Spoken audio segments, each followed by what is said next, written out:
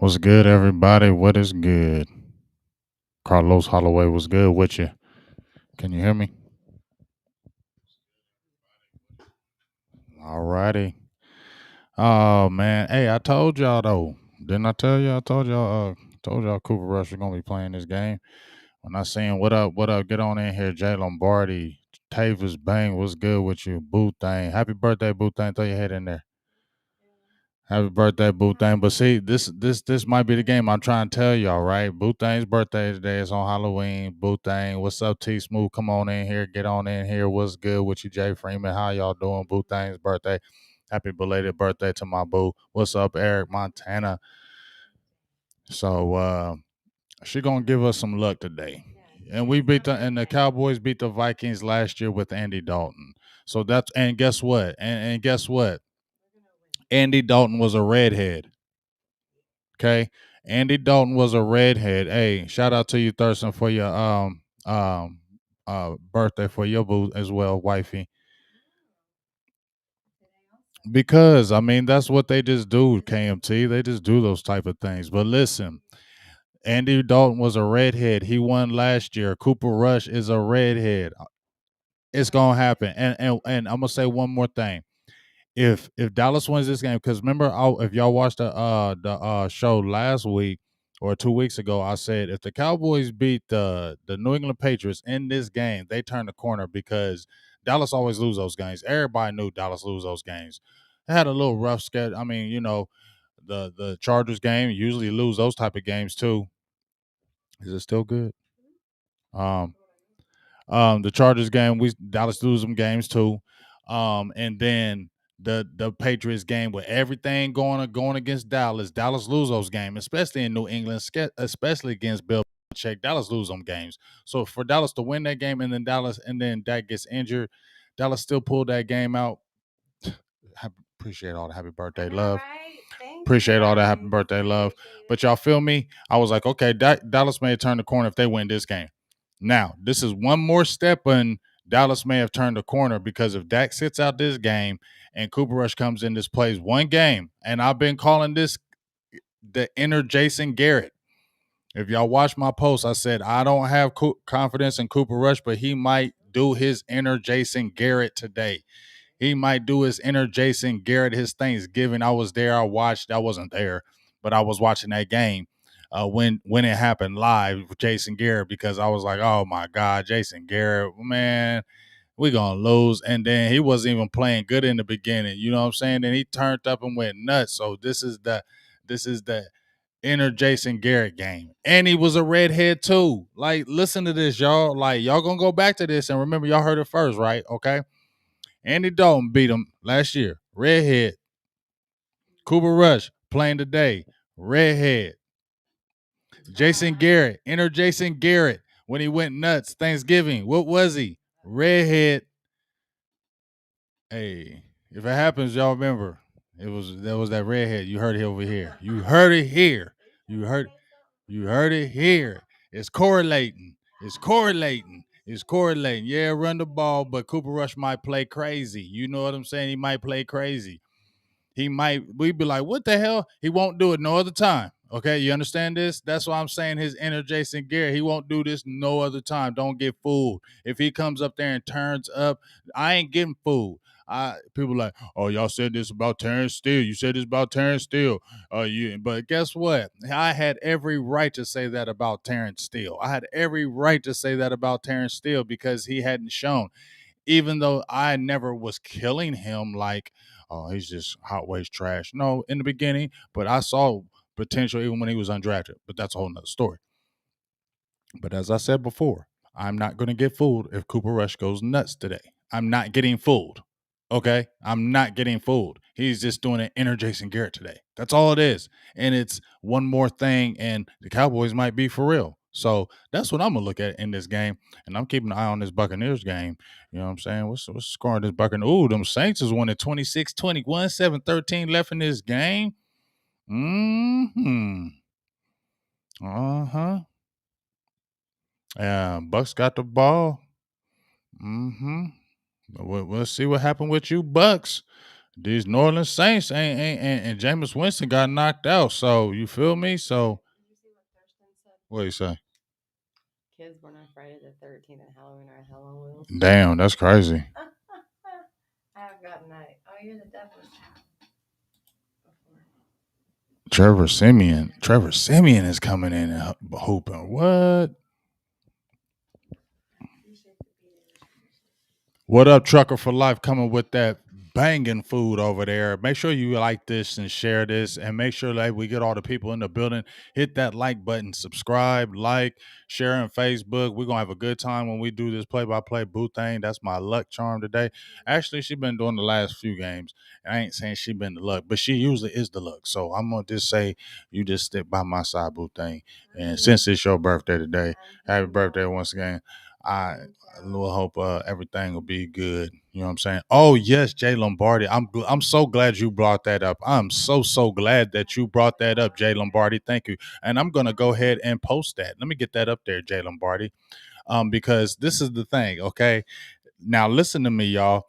If y'all been listen to Big Game, and this ain't about being right. Okay, I'm not about being right, but I'm just saying. I just said it when Cooper Rush. Because remember when we interviewed Mike White, Boo Thing, and I was like. So what position? Because he played baseball too, and I was like, so what other sports you used to play? He said baseball. I was like, was you sweet? He was like, come on, man. Remember when he said that everybody started? He's like, come on. I was like, so was you sweet?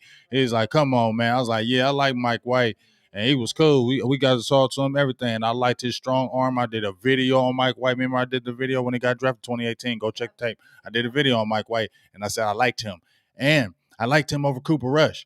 But when he battled out that year he got waived, he wasn't showing up really in the preseason. And they went with Cooper Rush because he played better in the preseason. But I felt like Mike White was still the better player, just couldn't show it. And I was like, dang it, they got cut. And I bet you he goes somewhere and not turn up, but I bet you go somewhere decent. And lo and behold, he's on these daggone Jets because I saw him last week play and I said something about him playing.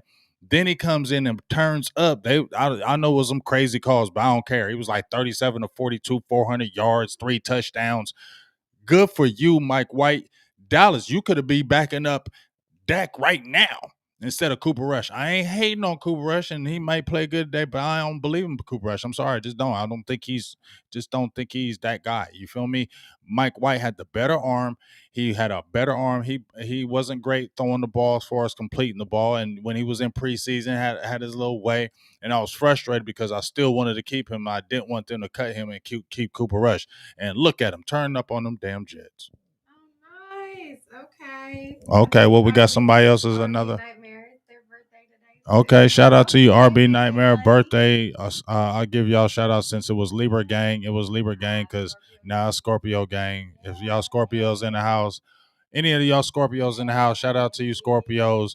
I'm with one. Y'all crazy. I got quite a few people I know are Scorpios. Y'all wild, but I give y'all props. You know what I'm saying? Scorpio gang over here.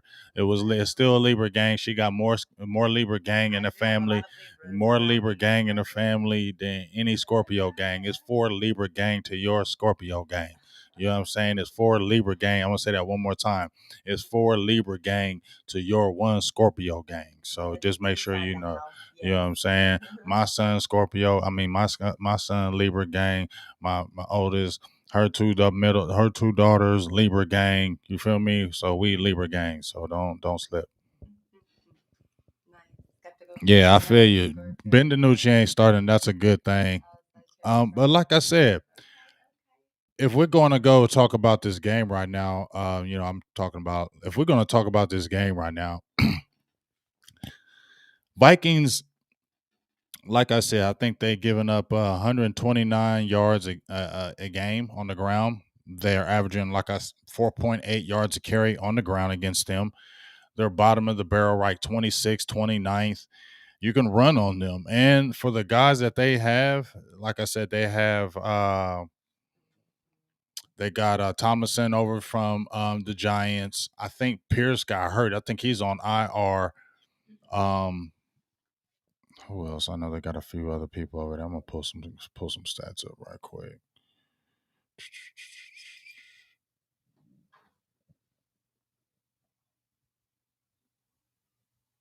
Yeah, we know about their offense, but Uh-huh. what's up? Oh no, sorry. Yeah, I like they're heard you. 26 ranked off 128 yards. That's what I thought. 129, 128 yards a game. That's what they give up. Let me see something here.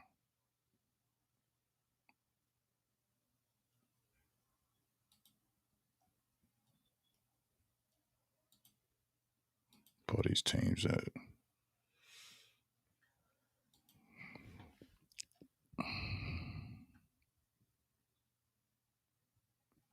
Where these guys at? There they are.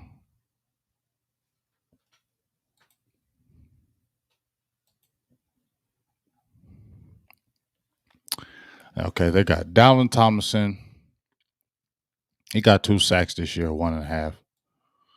The most of the guys that got the sacks are Everson Griffin. He got 4, and Danielle Hunter. He has 6. Um, who else they got in there? Sheldon Richardson. He's not really the guy anymore. Michael Pierce. He's hurt. James Lynch, my boy, trained him. He's got a sack, but most of the guys that have is in the interior, but they're not that strong in the middle.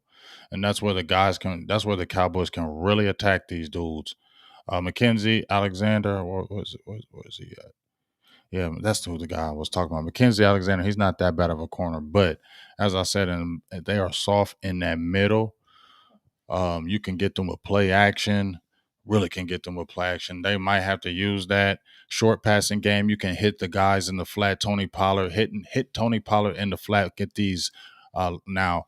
Uh, Kendricks ain't no joke, but their linebackers still get them in space, get them out one on ones. Ezekiel Elliott pound that middle, throw the little dump offs in the flats to the Tony Pollards. You know Cooper Rush don't have the strong arm, so you know they're gonna come after him probably.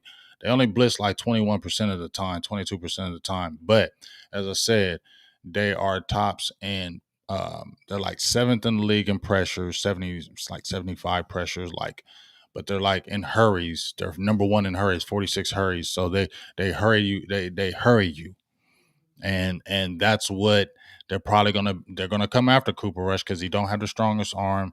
This is his first start NFL ever, but he's a smart guy, and he said he got those reps Wednesday and Thursday. Those were invaluable to him, so he already knew, and I think he's a really smart dude. So that's what I'm gonna look at for his in his favor, that he's a smart guy. No, Leo Collins is not playing nothing, no guard tonight. He's going to be playing right tackle. But let me get that down here. But Dallas defense got to come up. You know, they got to really pressure Kirk Cousins. He's not great when he gets pressured, completing only 40%, 46% of his passes. I don't know, man. Like, I don't know who does that. Like, nobody timed him out did that because I don't see it. Um, but what was I saying? Check on that, boo. What was I saying? Um, I lost my train of thought. Defensively, Kirk Cousins, 46% completion percentage when he's pressured, not when he's blitzed. When he's pressured. Now he's got 13 touchdowns. I think he got like 2 interceptions, 3 interceptions right now. Um, we know about Justin Jefferson. He's got like 3 drops this year. You know, he's ready for the battle against Trevor Diggs. And I told y'all this before. If y'all was not listening before, that Trevor Diggs, he's my Marcus Peters comp. And the reason why I say he's my Marcus Peters comp, because he reminds me of he's a playmaker, but at the same time, he is a guy that's going to give up some plays. Oh, let me turn that down. He's going to give up some plays. That's what he's gonna do, and keep on getting those like buttons up on in the chat for me, please. Hit that like button. But what he's a Marcus Peter comp because Marcus Peter is a playmaker to me. But you know what? Sometimes Marcus Peter let his technique get sloppy. Sometimes I see it get sloppy with Trevin Diggs. That ain't no knock. It's just the truth. If you really look at it, it does. It does happen. There were some plays that if the quarterback threw the ball, he would have got these plays on him. It's just the truth if you really watch the tape. But that doesn't mean he's still not a dog, but he's a playmaker. I told you he's really like a receiver, got real like he is really a receiver that really just got turned to a defensive back. But he's like a receiver. Like that's what he was in high school, all that. So I think I said that's what his calling card was gonna be. He just knows routes, he knows what to play because he has those receiver instincts. But he's gonna probably he might give up some plays, especially if he's going against Jefferson. Jefferson's a dog. He might give up some plays, but guess what? He might get that big interception. He might get that big bat down. But that's what you love about him. So you're gonna have to take the good with the bad with him. But he's an animal and he's still a dog. But that's just the truth. He's gonna give up some plays. They got A Brown. You better worry about Thielen. If we're talking about Jefferson, you worry about Thielen killing them Cowboys underneath. Because Kirk Cousins gets that ball out with like 2.3 seconds of getting that snap. So that means he's already knowing where he's going with the ball and he's going quick with the ball, so you don't get sacks on him. Now they do have a young offensive line. I think that young offensive line across the board is like draft picks from 2018 and up, and they got the young left tackle. If he's, I think he's the left tackle, Darisaw. They had a guy in there. I can't remember his name. He was getting blown up, like 20 pressures, gave up like 4 sacks. He was getting killed. I was hoping he was playing, but Darisaw's back in there. He started a first full game against Carolina. He was a first round pick out of Virginia Tech. I want to see some Micah Parsons with his hand in the dirt today. Um, and I need to see that. I need to see, Dallas. They blitz like 23% of the time. You know, Dan Quinter's his blitzers are like timely. They got a lot of QB knockdowns. And they're one tops in the league in the QB knockdowns. So if that's good, Kirk Cousins doesn't like pressure. Cowboys are like one of the tops in the league in QB knockdowns. That means if they're not getting a sack, they're hitting the quarterback. They're knocking them down. That rattles a quarterback as well. You know what I'm saying? Oh, let me look at that. Saints is down. See, Brady just does that, dog. He just that's just what he does, man. I, I, I, I, that dude is like that dude is 42 years old, bro. 27 to 36, 364 yards and 4 touchdowns. I know he got a damn good team, but I don't care, man. Like he is like I've seen a lot of great quarterbacks. I've seen them damn near all of them. Not all of them. I didn't see no guys back in the 50s, but I've seen a lot of them. I've seen the Marinos, the Elways, the Favres, all those the Brashaws, Staubachs, all them guys. I've seen all of them. Dude, Brady, he's nice dog. Montana's, I seen all them guys. Man, Brady, he nice. He's 44. Damn. See, look at that. I don't even know. He 44. I thought he's 42. Look, he 40 something. 44. Still doing this, throwing almost 400 yards and 4 touchdowns. That's crazy. What up, Jim Laws? I think we're still gonna get this game, man. I just maybe it might be me. I just feel like this is one more step in the Cowboys' march to let people know they're real. You know what I mean?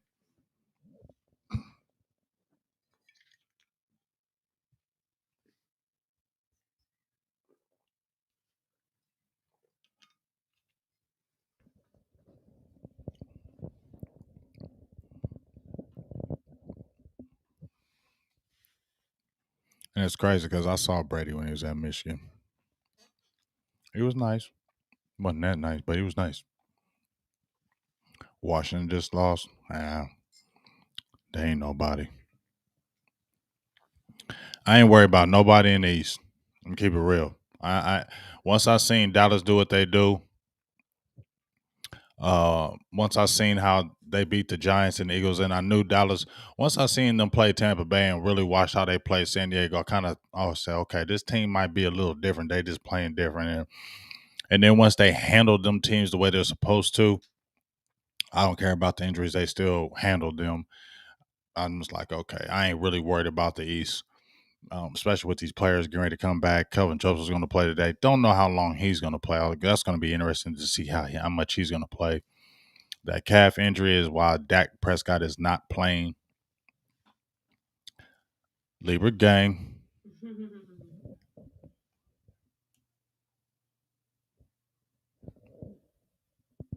Yeah, man, I ain't. it's really to me playoff seeding.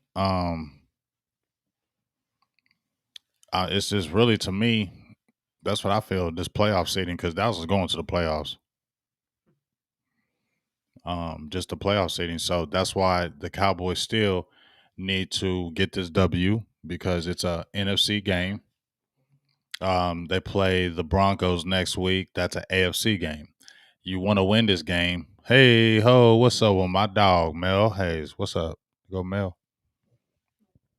I just came in. Oh, hey. Mhm.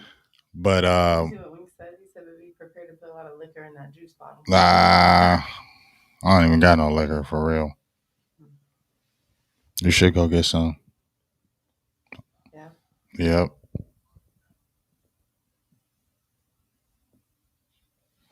You got the slicer over there. Take the slicer out there with you.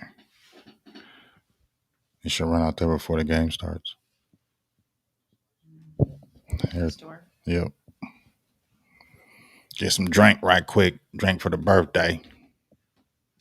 I already had some dank. Saints just lost. Okay. I ain't really worried about the first round, but I'm gonna keep it real. No, they got you can get they got gin. Huh? Don't matter. I get a gin or whatever. Please, yeah, send me some Crown, man. Liquor store is like a little too far from here. It's not close, and I don't like that. It's not far, but it's not close. And then we got the little side hood spots out here, because you know what I'm saying. I live in the hood out here, for real. I live in the hood.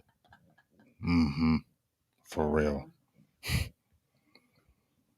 You know what I'm saying. I gotta work her outside, live in the hood. I ain't like mine. It's just it feels good. Do you want to make a decision and let me know? Yeah, just send a text, man. You sound live, nigga.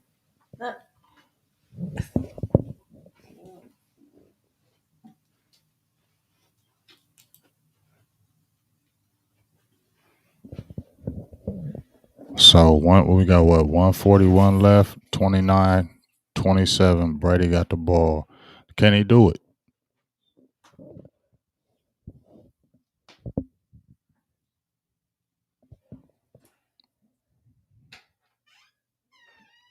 That's crazy. I know he just trying to play for real now to just he trying to put every record out. Nobody can get any record.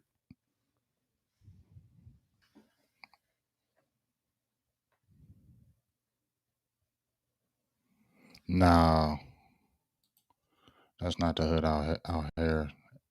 It was hood down in downtown Columbus, but they built that up. There's a lot of gentrification going on out here for real, and they rebuilt up that whole area by the stadium in downtown. They rebuilt that, so they pushing it out. Where I'm kind of at, I'm in the hood for real.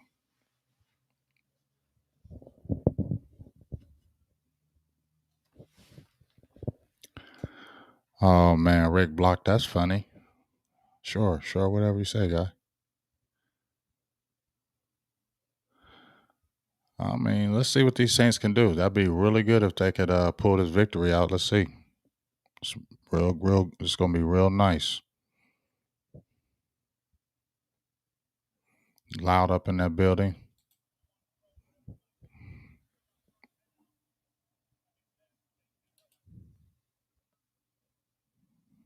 Yeah, yeah. It's been a while then. Let's see what Brady gonna do here. Oh, I thought it was gonna be an INT. Thought it was gonna be an INT.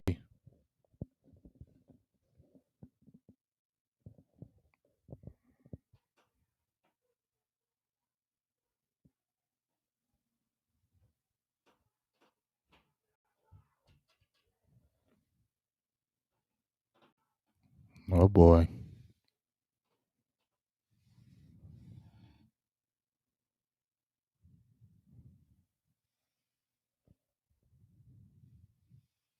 Right, KMT.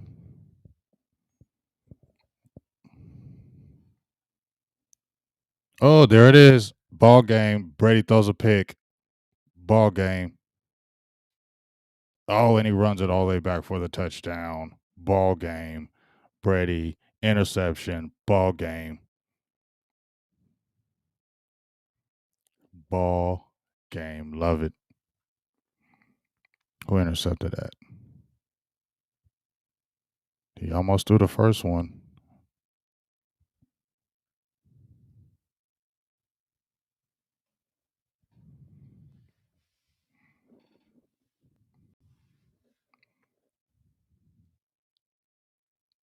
Yeah, he jumped that. Looks like they would like. Looks like he was sitting on that route and seen it right before. Did it right again. Ball game. He was staring him down though. Brady was staring him down.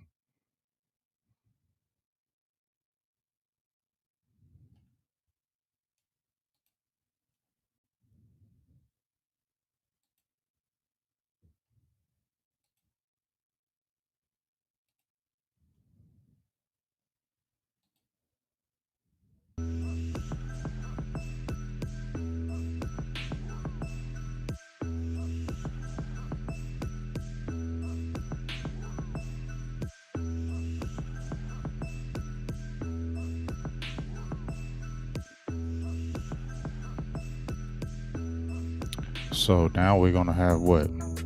Tampa Bay 6-2 now. Here's my thing, y'all. I don't. I'm this Dallas can really just take that hold of the NFC.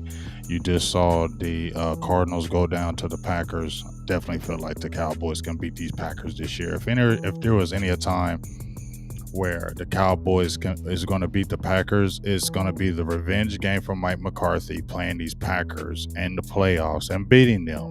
It's like almost set up for this to happen this year, y'all. Now, y'all remember I would always say about with Garrett, in the odd years he won. I think in the even years he lost.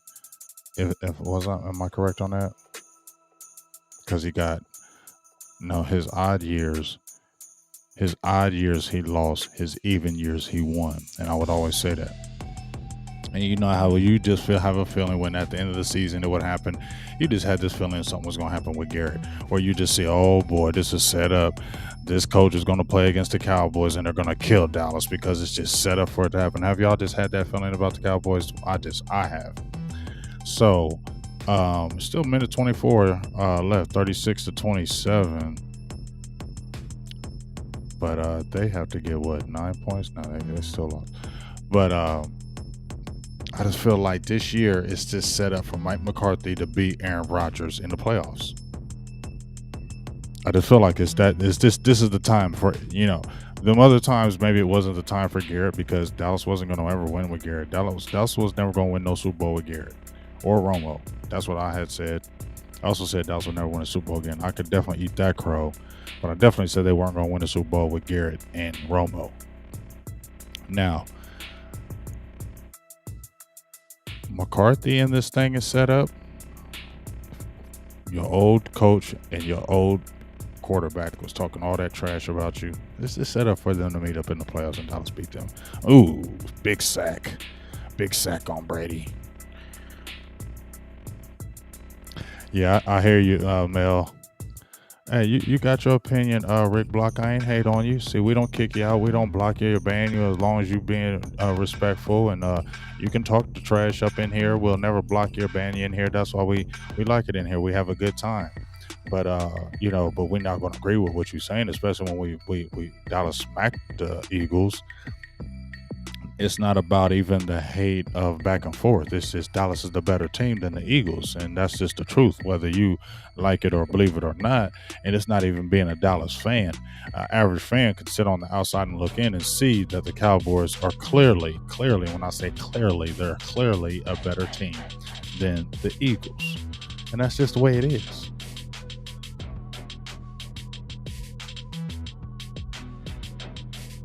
And I love the good trash talk, you feel me? Going back and forth on this game, though. Brady just completes it to, what was that?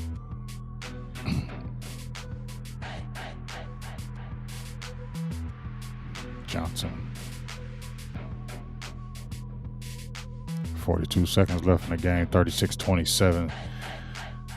Buccaneers got the ball. Brady in the shotgun. That rush is coming off the edges. Looks to the outside. Drop pass. Big drop.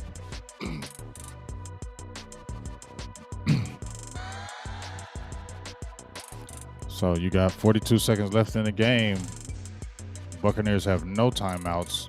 Saints up 36-27. They are up 9.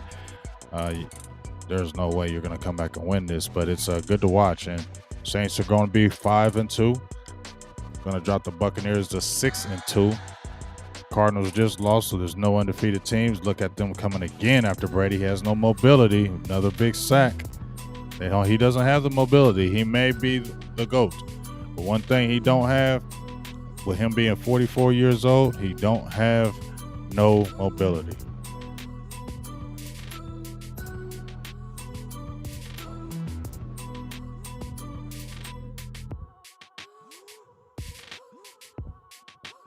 Yeah, so that's what you can do, you know. That's one thing you can get at Brady with, because he don't have the mobility. And you saw Dallas was getting that after him in that first game. So that's why I think, honestly, this is where I feel like it's set up, y'all. Just check this out. I mean, if the Dallas Cowboys were to go to the Super Bowl, I said the time is now. This will be the year. Even though they don't have the stout defense, they have an opportunistic defense, and they have enough defense that it can win a championship this year because they have plenty offense. And since they have plenty of offense, it's going to make it easier for the defense to be opportunistic because they got young players that they didn't have before. So this will be the scenario to me. If Dallas were really to go to the Super Bowl, the scenario would be, to me, it would be they would play them Packers, get the revenge game on them Packers. Oh my God, I just told you.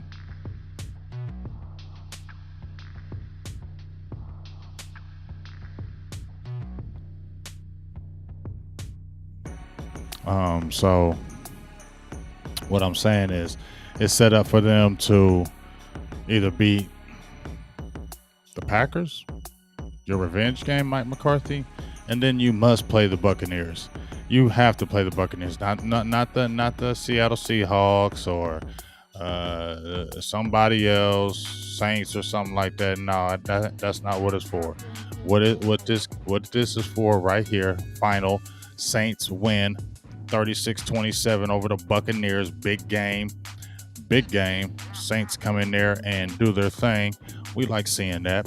But also, as I said before, for them Cowboys to go to the Super Bowl, I want them to beat the Packers and the Buccaneers. I want them to beat the Packers,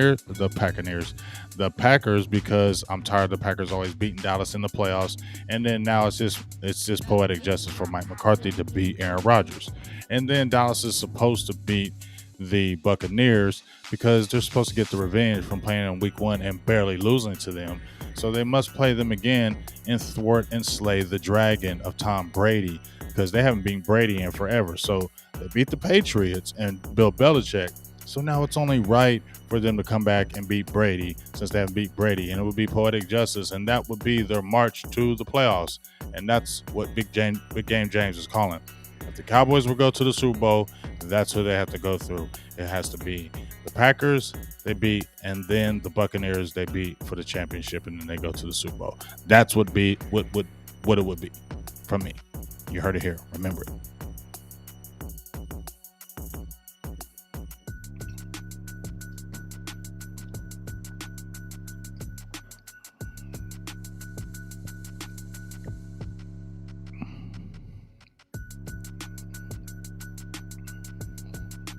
Yeah, Carlos, that's crazy. Mike White, I should have kept him, man. That's a real statement. You'll make sure you come back and jump in my feed when I'm correct on what I say. I'm not correct on a lot of things I say, not everything. I'm not correct on everything I say, but I'm correct on a lot of things. When I kind of call these type of things, I kind of see them from afar, and I know about scenarios. Scenarios are true. When I put scenarios together, they usually happen. Just like when I was telling about Dak, the scenario that he probably wasn't going to play, and he ain't. So when I just feel those kind of scenarios in my heart and they feel strong, they usually come to pass. So check me on what I say when I feel strong about it. So I'm feeling kind of strong about this, Rick. So make sure you jump in this feed when it's right. Make sure you jump in this feed. You feel me? This is going to be a. I'm telling y'all, this is the test they need. I mean, this is what they need, y'all. This is. A matter of fact, I'm gonna put this tweet out. Hold on. Stay with me. Don't go nowhere because the game's going to come up and we have a good time. No, he's not playing left guard today.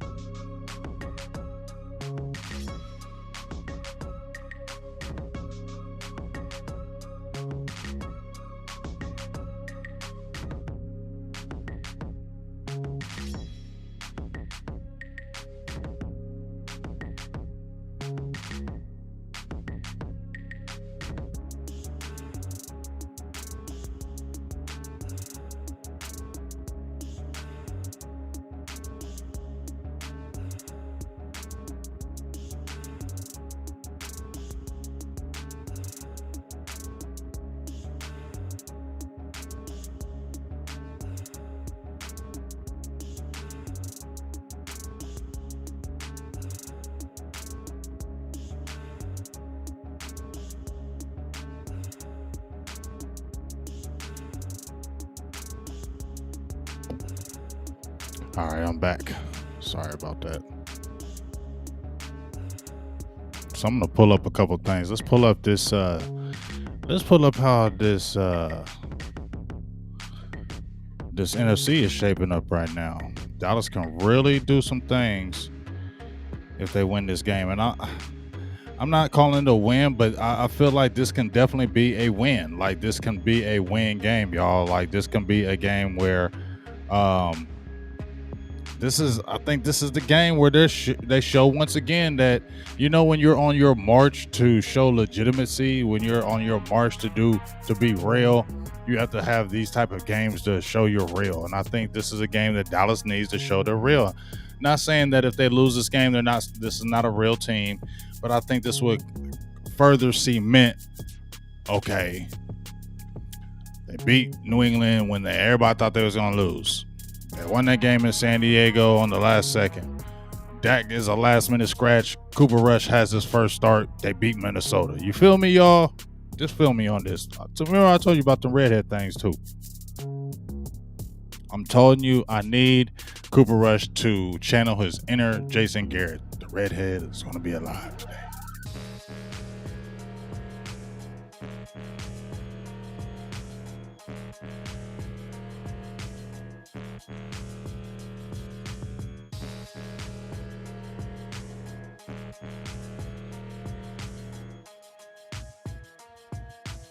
Let's get some stats up here too.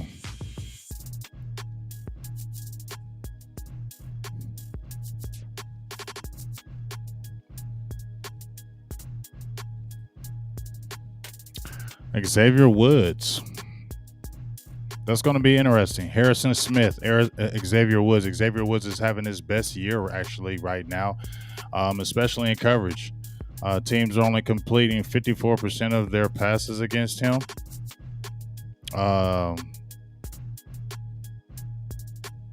It's pretty good.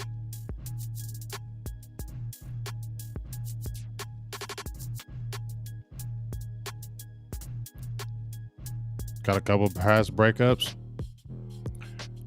Like you said, he's having a career year, I would say, from that aspect. Has one interception as well. 26 tackles. Harrison Smith, we know about him. Kendricks is doing his thing, 60 tackles. Uh, but like I said, Cameron Dantzler is going to be starting was going to be starting for Patrick Peterson today. Patrick Peterson is out with the hammy. And Cameron Dantzler is a second-year player. I liked him coming out of college because he fit the wiry, tall, lanky mold. He's like 6'2", long arms. He's actually pretty good in coverage as well for his time, 58%. What is his rating right now? Teams only completing 38% against him. He's playing well in his spot duty. So we'll see how he gets tested. But I think the guy that they want to really kind of maybe isolate is Brashard Breeland. He's given up 4 touchdowns this year. Their actual rating against them, he's got like 113 rating against him, 4 touchdowns given up. So as a whole, they're completing like 87% of their passes against this secondary. So you can definitely complete passes on them. I definitely think this is a Blake Jarwin, another Dalton Schultz type game. Where that, Cooper Rush doesn't have the biggest arm, so I think he really needs to rely on that 2 tight end set. Michael Gallup is still going to be out, so that 2 tight end set, they're mixing the run and the pass, but Dallas has been hella balanced. As Dak threw like for that 58 times, then it switched, and Cowboys have been more running than passing. So I don't want them to just get basic with the run and just show it all the time. So I hope they mix and match it. But I think Kellen Moore will, because he's smart enough to do it. He's had enough time to be able to look to see that Cooper Rush was going to be behind center. So I'm sure he gave him some plays and some good things to make it easier for him. So I think Kellen Moore is going to make it easier for him. The offensive line just got to play really good. Terrence Steele, you got to continue to play good because La'el Collins is back. So, that's a good luxury to have. The defense has to be opportunistic today. Got to get some turnovers if you can. Definitely got to get some sacks if you can. I think this is the first game Kirk Cousins they went sackless the first time, and like since last year they went sackless. They got a young offensive line. Dallas has a young guys. Brent Urban is out. That's a hurt because that middle. Now you got strictly a Carlos Watkins and Osa. Justin Hamilton was called up, but he's played good in spot duty. But we know about Dalvin Cook, and he's ate up the Cowboys before, and the Cowboys have to stay disciplined, staying in their running lanes, because they can't give up those chunk yards and because Kirk Cousins likes that play action. He likes that play action. And if they get that running game going and Kirk Cousins can get them play actions, that we got to worry about deep passes, giving up the deep ball. I've seen a few plays where they've given up the deep ball. So those things, they got to be watched. The Minnesota offense is nothing to really be fooled with. They can make plays. It's going to be in Minnesota, so it's going to be rowdy in there. First time Cooper Rush away from home, rowdy atmosphere. It's going to be crazy. But if the Cowboys can pull this out, that's where they really stamp their legitimacy in the NFL and the NFC to me.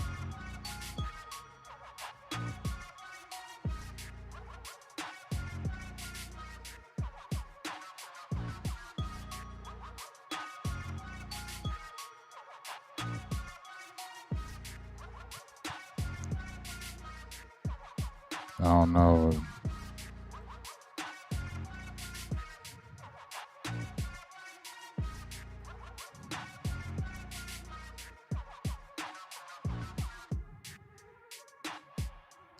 I put a timeout.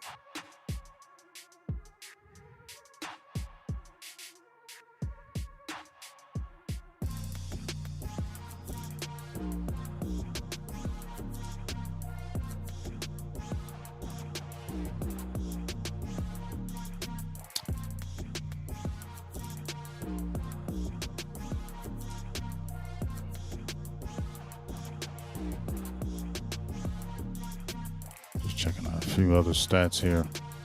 Last meeting, like I said, I'm gonna keep kind of harping on it. Andy Dalton won redhead. I know y'all be like you being weird, Jay, but I'm just saying Dallas won redhead.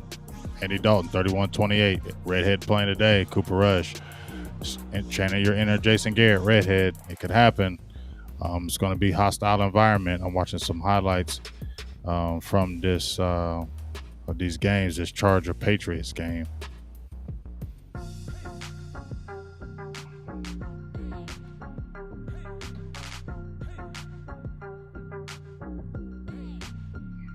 Yeah, I'm curious how they're going to use them. I think they really need to, Jesse. I would think they really need to, in my opinion, they got to get some plays where Micah Parsons' hands in the dirt. It just seems like since he's gone back to linebacker, he hasn't made that impact like I've wanted him.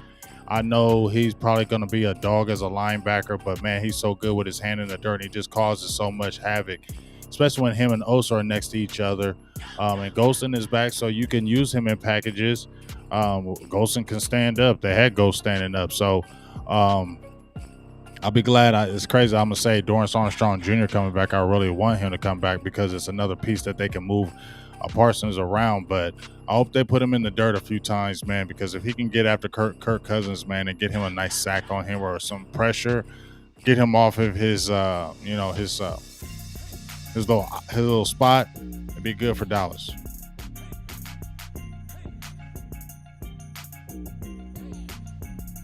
I don't think he has a weird throwing motion, Pee Wee. I don't think he has a weird throwing motion. He just don't have a strong arm.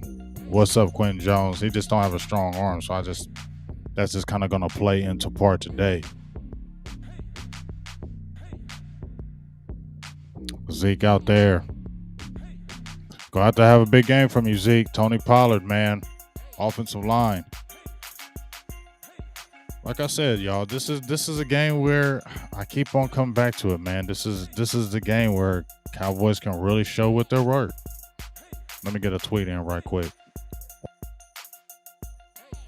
Yeah, they definitely did, Cowboys fan. Give me 1 second, though. We getting ready to ride into this. Don't go nowhere. Make sure y'all tune in, man. We're going to have a good time here calling this game, and let's do this together. So don't go nowhere.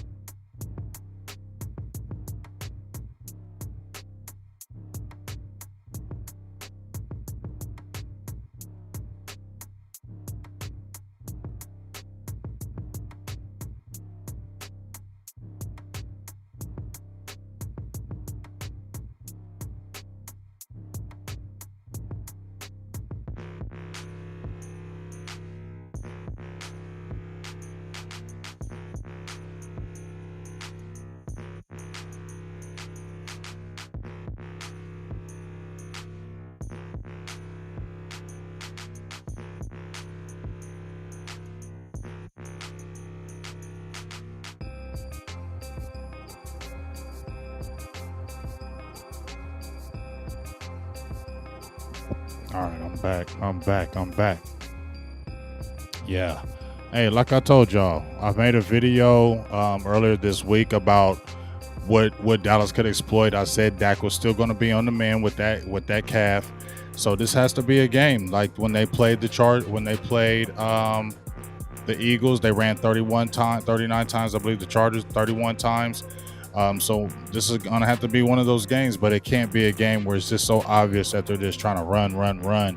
And then the Vikings just start stacking the line. They're going to have to put Cooper Rush in place. We're just going to have to throw the ball. Cooper Rush is going to have to make some plays in the passing game. Cooper Rush is going to have to make some plays in this passing game tonight for Dallas to win. It can't just be run. He's going to have to make some critical third down plays. They're probably going to rush him. He's not the greatest guy in the pocket as far as scrambling. Like I said, this is his first game. I told y'all, if y'all looked on my page, I absolutely have no confidence in Cooper Rush. I said that. On my page, I posted it. No confidence whatsoever. But maybe he can channel his inner Jason Garrett tonight.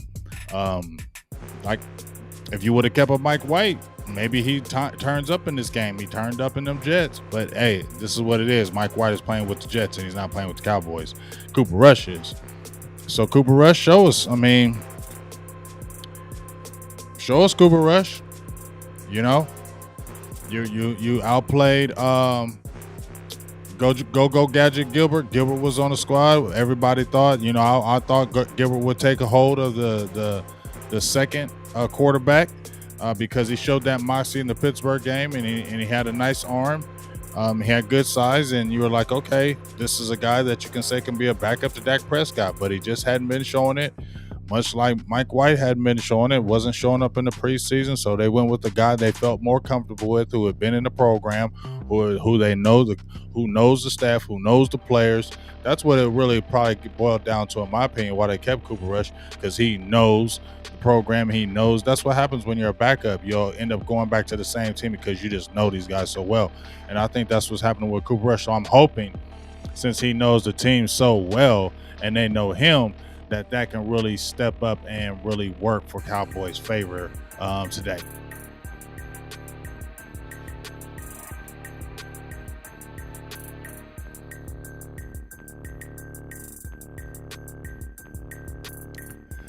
Yeah, I feel you about Steele, but I think this is a different animal because I'm gonna just keep it real with you. 43. Even if I've said this, even if Cooper Rush plays good, I'm still not gonna believe he is a. He's always been a backup. That's what he's always going to be. He's never going to be a starter in this league ever. And he's a backup, marginal backup, because if he wasn't with the Cowboys, I don't even know who would pick him up. And I don't even know how long he would stay on the team because he's not that type of guy. This is just going to be one of them games. I'm going to keep on saying this, that the Thanksgiving game for Garrett, this is what's going to happen. And then Cooper Rush goes back to the bench and hopefully never plays again.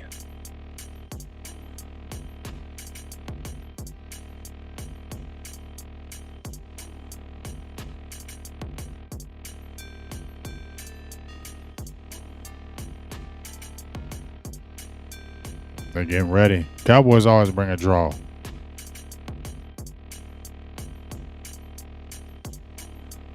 You see Cooper Rush warming up.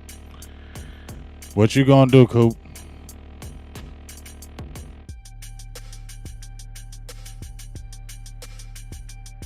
What you gonna do, dog? There you see Kirk Cousins. I think Cowboys are really going to just have to, especially if the Vikings jump out early, Cowboys are going to have to really just weather the storm because you're going to have a backup. You don't have Dak now. They're going to have to really weather the storm, and, if the Vikings get out on them early. So Cowboys can't panic. And this is going to have to be with these coaches. How good of a coaching game is the Kellen Moore? He will get even more praise as an offensive coordinator if he puts Cooper Rush in spots to play and make him good tonight. So this is a coach game as well. We're talking about the players, Ezekiel Elliott, running game. No, this is a coach game. This is a Mike McCarthy game. This is a Kellen Moore game, a Dan Quinn game. This is a linebackers coach game. This is a coach game. They got to really have to coach their butts off today because you have a guy that's never started a game, just like you had in Garrett Gilbert. He played pretty well for you. You got your whole offensive line, though, intact now, so that's a good thing. And even if Steele, here's the good thing. Here's the good thing about Terrence Steele. Because remember when Terrence Steele, the good thing about Terrence Steele is this, with La'el Collins being able to come back, because remember when Terrence Steele was acting wonky last year and they were like, oh my gosh, and then, they subbed him. Well, you can still do that to Terrence Steele. He hasn't entrenched himself as the right tackle yet. Even though he's played good, he hasn't entrenched himself as the starting right tackle forever. So if Terrence Steele starts getting ate up, maybe if he's going against Danielle Hunter or Everson Griffin starts whooping him up, guess what you can do? You can go right back to La'el Collins, your starter, and you can put your bench player in Terrence Steele, who is not the better player than La'el Collins, and he can go right back to the bench, and then there's no problem, and then it's normal again. You get what I'm saying? So that's why I feel like that's a good thing that the Cowboys have today, is that La'el Collins is active, and so if Terrence Steele does mess up, you don't have to go to a Ty Nitschke or something like that. You have your starting right tackle in the building now.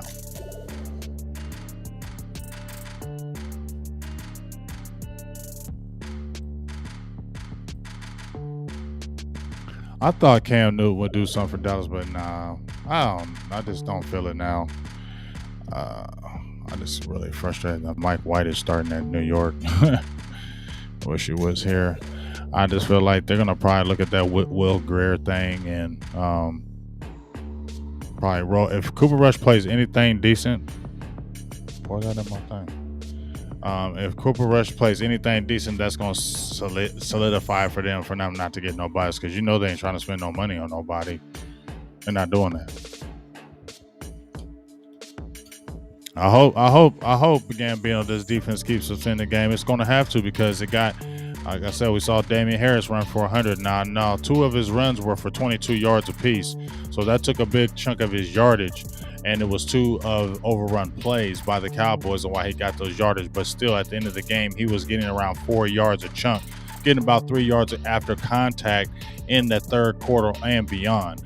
So that was happening. So, and you missing a Brent Urban. So that's what the Cowboys have to be leery of. And you still don't have a Gallup. I definitely, in my opinion, I definitely feel like Dak is going to play Cowboys fan once 11, 12. Honestly, I definitely feel Dak will play next week against them Broncos. Those calf injuries are tricky. I had one. I had a strained calf. That's why I felt like he wasn't going to play because, dog, when you get a strained calf, that joker is like a pulled hammy. You pull your hammy, and if you don't, like, it's not a severe pull, and you pull your hamstring, you'll be walking around and be like, man, I'm good. My hamstring don't even hurt. Like, I'm good. And then when you try to run right quick, it's like, ooh, okay, it's not healed. That's what that strained calf is. You can walk around in it, but when you like try to stretch it, you'll feel the weirdness. You'll feel the stretch, like And I don't care. When I saw him on them cords doing that grimace, I felt that was a grimace in pain because he's stretching. You're using that cord and you're stretching that calf. I don't need it.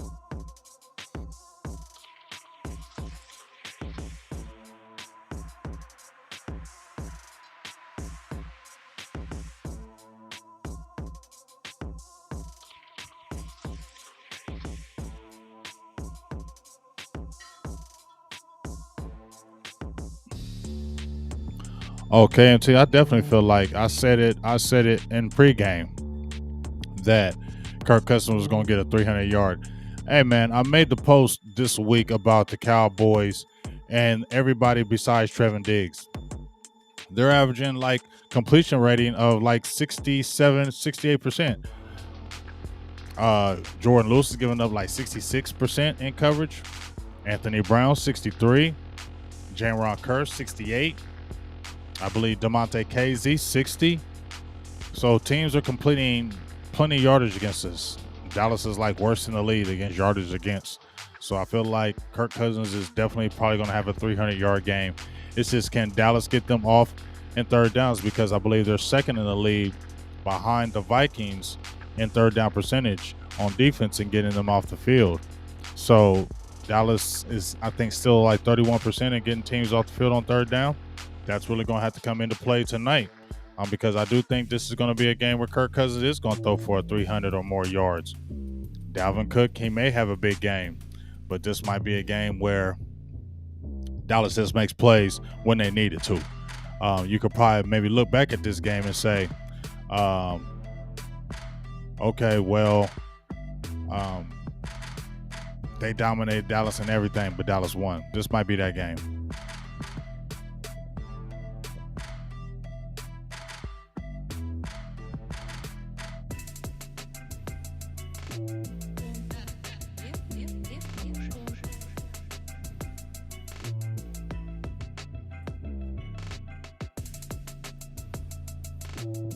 Kickoff is right around the corner.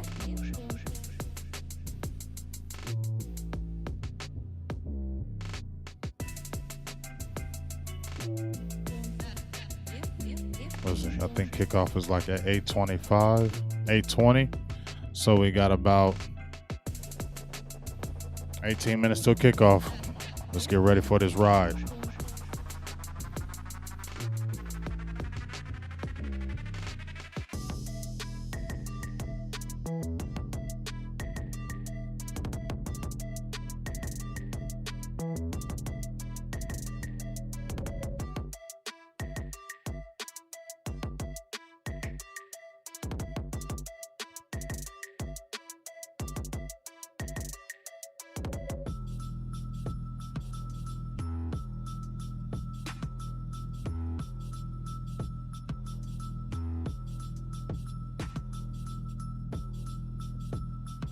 Any quick questions from anybody right quick before we get this ready?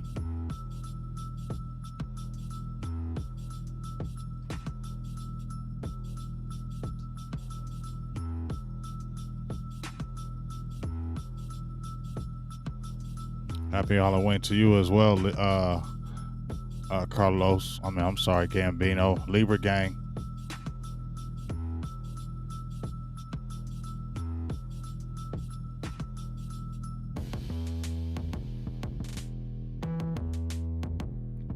Oh, I got some gin and juice. Me and Boothang, we had to go to the side store. We couldn't go to the liquor store, so we had to get some gin and juice.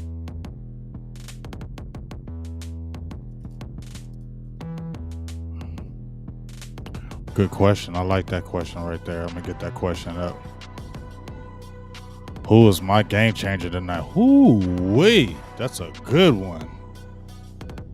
Cooper Rush in there. Who's going to be the game changer tonight? I'm going to say, I'm going to give offense and defensive game changer. My offensive game changer, I don't know why I'm saying this. I'm going to go ahead and say Tony Pollard. He has a sneaky game rushing. He does a lot of things today. So I'm going to throw Tony Pollard in that fray on offense and on defense.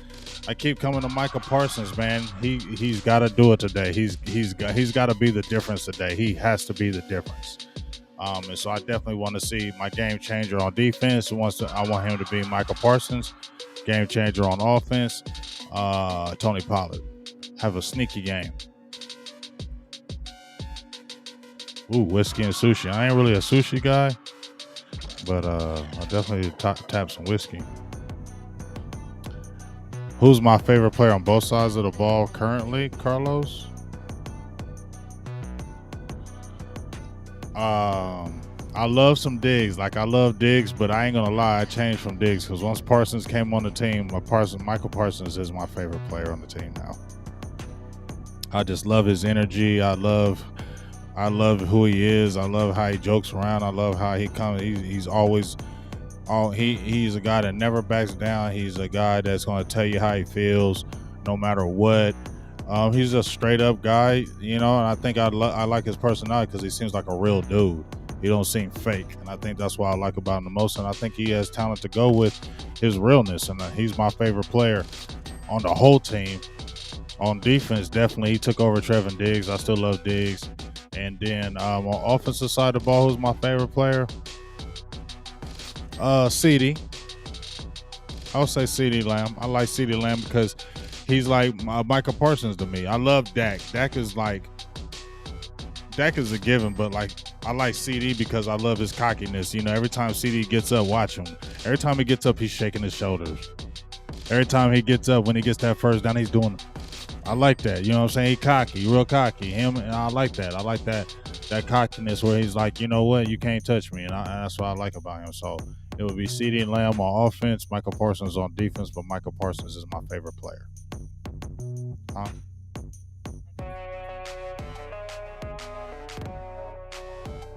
That's why I like those players. I like their confidence.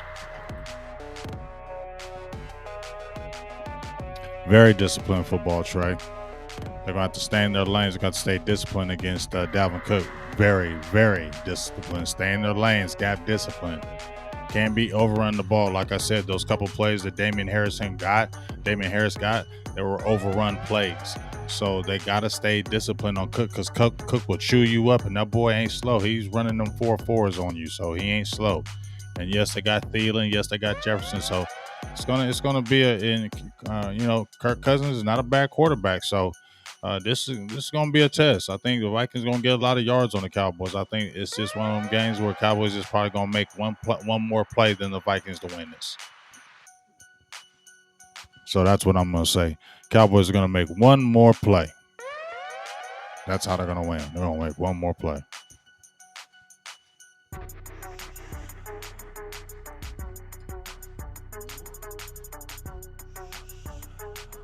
Appreciate everybody coming in the building. Keep on coming in the building as we get ready for the live play-by-play commentary from Big Game James. Happy birthday. Number one, happy Halloween to everybody out there on this 31st of October. And guess what? We got a few people in the house. RB Nightmare, their birthday is today. Scorpio gang, and my boo thing right here, right here.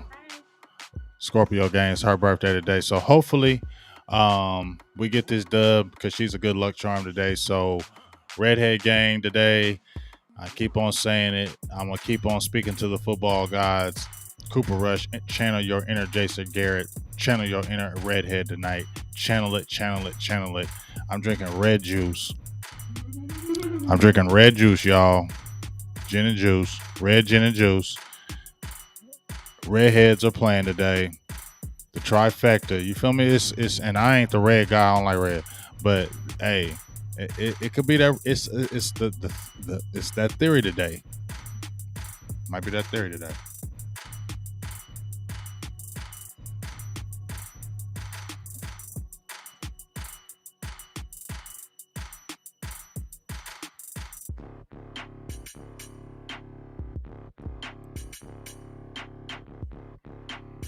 Right around the corner, 8:09. Game starts at 8:20, and then you hear Tony Dungy. He's so funny. I don't be listening to no Tony Dungy. They just be saying whatever, dog. Hmm? Hey, yeah, Snoop Dogg a dog, whatever.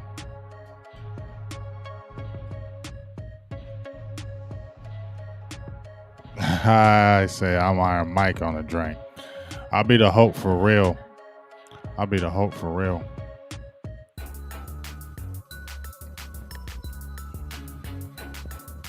I'm ready to get this game started. I don't know about y'all. Ready to see what these boys gonna do. Can you take that out of there for me?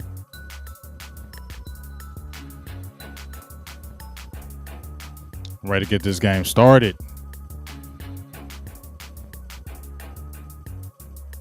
Tired of doing all these stats and talking all this extra stuff. I'm ready to watch this thing go down.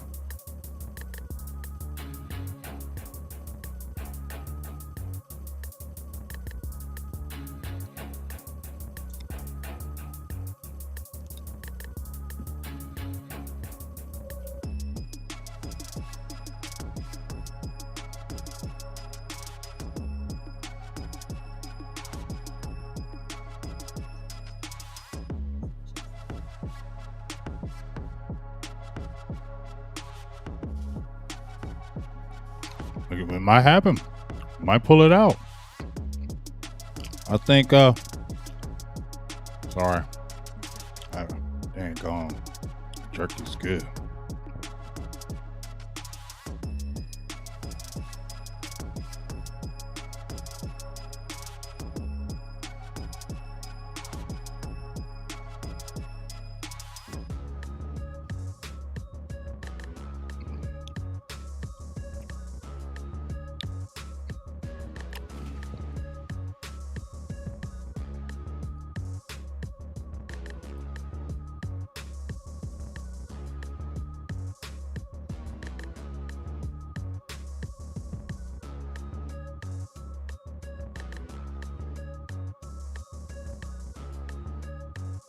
So let's get these standings right quick.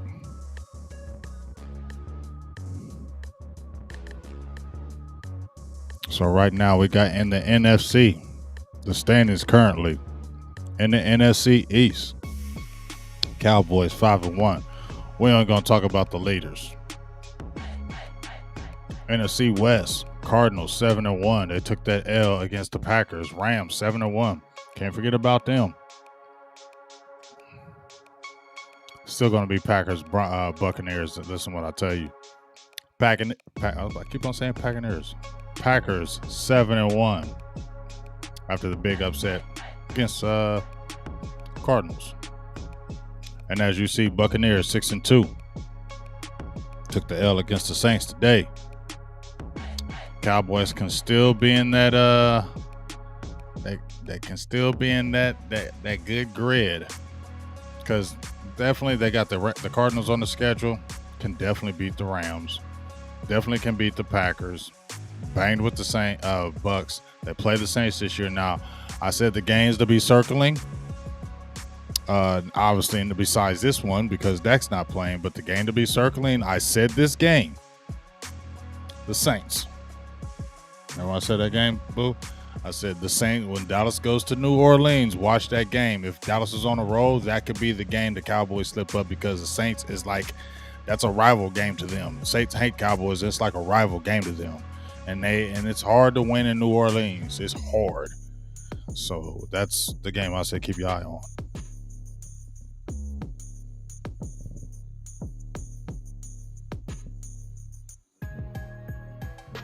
Appreciate you, Dallas Sports 1977.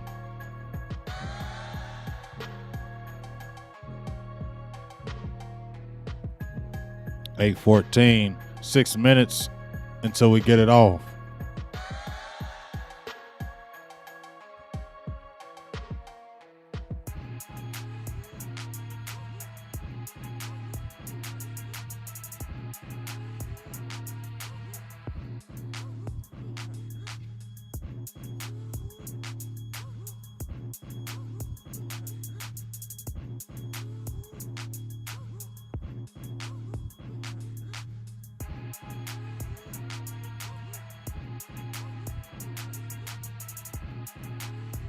I got it. That's Matty D says, "Yo, BG, you don't want the first round bye. I don't care if they get a first round bye. It's cool. They might. I don't know. It don't really bother me. I think Dallas can go on the road and beat you, and I really like them playing away from home because I don't want them having that pressure." Who else got me a question?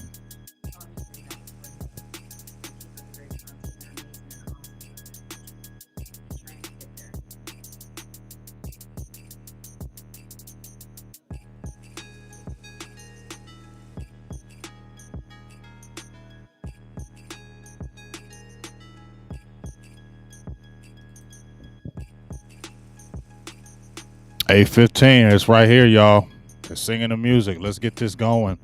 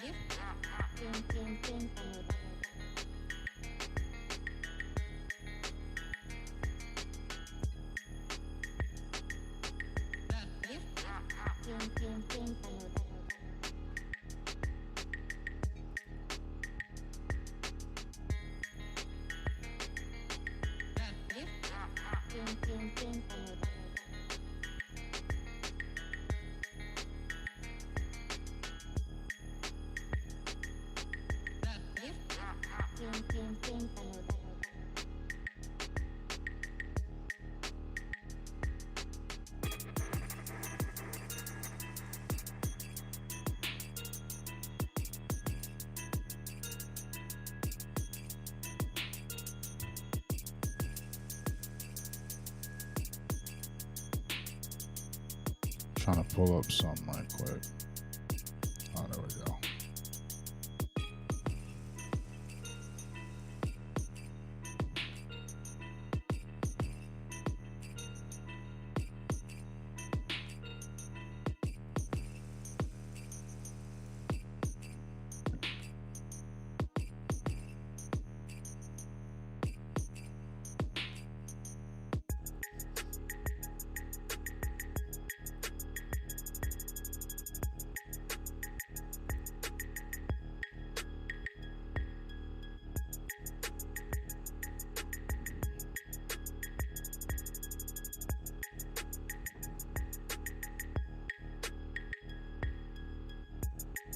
Yes, sir. RB not. I like that. Bitch slap that. I like that. Let's go with this lineup. Okay, here we go.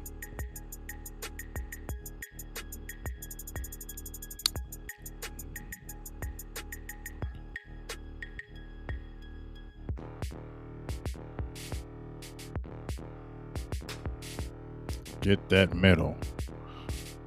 Get that middle. They got some decent linebackers. Anthony Barr, Kendricks, Virgil. They got guys that are going to attack. This is going to be a tough game. This is going to be a tough game, folks. This is going to be a tough game. But Dallas can pull this out.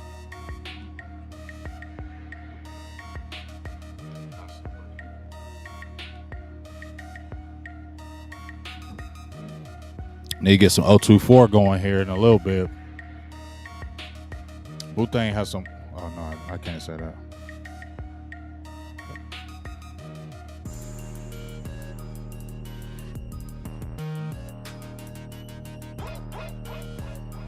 Got some of that 024 Moon Rock, baby. Oh, you about to get blocked, Jeff. You about to get blocked, bro. Don't be coming out here saying that kind of stuff. You about to. Yeah, I'm about to, but you about to. You about to get blocked, homie. Straight up. So make sure you chill, okay? You know what I'm saying? You can be in here and express your opinions, but if you come back with another one of them, yes, that's a blocker. KMT already did it. We don't play that around here. I mean, you can have an opinion, you feel me? But you ain't calling our dog no wuss. You gonna get blocked. I ain't no hate. That's not accurate.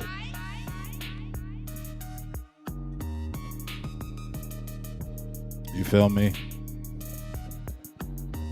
Goon Squad, you know how we do.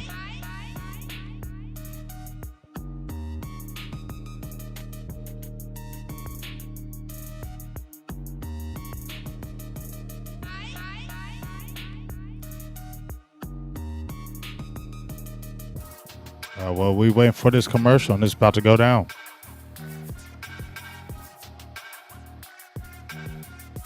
He said I blocked the block before you said anything. Blocker.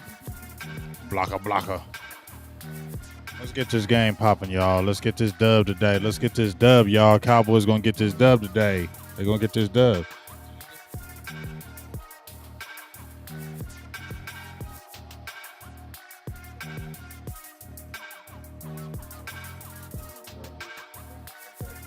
Grab me some of them. Grab me some of them too, because I didn't know.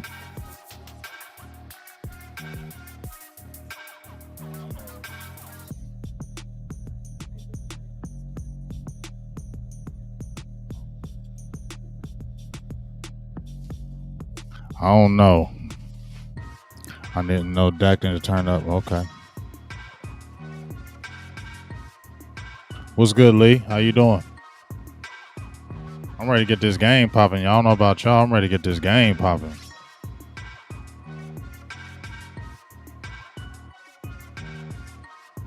I got too many commercials going. I'm ready to go.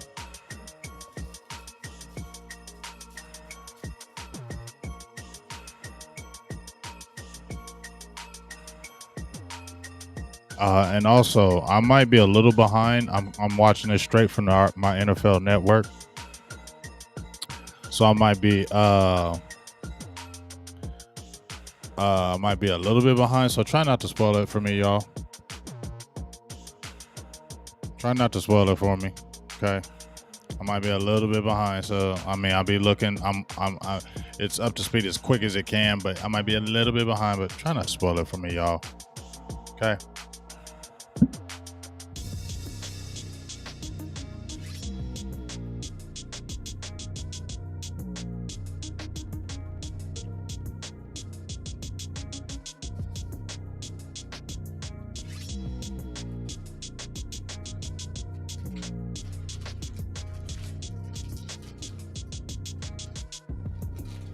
Here we go, y'all.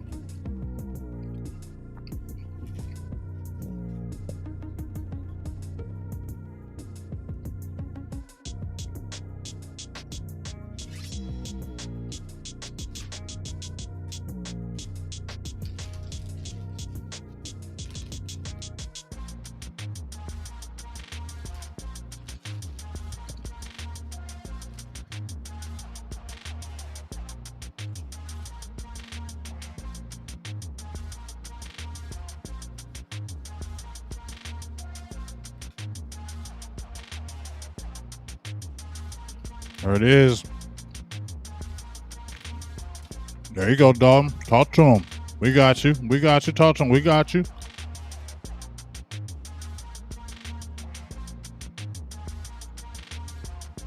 Good. We need to get the ball in the second half. Come on, defense.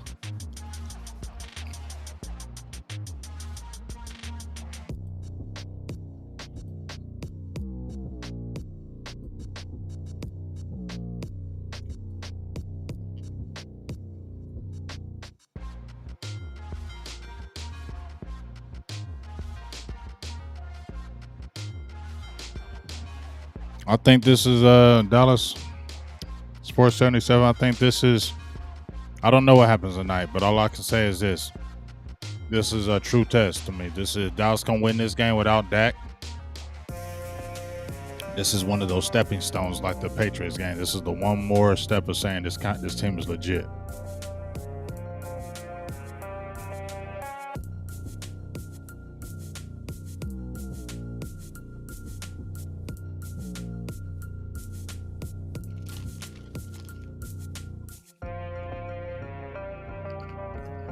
First down and 10. Man in motion, play fake in the backfield. Randy Gregory almost gets him, play fake to Kirk Cousins. He runs and gets tackled by, looks like Michael Parsons for a 6-yard gain. It's going to bring up second down and 4 at the Minnesota 31-yard line after the scramble. And that's what Kirk Cousins does. So Cowboys are really going to have to watch that. As you see his numbers, on the year, 69 completion percentage, 1,700 yards, 13 touchdowns, 2 picks. Let's see what happens.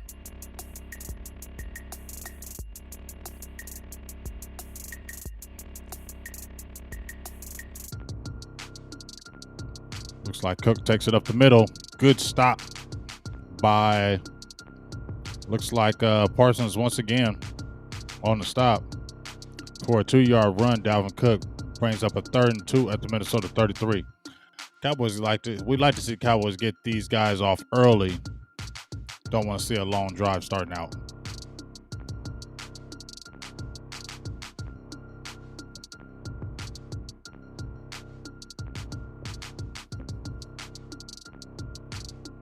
Kirk Cousins in the shotgun. Man in motion.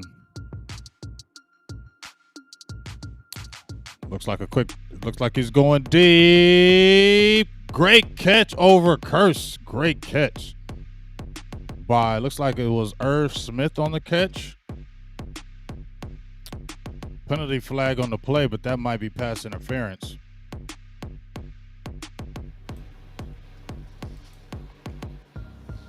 Yeah, it's on Dallas. So a great pass by Kirk Cousins to, Conklin on the play. I thought it was Irv Smith, but great play by Conklin on the one-on-one. Takes Curse. I just said that they were going to get blitzed up in coverage. That's a great pass and catch. 31-yard gain on the play. Brings up first down and 10 for the Vikings at the Cowboys 36-yard line. Vikings driving.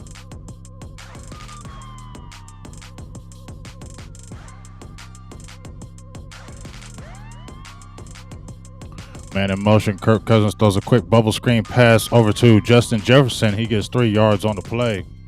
That's going to bring up second down and 7 at the Cowboys 33-yard line. Vikings driving.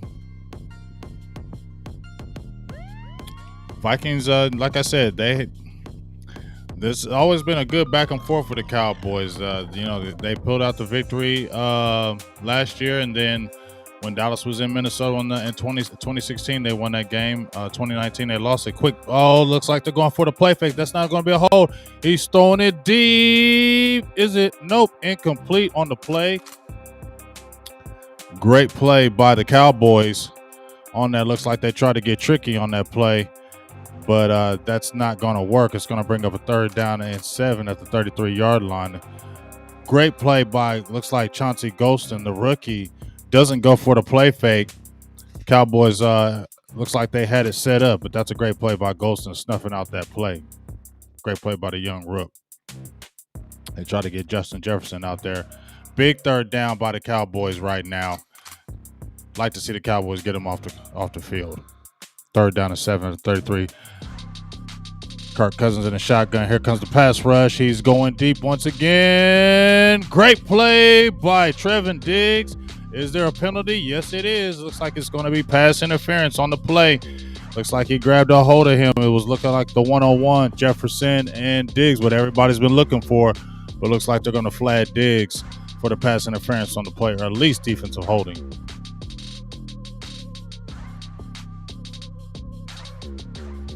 Pass interference on the play, so that's going to give the Vikings a automatic first down. I told you, team's going to attack him, man.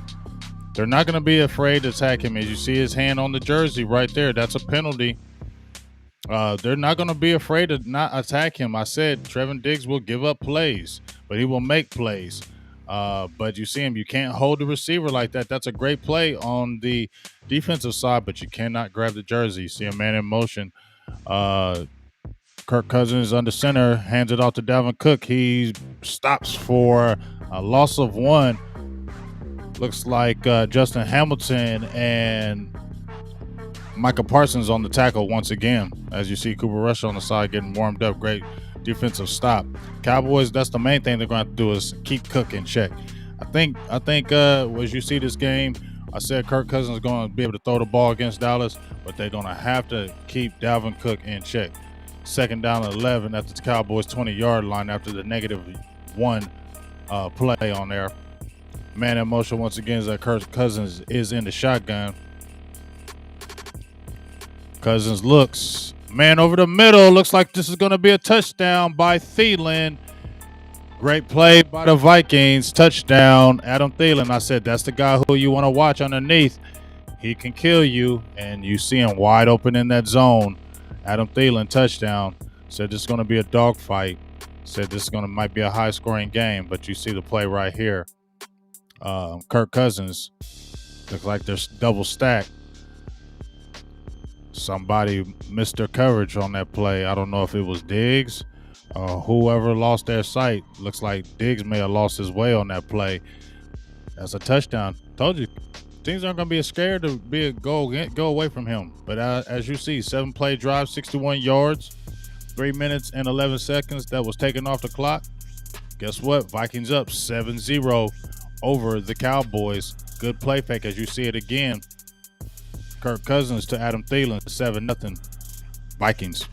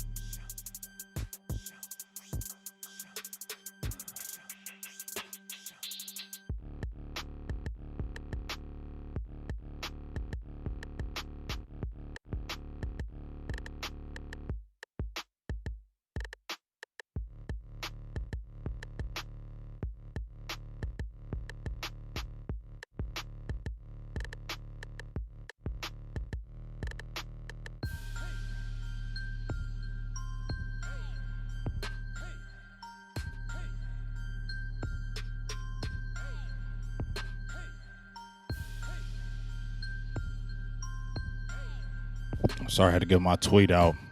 Now we're about to see what this offense is going to do.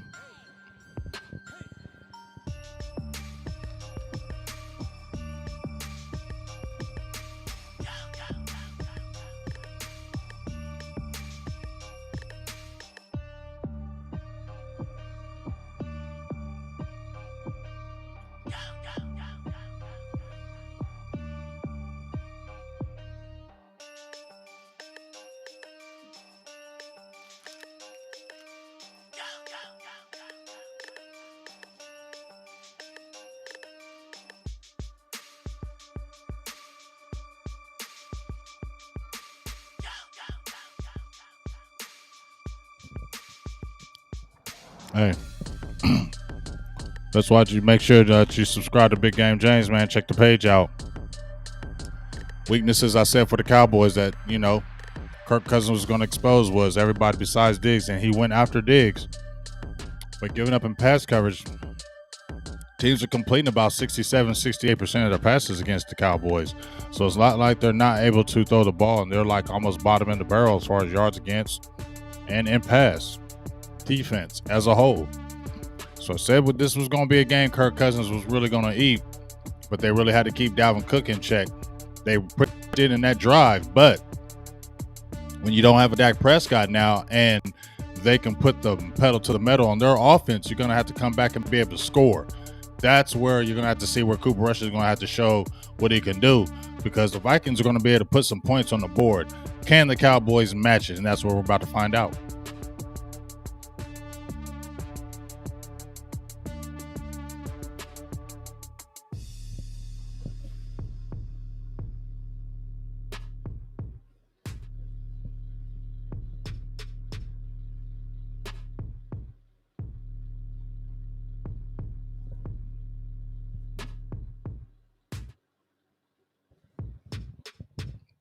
First down and 10 at the Cowboys 25-yard line.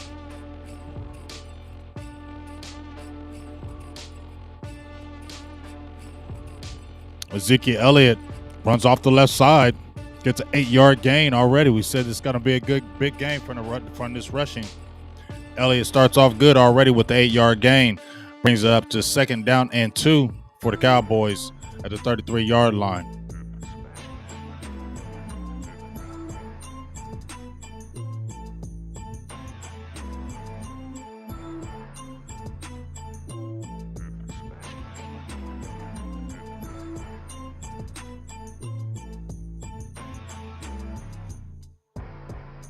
Cooper Rush completes short pass over to Amari Cooper, 5-yard gain. Guess what? That's a first down for the Cowboys. Cowboys still have the weapons. You just got to keep Cooper Rush protected. Keep him in a good, manageable, and down and distance. Don't put too much pressure on him. Been making it 3rd and 15 and them type of plays. You don't want to put him in those type of situations. So you want to get good yardage on that first down. That's what you want to happen.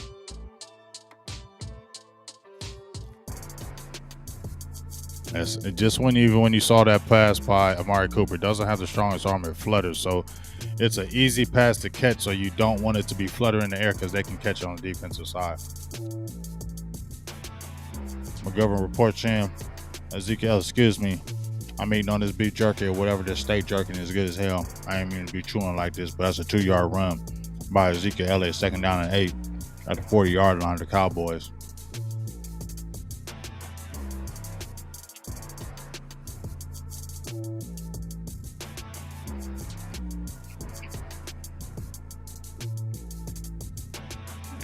That's a quick short pass over to Ezekiel Elliott. He gets an 8-yard gain on that pass. That's another first down for the Cowboys. Cowboys get 2 first downs already in this drive. And I said, drop the ball off to the flats to these running backs. Dallas can still eat with those plays. No, Everson Griffin, I think he's just crazy.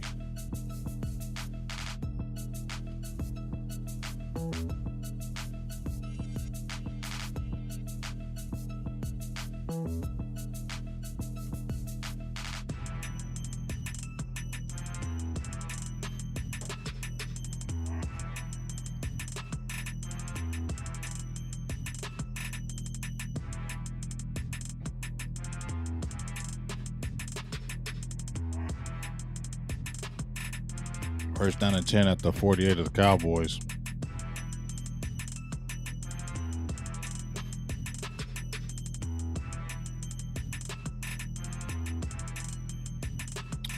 Looks like Everson Griffin jumped offside. He's probably chomping at the bit to try to get a big sack against these Cowboys after everything they had.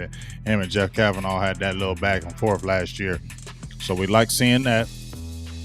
Oh, and he got blasted. Was that Blake Jarwin got blasted? So that's going to be a first down and 5 at the Minnesota 47-yard line. Jarwin got blasted.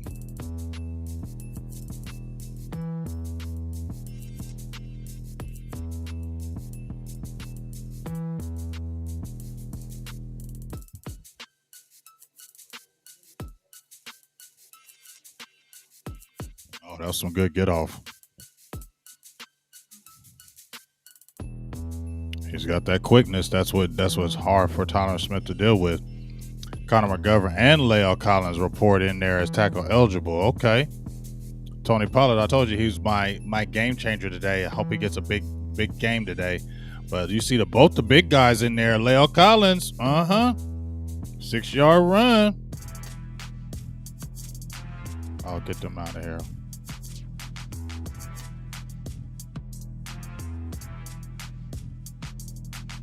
All right, got him.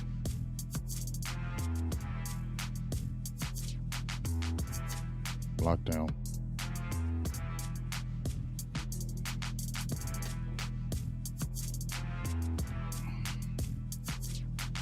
Another 2-yard run by Tony Pollard, bringing up a second down and 8 at the Minnesota 39-yard line. Cowboys have a pretty good drive going on right here. Like I said, get Tony Pollard that ball. He could be the game changer because he has that speed to really open up. But I like how they threw La'el Collins in there and Connor McGovern as a both tackle eligible. Player eligible back there.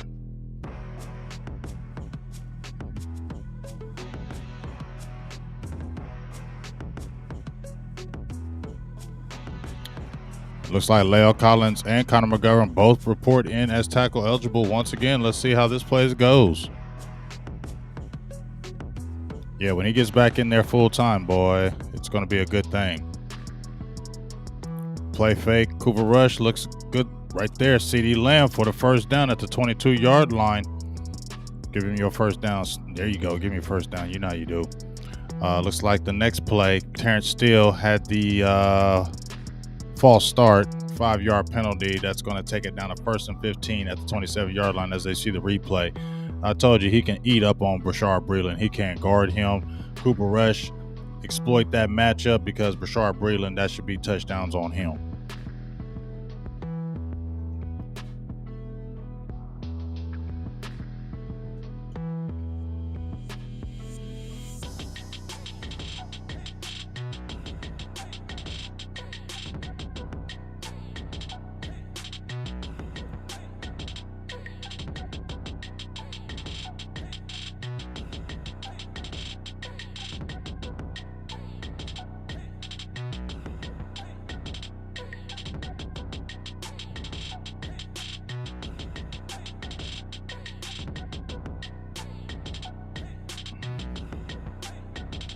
So we got Cooper Rush in the shotgun.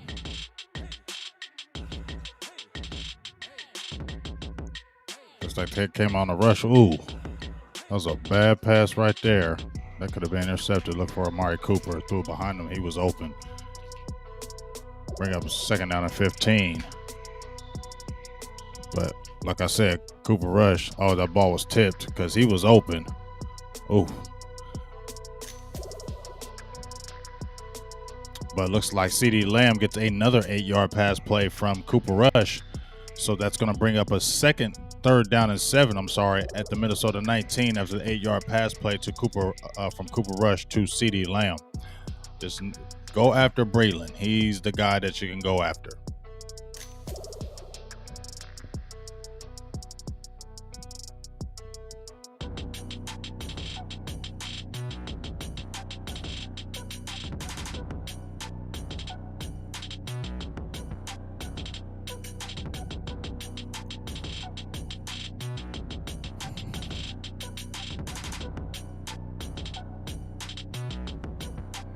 Yeah, man. Rush doesn't have the mobility. Like we said, Rush doesn't have that mobility. So he's got to make a play right here, as you've seen what happened. But we'll still go ahead and call this as Cooper Rush was in the shotgun. He got a sack on the play.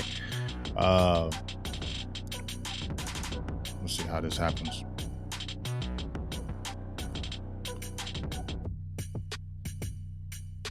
Yeah, that's just you didn't get that block up the middle by Ezekiel Elliott.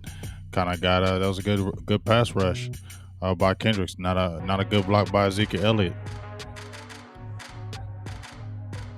But Greg Zuerleiner, Greg the Leginator comes in and for a 43-yard field goal, and it's a no good as usual. That's what he does. You drive all the way downfield and you need a score to keep the momentum, and it could be 7-3 right now. And I'll tell you, man, Greg,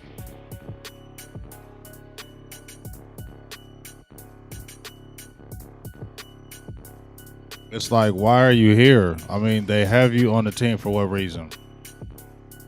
Because you hit a game winner. It's like, you too inconsistent, dude.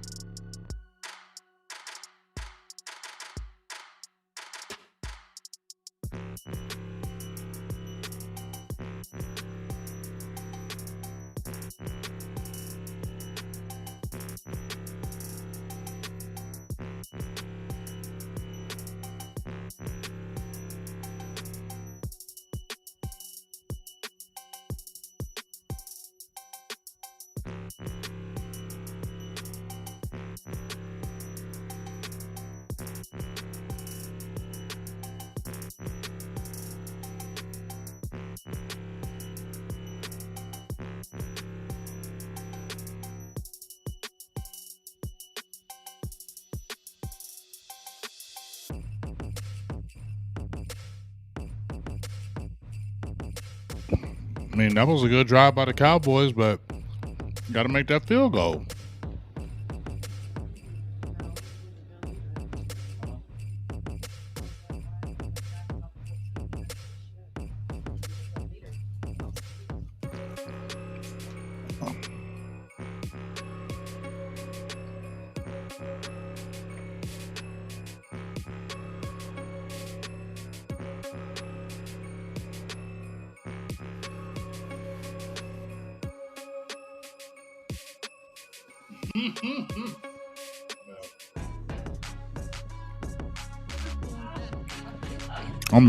I mean, all kind of goodies.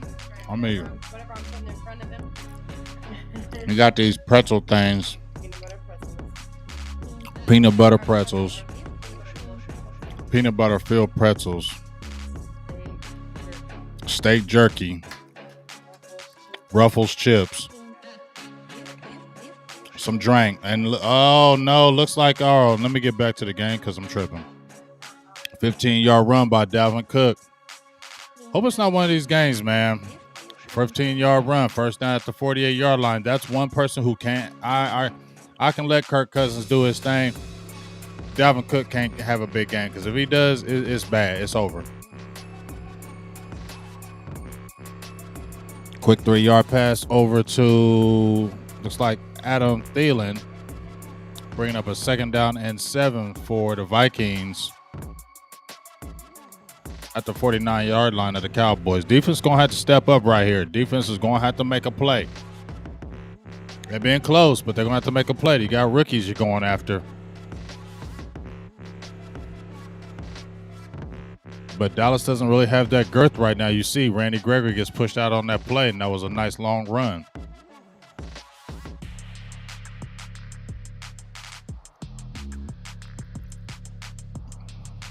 Kirk Cousins with the play action. He's going deep. Oh, he was wide open. Why are you throwing your hands up, Malik Hooker? And he's wide open. There's some blown coverages. I don't like it. I've been seeing that. I've been seeing guys getting open deep. Guys been getting open deep, man. I don't know how this is happening. Oh, wait, he got killed on that double move. Who was that was guarding him? Got lucky on that play, y'all. He was open. Always going for them head, man. Anthony Brown was playing. Let me just be quiet about A. Brown. 3rd and 7 at the Cowboys 49. Cowboys got to get him off the field. Looks like that's going to be a timeout on the play by the Vikings. Kirk Cousins is frustrated and upset. Said he had him in. They felt they had the Cowboys where they wanted them to play. The timeout messes everything up. So hopefully the Cowboys can regroup right here because they have to get the Vikings off the field on this play, at least. Because you don't want to have this game where Cooper Rush is down 14-0 and he has to feel like he has to win this game. That's not going to work. Then you have to get out the game plan of running the ball. So the Dallas defense is going to have to step up right here.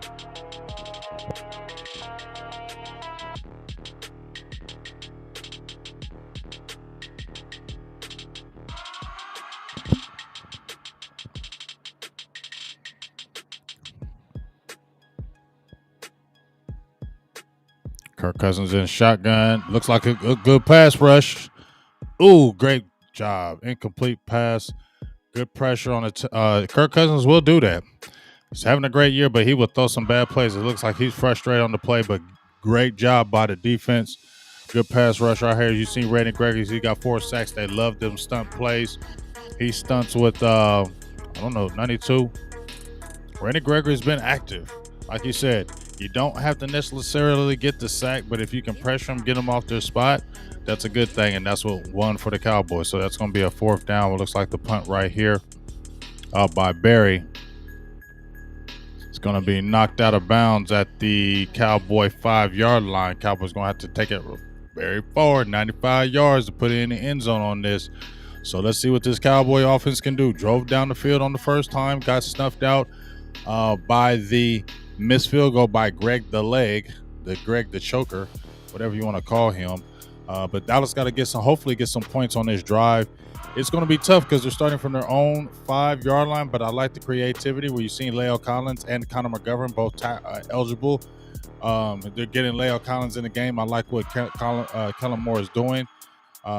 Keeping Cooper Rush comfortable wasn't the perfect drive, but it was definitely good first drive for Cooper Rush. So keep that pressure off of him where he feels like he has to win this game, and I feel like the Cowboys can still possibly pull this out.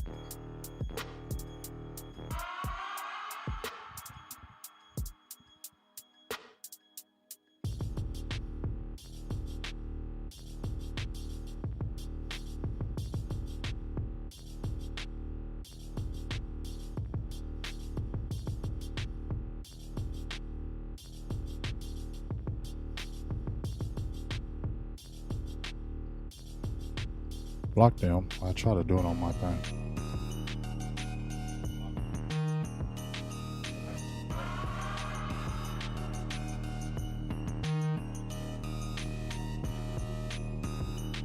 Shout out to Harrison Garrett for the $2 holla. Happy Halloween. BGJ rules. Go Cowboys. Appreciate you. Hey ho.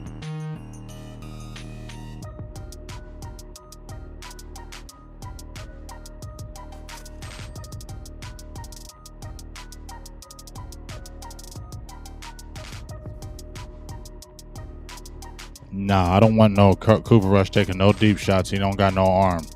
You almost threw an interception already. Deep that ball close to the vest with him. Run this ball. Get them little short digs. Get them quick slants. Quick outs. Drop off flares. Screens. That's what you want to do for some Cooper Rush. Not throwing deep. That's not his game.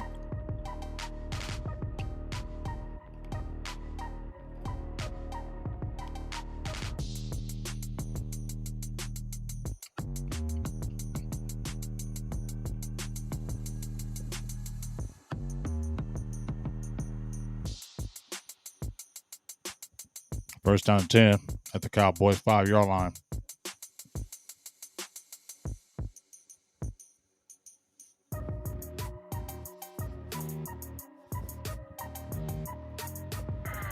Three-yard run to the right side by Ezekiel Elliott.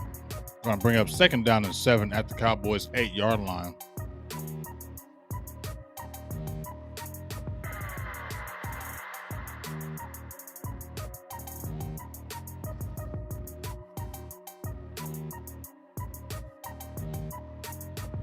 Offensive line is doing pretty well in the blocking game. That's a good thing. Ezekiel Elliott takes it off to the right side once again. That's where Zach Martin and Terrence Steele have been doing their job. He gets a 5-yard run. On that play, he's going to bring up a third down and 2 at the Cowboys 13-yard line. Let's see how they get this. Definitely would like to see the Cowboys get another first down right here. Keep this offense kind of churning. Keep that defense on the field and don't wear this defense down. So let's see what happens here.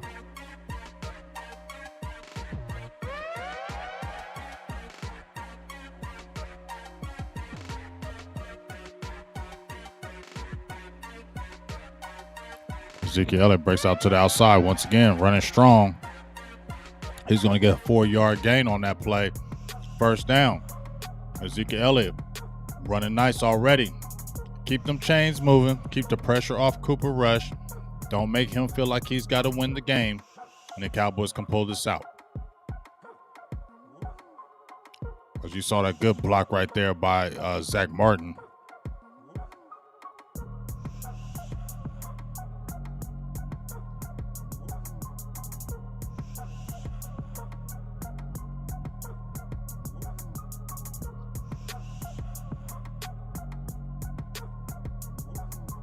Connor McGovern reports in as eligible. It's going to be Cooper Rush, and he throws a nice 20-yard pass gain to CD Lamb. I like it. CD Lamb is already active. He's already got 3 catches in this game. That's your game changer. I said your boy Amari Cooper is your silent assassin, but your game changer is CD Lamb. And like you see, Cooper Rush is already feeling comfortable with the play fake. Like how he hit CD Lamb on the play. I love that play. Doesn't have the great arm, but that's what he can do, and that's a great play. First down. CD Lamb comes out. Is he okay? Make sure he ain't hurt. Don't be getting hurt, dog.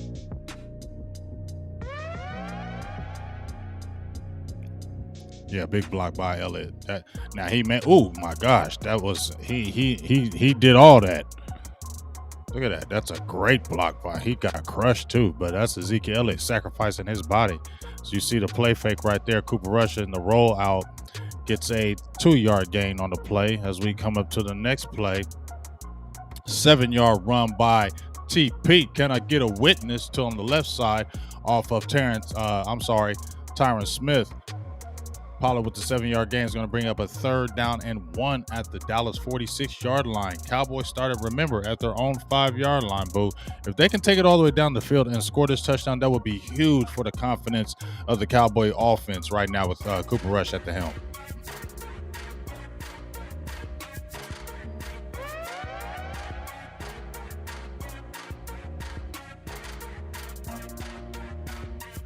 I like how Tony Pollard's running that ball. He runs on to the right side. He gets a 2-yard gain. That's going to be another 1st down for the Cowboys. We talked about it. We said it.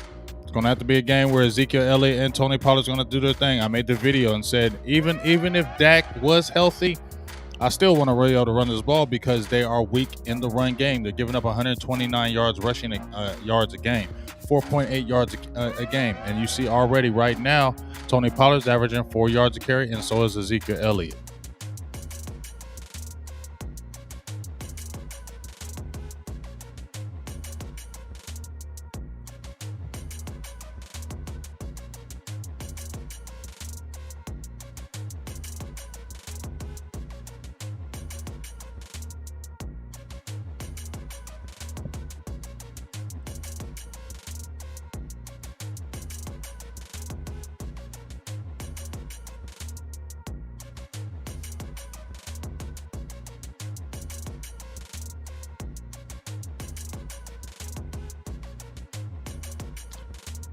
We'll see how the Cowboys come back after this 1st down and 10. But as I said before, Cowboys are moving the ball. Cooper Rush, 5 of 6 so far, 58 yards. Not too bad, not too shabby. They're not putting him in bad situations. Ezekiel Elliott, 5 carries for 22 yards. He's averaging 4.4 yards a carry. Tony Pollard has 4 carries for 17 yards, 4 yards a carry. So they're doing what they're supposed to do right now.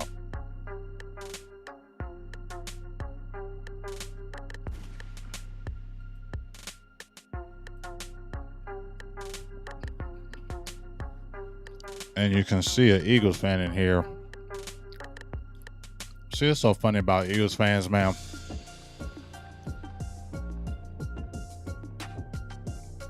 We don't recognize you guys. And that's what makes y'all mad. We don't recognize them, babe.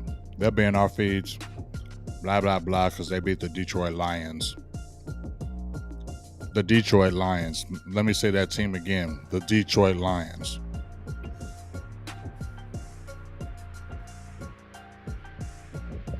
That's all you got to say.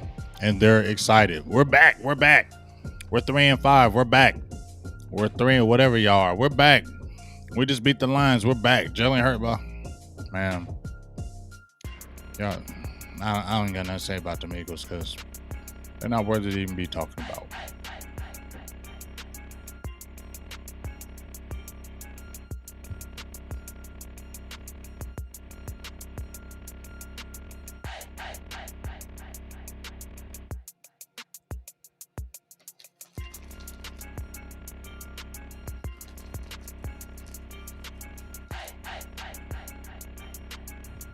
As you see when Dak pulled that calf right there.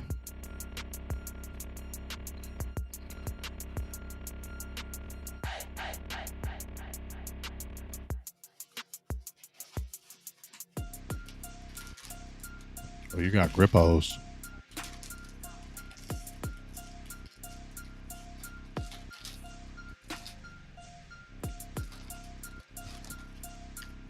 I like how they're bringing in La'el Collins and Connor McGovern. Like, we're going to power you guys.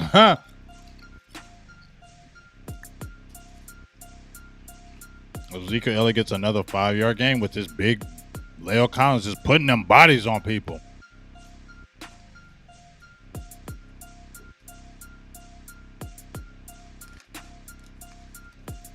Second down and 5 at the Minnesota 47-yard line. Cowboys really need to get some points out of this drive, especially if you start from your 5-yard line.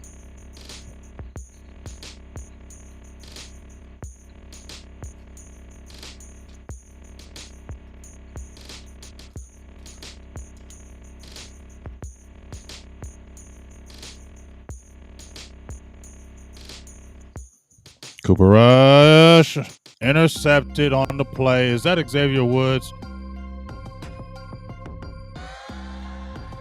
I know that better not be no Xavier Woods.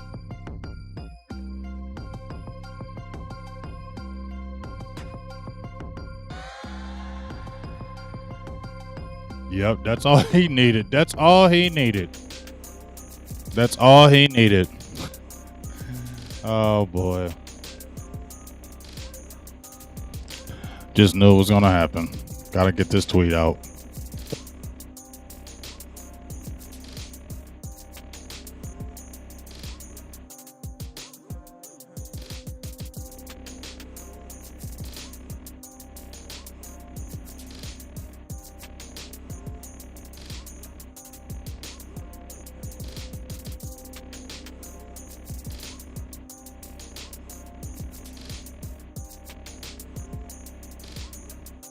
Well, that's going to be the end of the first quarter, so I wasn't calling out that quarter time.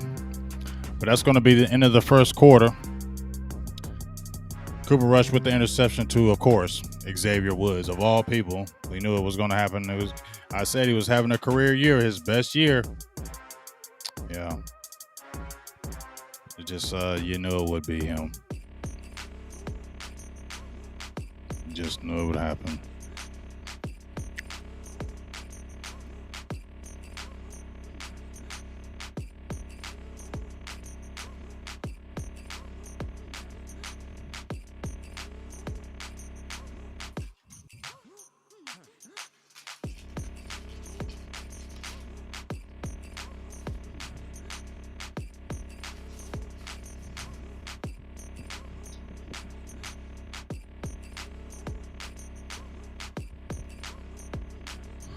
So as I told y'all before, y'all, if they get up like 14-0 and you got to rely on Cooper Rush, this game may be over. I just don't see where Cooper Rush can do anything to bring you back. Once again, as I said, babe, I need to retweet this? How Cooper Rush gives me no confidence.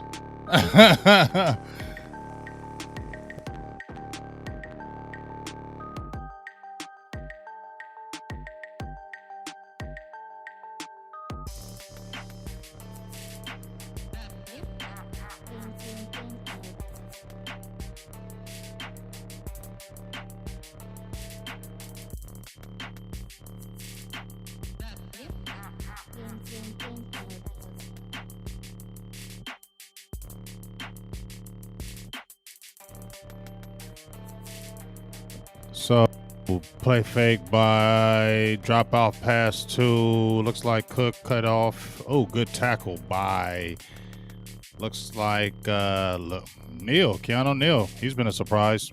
He hasn't been done too much on my opinion, but good tackle, open field tackle on Cook.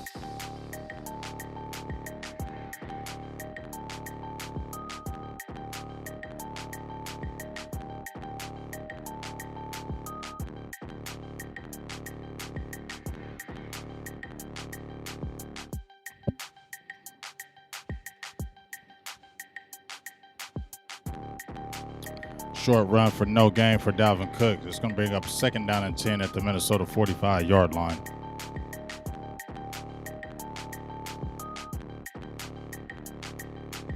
Good one-on-one tackle there by, looks like Chauncey Golston along with Donovan Wilson.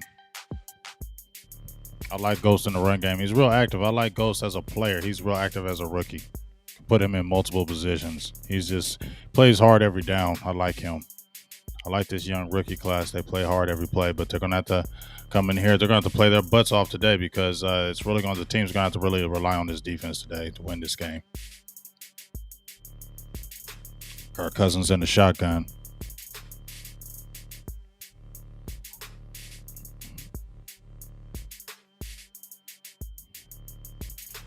Quick step.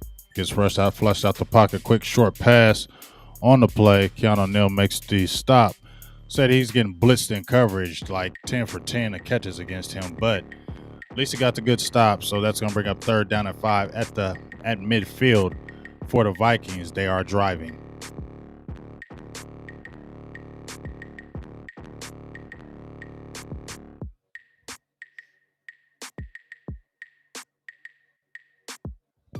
Cousins in the shotgun. Quick pass. Boom. And he gets blasted on the play. Who was that? Was that A. Brown? A. Brown with the big hit. That's going to be incomplete. So, like I said, the Cowboys are going to, the only way they're going to stay in this game is this defense. And they've been making a play. Big hit by A. Brown. They needed him to make a play. That was a big hit. Not him, but the defense needed to make a play. That was a huge hit on that play. Because it was a 1st down. Big hit.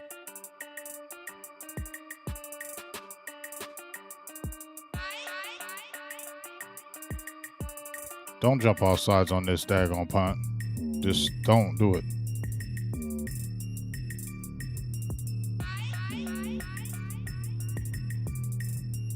Hold on to that damn ball. Cedric Wilson. All right, 1st down and 10 at the Cowboys 20-yard line. Cowboys defense is keeping them in it. That's the only way they can do it. Cowboys defense is going to have to play big.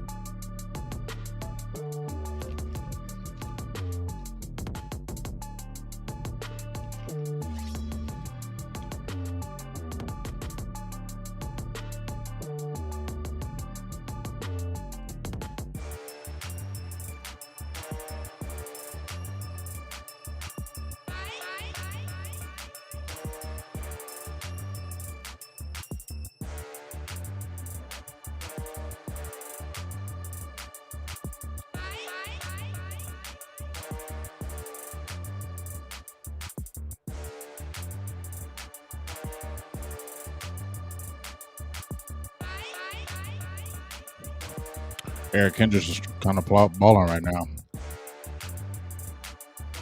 1 tackle for loss, 1 sack, 3 tackles. Cowboys have been moving the ball. First 2 drives, they've been moving the ball. They've just been basically shooting themselves in the foot.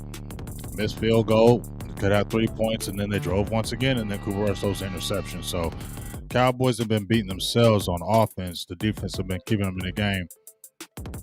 Don't know how long this, I don't want it to be a bend, don't break type of thing. So we'll see.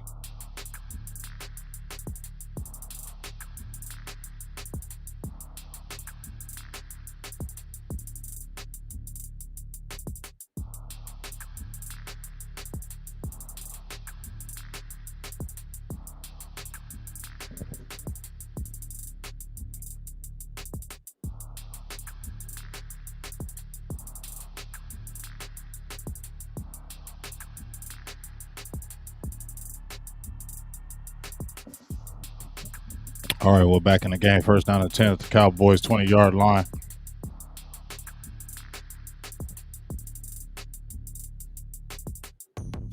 Short 2-yard game by Ezekiel Elliott. Bring down a 2nd down and 8 at the Cowboys 22-yard line. As I said before, Cowboys have been moving the ball. They've just been shooting themselves in the foot. Let's see what they can do on this drive right here.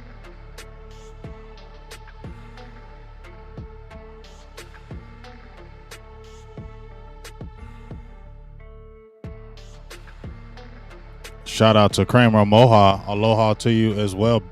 Shout out to you from Hawaii. Shout out to you. Let's give you some love up there. Let's get your name up there. Give you some shout outs on that.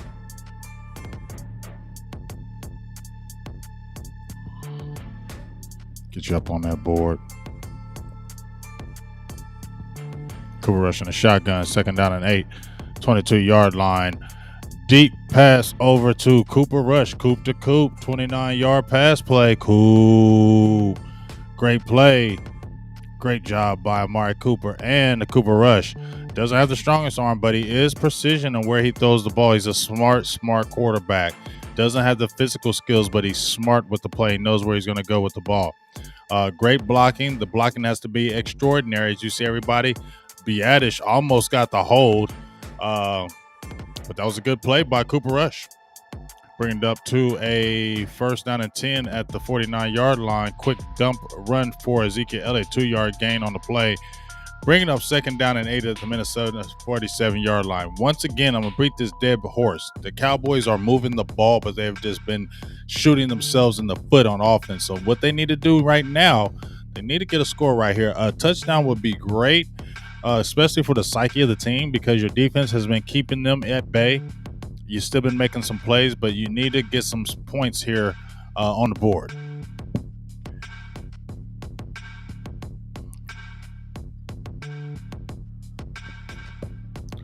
Short pass to Ezekiel Elliott, 2 yards on the play. It's going to bring up third down and 6 for the boys.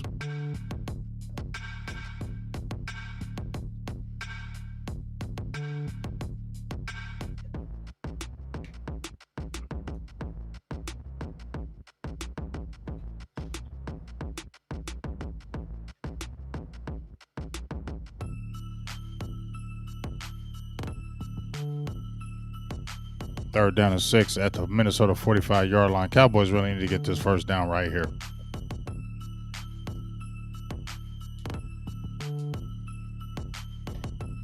Six-yard run by Tony Pollard. That's going to bring up a first down and 10 at the 39-yard line of the Vikings. Like I said, TP's running that ball good.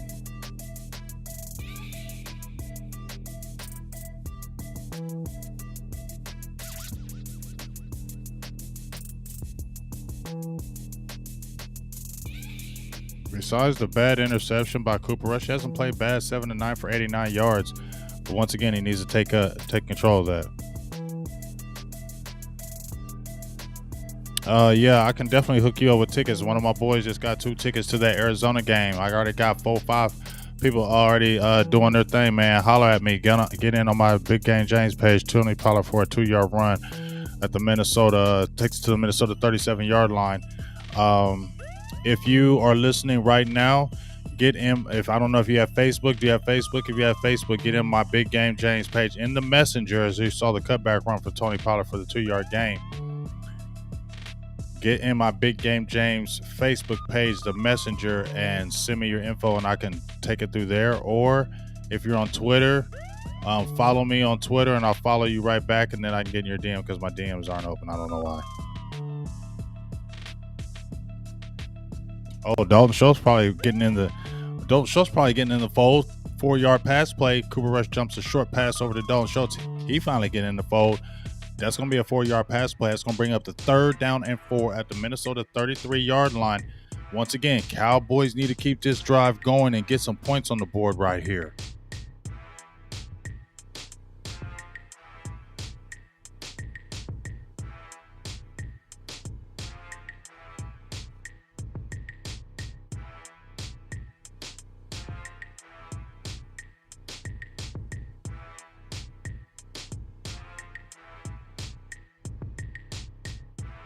Nice pass, Cooper Rush. And shotgun. We'll talk about this play right now in shotgun form.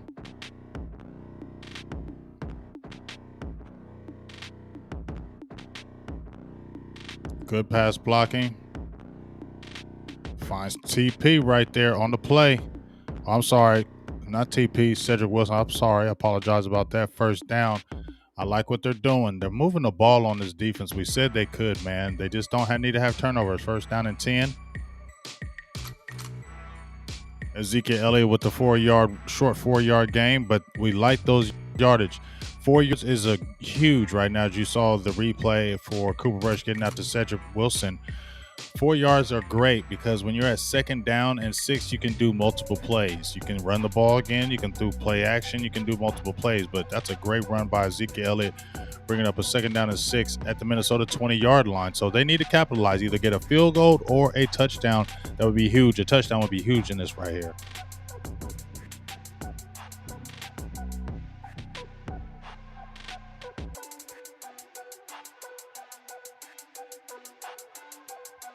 Okay, yeah.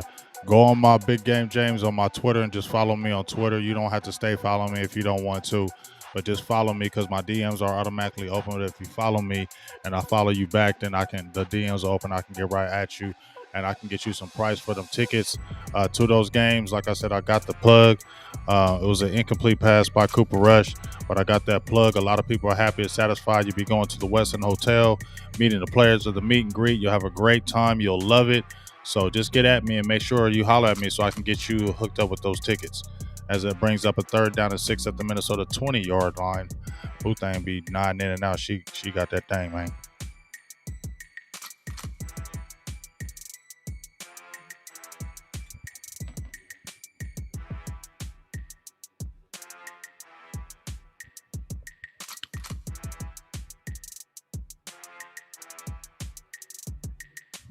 Gotcha.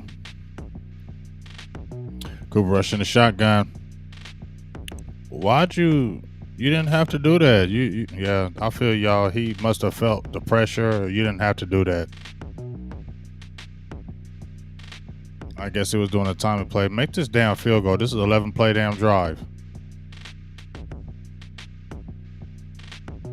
Field goal is good. 38-yard field goal is good by Greg Zerliner after 11 play, 60-yard drive, 12 play, 60-yard drive. Took 6 minutes and 25 seconds left off the clock. Started at the own 20-yard line. As I said before, Cowboys have moved the ball against this team. It's just they've not capitalized on their opportunities.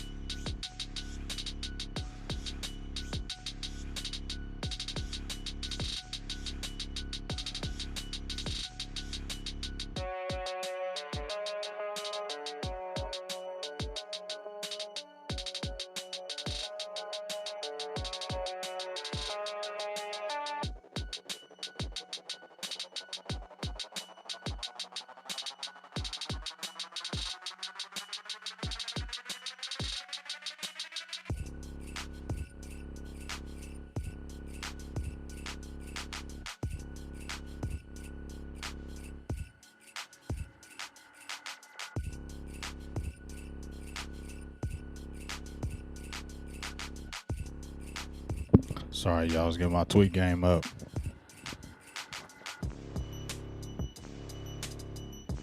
What's up, Gorilla Mo? How you doing, big dog? Cowboys, jump in here, man. Listen to it. Cowboys are down 7-3. Need to really hold the Vikings because the Cowboys get the ball in the second half, which is good. They can hold these Vikings to just 7 points. It's how much time we got left in this game? It's first half. Hold on.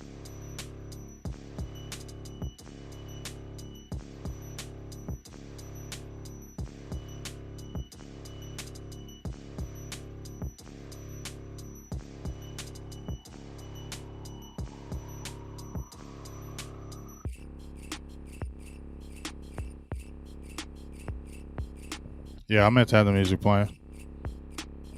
6 minutes and 9 seconds left to go in the second quarter, first half. Cowboys have done their job. The defense needs to hold one more time, man. Another hold, another big hold. Don't want the Vikings scoring. If they can at least hold them to a field goal, if anything, or get them off the field, that'd be great. But no touchdowns.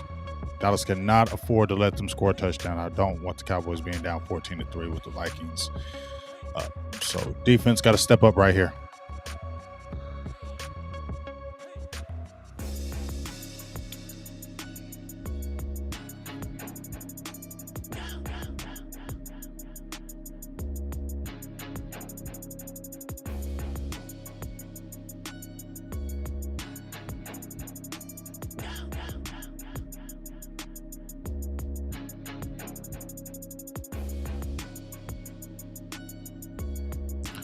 Short run to the right side by Dalvin Cook.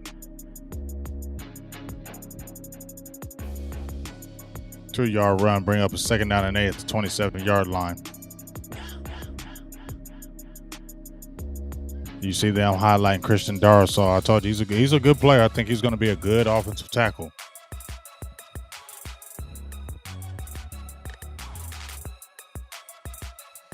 Cook again, nice little run. Gets stopped though. Great stop by Hamilton and LVE, 3-yard run. If Hamilton doesn't get that stop, that's probably a first down. So this is a big 3rd down right here for the Cowboys defense. 3rd down and 5 at the Minnesota 35-yard line. Love to see the Cowboys get these boys off the field and possibly threaten to score again before halftime and possibly get the ball back. So this is a huge 3rd down in my opinion. The Cowboys can get them off the field, especially with them being in their own territory. Maybe they can do something. We'll see. Not a lot of blitzing by the boys. Rush takes the snap. Drops in coverage. Great play by the defense. Any flags? Are they calling the flag? Is there a flag? No. Great play by Anthony Brown. Anthony Brown's going to definitely give up plays, but he'll make a play here and there, and he's made a great hit on the play. Then for one, knock out a 3rd down, and he makes another good play. I love how they drop back in coverage to kind of fool Kirk Cousins on that play. I like how they did that, but that's a big defensive play by the Cowboys. They have not let these Vikings really move up and down the field on them except maybe one drive, but let's see what happens. Did they jump off sides?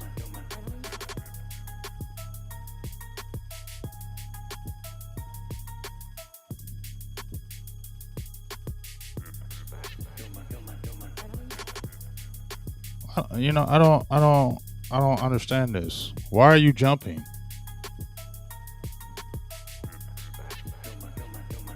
Why?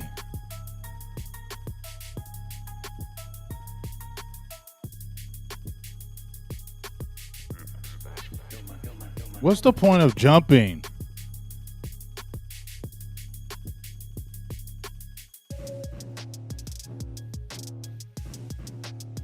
Bradley and Nye too. Yeah, that's just dumb. Like, why are you jumping off sides, bro? That's that dumb stuff. That's Jim Fossil though. That's Jim Fossil. That's him.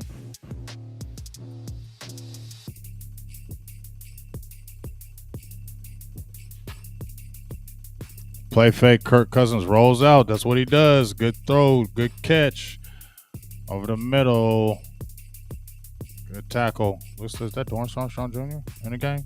7-yard pass play to a stalker. Bring up a 2nd down and 3. This has pissed me off, man. You can't do that. That's just stupid. But to me, that's Jim Fossil. That's Fossil. Because he's always having them trying to be all super ultra aggressive. You don't have to freaking do that on the 4th and 5.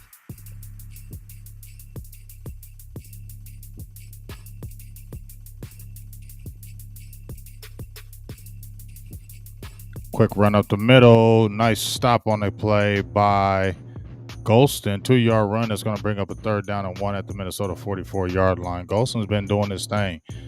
Still can't get over that play, man.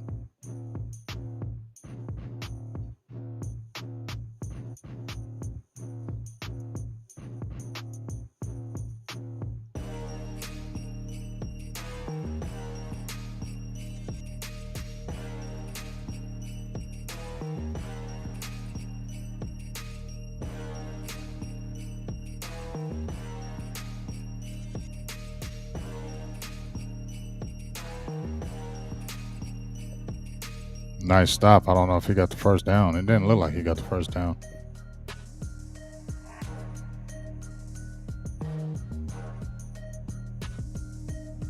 Yeah, he didn't get that first down. It's going to bring a 4th down and 1. Do they go for it?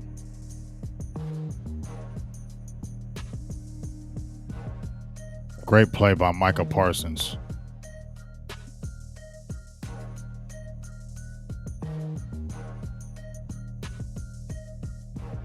Yeah, that's a great play. His knee was definitely down.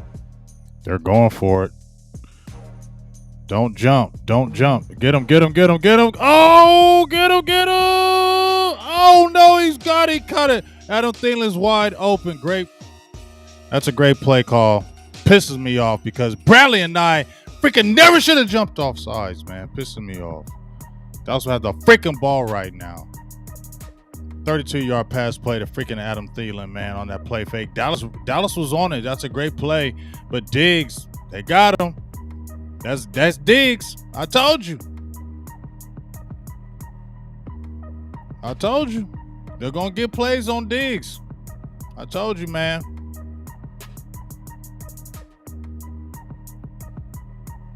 First down and 10 at the Cowboys 24-yard line. Come on, LV. Make a damn tackle.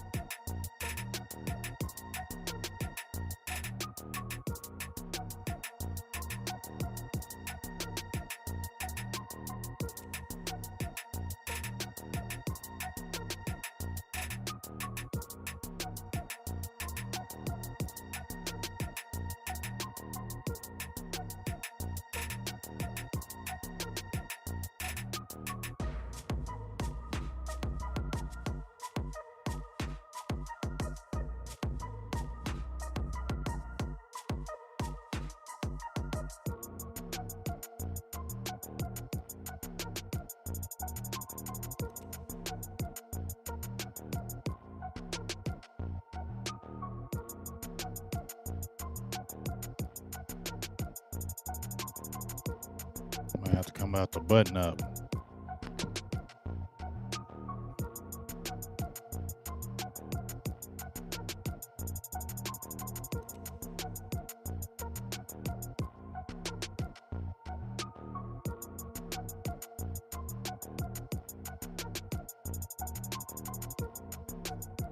Had to come out the shirt.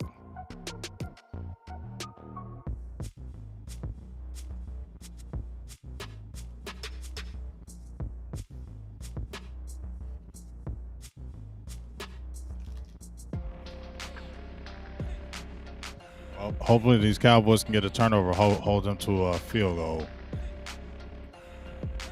They definitely can't get a touchdown right here. But like I said, man, Bradley and I jump, and that's on the player. But to me, that's on Fossil because his ass always wants to be ultra aggressive in these games. It's always a 4th and 5 and 4th and 2. And the first thing I think, I don't know about y'all, but the first thing I think, if the Cowboys are on a punch and it's like 4th and 5, 4th and 2, 4th and 3, I'm like, dude, don't move, don't jump, don't hit the. That's what, because he's ultra aggressive, and this ultra aggressiveness gets your team in trouble. There's no reason why it's 4th and 5 that you have to jump. Your defense just got them off the field. There's no reason to jump. Stay your ass still. Talking about Cowboys want to be safe. Oh, shit, man, kill that.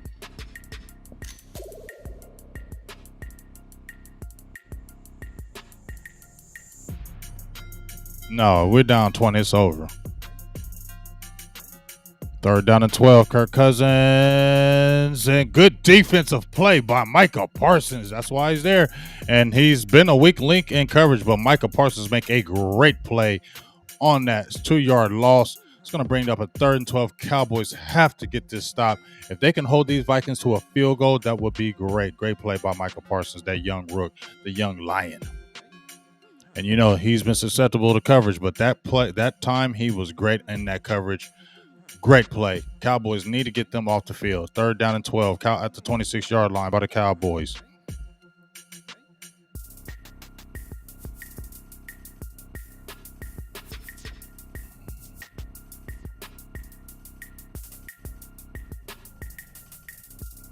I'll take a field goal attempt. So as we already seen, the pass was incomplete, but we're going to run it down. Kirk Cousins was dropped a quick pass off. It looks like it wasn't going anywhere anyway. But this is going to be the field goal attempt of 43 yards, and that's going to be good by Joseph. 45-yard field goal. That's going to have the Vikings up 10-3. With 1:44 left to go in this first half. Cowboys get the ball in the second half. So that's a victory for the Cowboys. So even though they had the bonehead move by Anai, but I blame you, Fossil, too, for being your super aggressive. Trevin Diggs gives up a big play on 4th down, but the Cowboys defense has played stoutly today. Hasn't given up big plays, too many big plays. There have been some plays here and there, but for the most part, Cowboys have got these Vikings off the field in timely manner to basically have the boys staying in this. So let's check the team stats right here. Total yards, Cowboys have more total yards, 158 to Vikings 28. Passing yards are about the same. Vikings 99, Cowboys 94. Cowboys are leading in the rushing yards. The big interception, we've seen that. Average yards per play, 5.3 is the same. No sacks allowed from neither team. Cowboys are doing better on 3rd down. They're 66% on 3rd down. They're winning in time possession, 17-10. Penalties are killing them. But as I said before, they are winning pretty much everything except the scoreboard. But the defense has kept them in the game. So this is a game where you like, because of Cooper Rush, you don't want to see a Cooper Rush down 21-3. This is still a manageable game for Cooper Rush to come down and score. Make it 10-10. Dallas could. This is what they need. I don't foresee them probably scoring within this 1:43. I'd rather them kind of go in there and be like, okay, let's take this 10-3 deficit and let's make some adjustments and go out in the second half. I really don't want no bonehead plays and the Vikings getting the ball and be able to score again. I don't want to be soft and not be aggressive right now, but let's be smart in what we're doing in these down and distance and not get the Vikings another opportunity to score again before the half.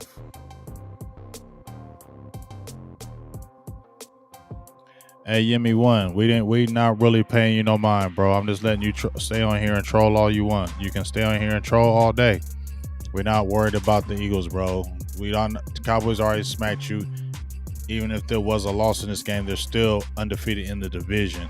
The Eagles aren't winning the division, bro. You sound like you're probably 12 making this stuff up. Talking like this, you sound like a young Eagles fan, like you're under 20 years old, because that's the only way you would be screaming like this. And if you're an old Eagle fan doing this, shame on you, because you should see the reality of your team is not good.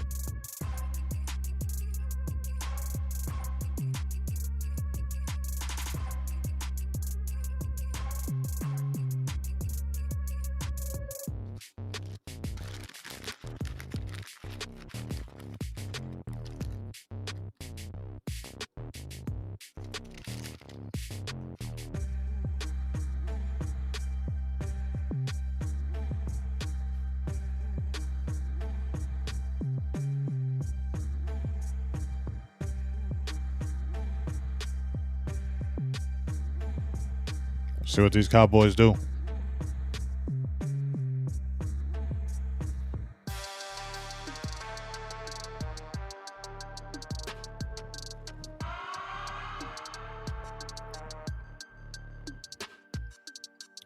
First down and 10. See what happens here. Cooper Rush in shotgun. Short pass play over to Ezekiel Elliott. 3-yard gain. Second down and 7. Quick to the line. Like I said, no sacks in the game. They kept that pass rush at bay. The Vikings lead the league in sacks. All right. Cooper Rush throws a short pass over to Amari Cooper for 7 yards. That's going to be a first down and 10 now at the 35-yard line. Clock is ticking. 121 121 to go.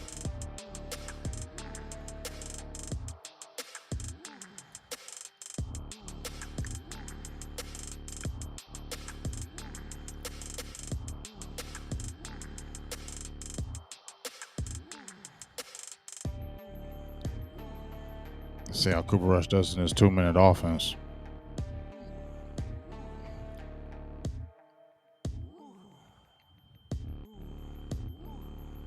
Oh my goodness. Did he throw another interception? Did that ball hit the ground?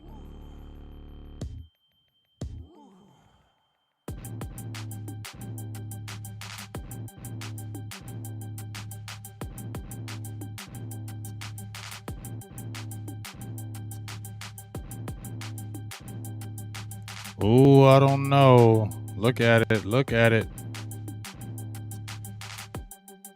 I think that hit the ground. That's not an interception. That hit the ground. That hit the ground.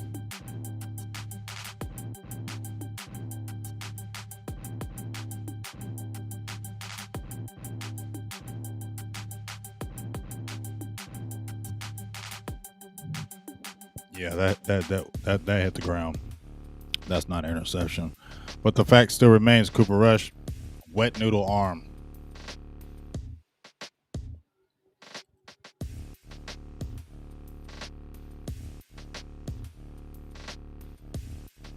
Exactly, Eric Montana. Don't throw this ball no more.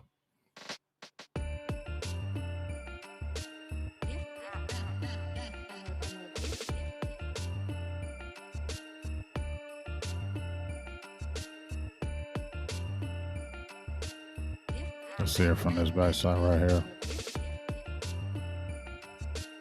CeeDee Lamb was all the way open underneath. But you know, he's throwing off his back foot and he has no arm strength. So, I mean, that's the thing. That's what I didn't like about Cooper Rush. When the Cowboys brought him in here, I never cared for Cooper Rush because he's not an NFL quarterback to me. He doesn't have an NFL arm. The only thing that has anything going for him is that he has a little bit of moxie and he's smart and he knows the system, but he's not a good NFL quarterback. He does not step into his throws as it's an incomplete pass over to Dalton Schultz, bringing up a 3rd down and 10 to the 35-yard line. Keeps on falling off his back foot, and all these passes are easy to catch.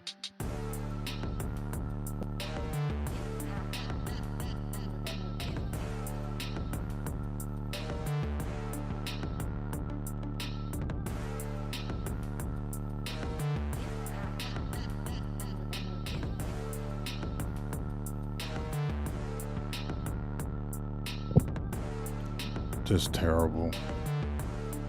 See what happens right here.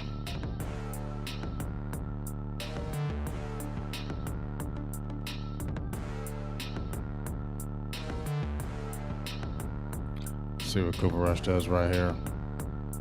3rd down and 10. That ball is sailing. It was incomplete to Noah Brown. That's going to bring up a 4th down. You still left time on the clock. 49 seconds left on the clock.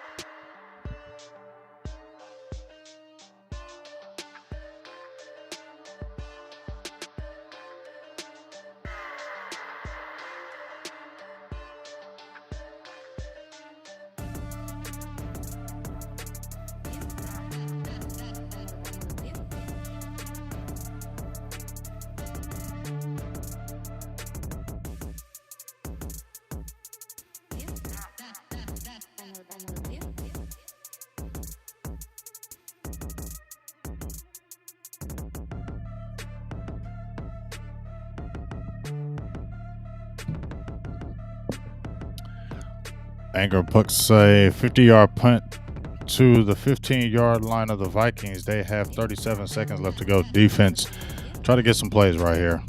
Because as I said before, right now it's 10-3. Cowboys get the ball. Yeah, Tyron looks like he's a little bit. They had him on the sidelines. I don't know if he's hurt or if he's got some things going on. We'll find out about that. But the biggest thing is right here, if the Cowboys let this get out of hand with the score, the game is over. I'm gonna just tell you that right now. If it becomes like a 17-3, if they score another touchdown at 17-3, yeah, Dallas ain't coming back. If it's more than a touchdown, 2 touchdowns, it's over.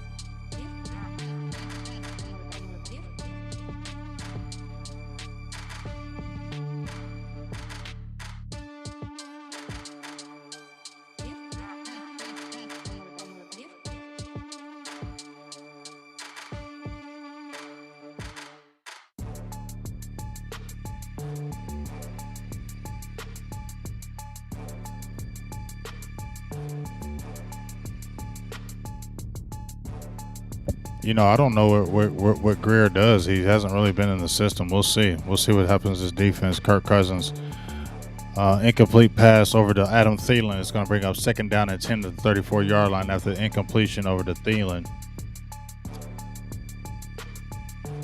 5 seconds left to go in this half. So looks like Cowboys the defense has played very well. That's the reason why they're in this game.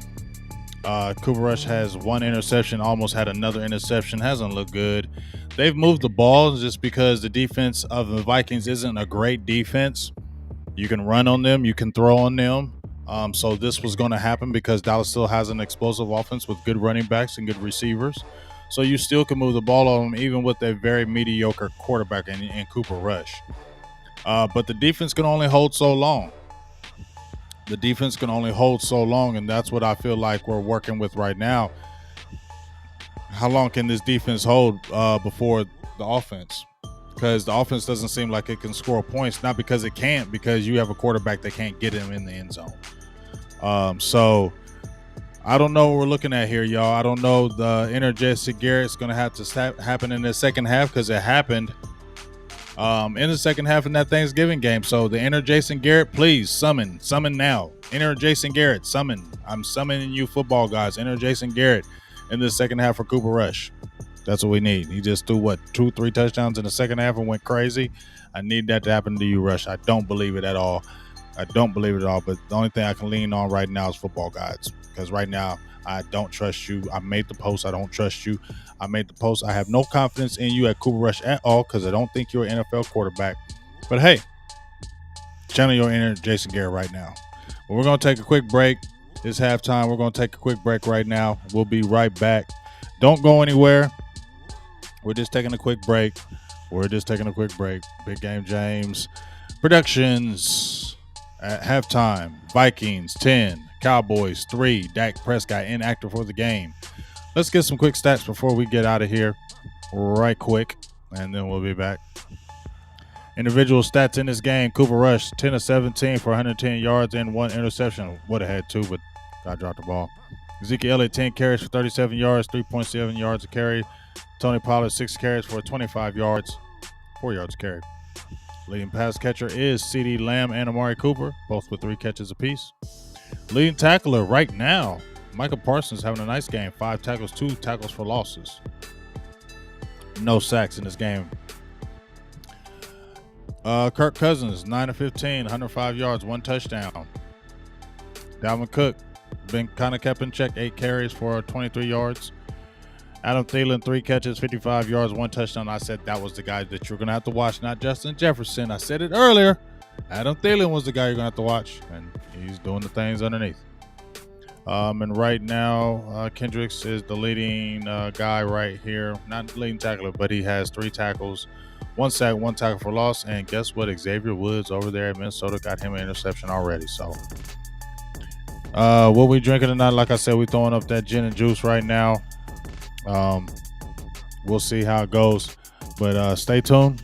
We'll be right back. Big Game James.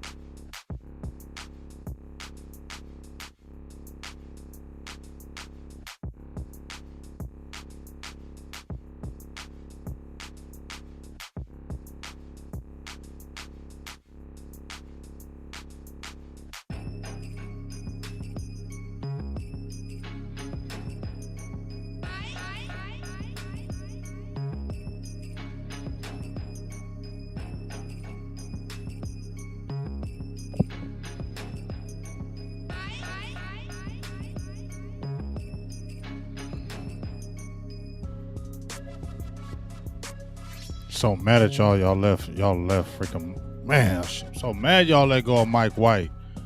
See, y'all kept Cooper Rush for what?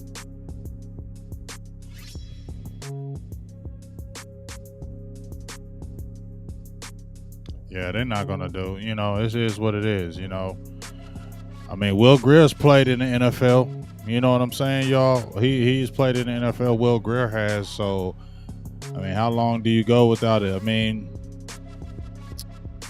I knew this was gonna happen. So this ain't no surprise to me.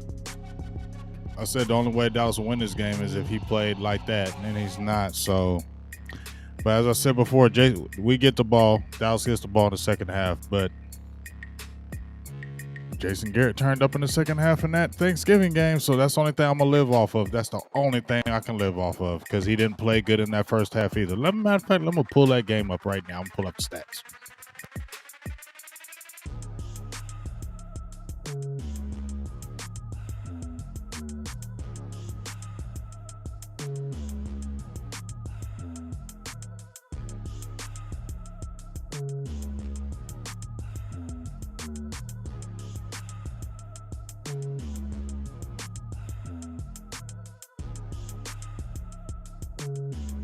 All right, so I'm pulling it up right now. I'm gonna live off this right now, y'all. It's the only thing I can do.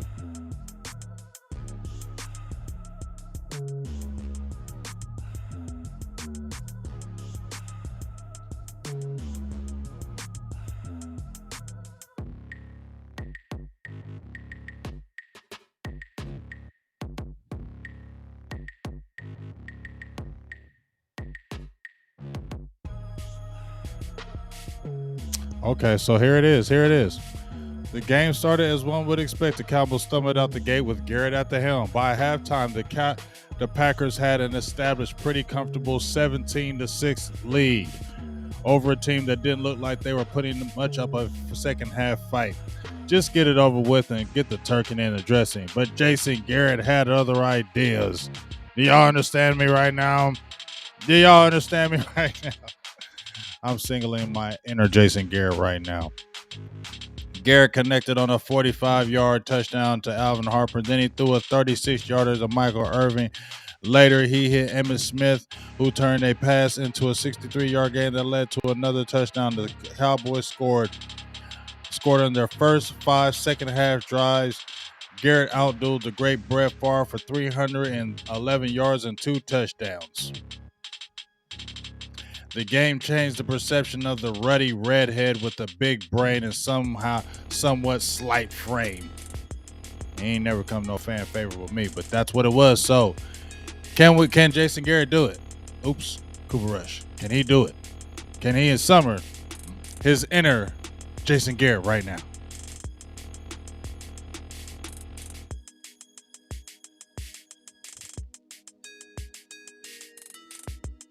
And if he does summon his inner Jason Garrett and he turns up this second half, you better sub to my channel. You better sub to my damn channel. I know he can, but did you think Jason Garrett? Did you go watch that Jason Garrett game? He didn't have no arm neither, folks.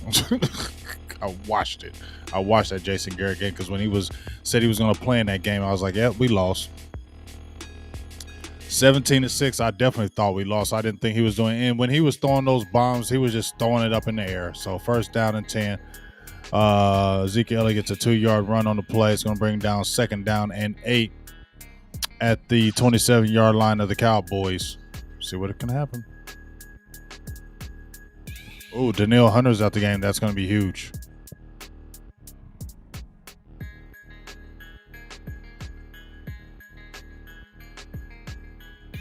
Carlos should be killing me, bro.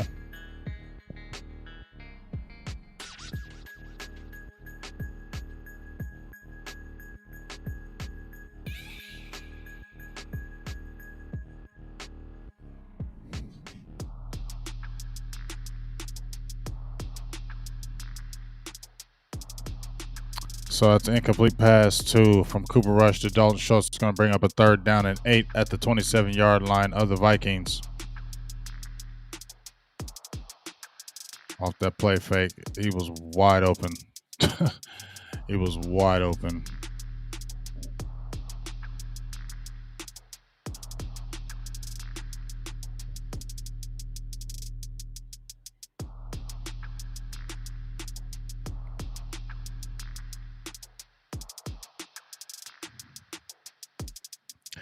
Now, are y'all listening to me? Are y'all listening to me? Are y'all listening to me? No, y'all ain't listening to me. Y'all ain't listening to me. Touchdown. Cedric Wilson, 73 yards. Didn't I call this, babe? Did I call this? Did I call this? Did I call this? Did I call this, y'all? Y'all need to pay attention to what I'm saying. I'm about to tweet this. I just called this.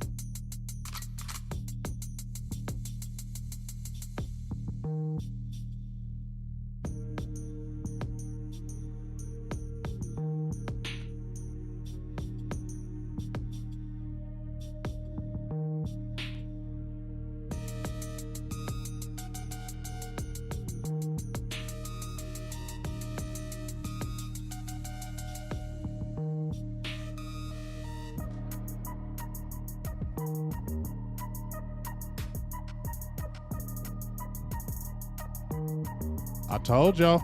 I told y'all. Listen to me, man. I'm telling y'all.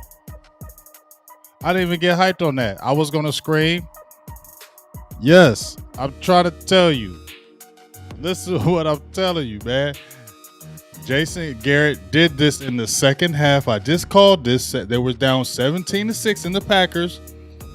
Jason Garrett in the second half, they scored on their first 5 possessions in the second half. He threw a bomb to Alvin Harper. You just seen him throw a bomb to Cedric Wilson, and he scored a touchdown. It's tied up. He threw another bomb to Michael Irvin for a touchdown. He threw another pass to Emmitt Smith to set up a touchdown. He's going to summon his inner Jason Garrett and win this second half like Garrett did in the Thanksgiving game. And guess what? You're going to sub to my channel because I've been calling this inner Jason Garrett thing. Redhead, let's go, baby.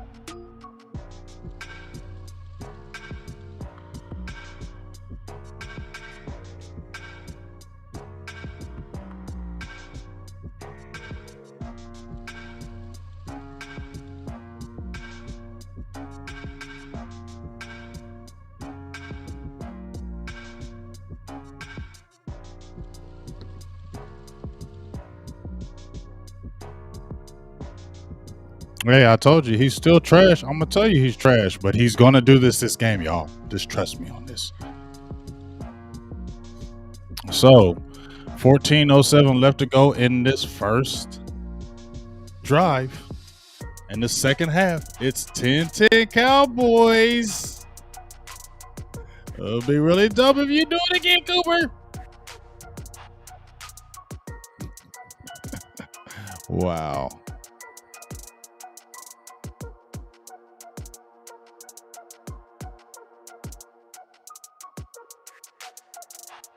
Oh, I hate Titus Fishke. Come on, defense, let's go, baby. It's gonna be first down and 10 at the Vikings 25-yard line after the great pass. I ain't gonna say great pass, but hey, he caught it. He saw it. Great look. Oh, not that one. They're showing these plays again from Cooper Rush. He went to it again, but it was that safety. He saw that safety, but he didn't have that arm. Didn't have that arm, but he saw that safety. So, see what happens here.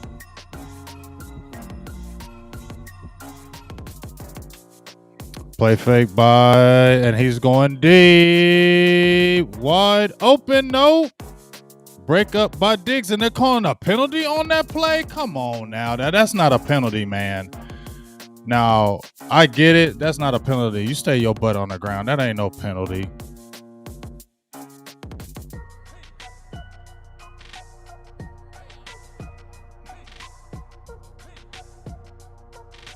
Come on, man. That's a weak one right there.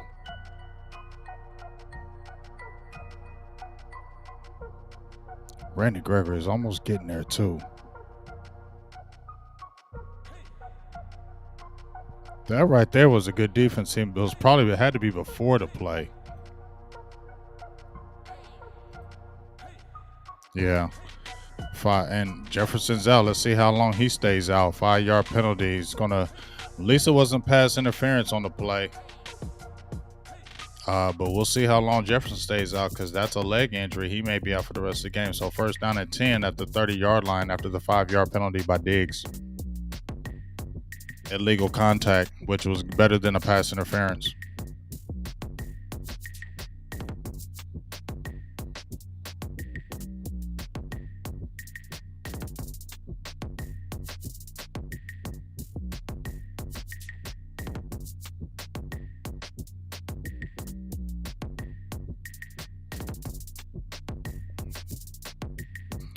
Big run by Dalvin Cook straight off the right tackle for 19 yards. Can't let him get crazy, man. Got to get him. Don't let him get loose, man, because he's got the speed to take it to the house at any given time, man. 19-yard run, first down and 10 at the 49-yard line of the Vikings. Cannot let this dude get nothing at no time at all.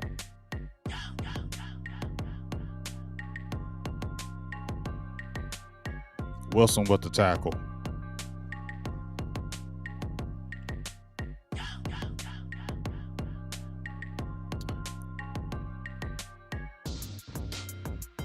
Cook gets another good run, but there's a penalty on the play. Looks like it's going to be a offensive hold by Stalker. Big play. Dallas needed that. So that's going to bring up first down and 20 at the 39-yard line of the Vikings.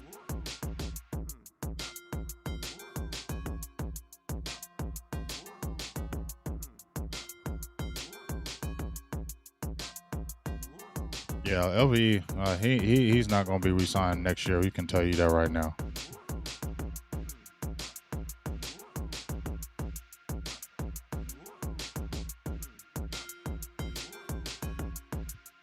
So it's a short pass from Kirk Cousins, dropped off to Dalvin Cook. He gets 4 yards on the play. It's going to bring up second down and 16 at the Minnesota 43-yard line.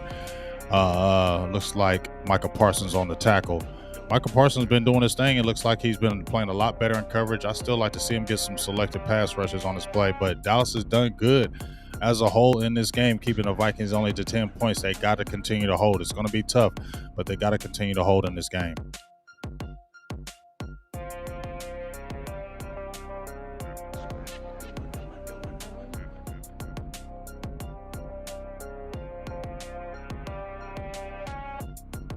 Kirk Cousins under center.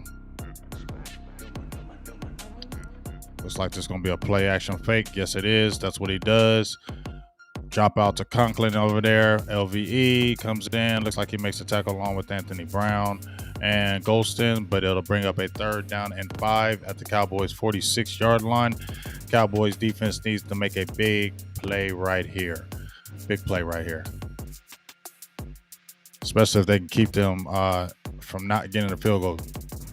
Cowboys haven't had a sack, man. As much as, they're going to be welcoming some D-Law coming back. They're going to need him.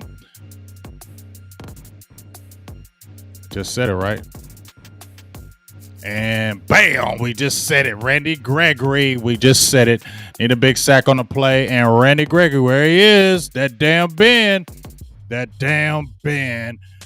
it is. That damn bend. 5 sacks on the year. We were talking about 10. I think my guy from Star Conscious, he said, can we see 10 sacks on the season for Randy Gregory? Definitely said we can see it. Let's see him right here on the left tackle. Is that Darsaw? Boom. Yep, it is. There it is. Said he can get after. Woo, Kirk Cousins got lucky on that play, but didn't I tell you about Darsaw? This is only his second game. Said he can get him, and he got him. Let's see what happens right here. 37-yard punt on the play down to the Cowboys 16-yard line. Nice. D-Law should be back in another maybe 2 weeks.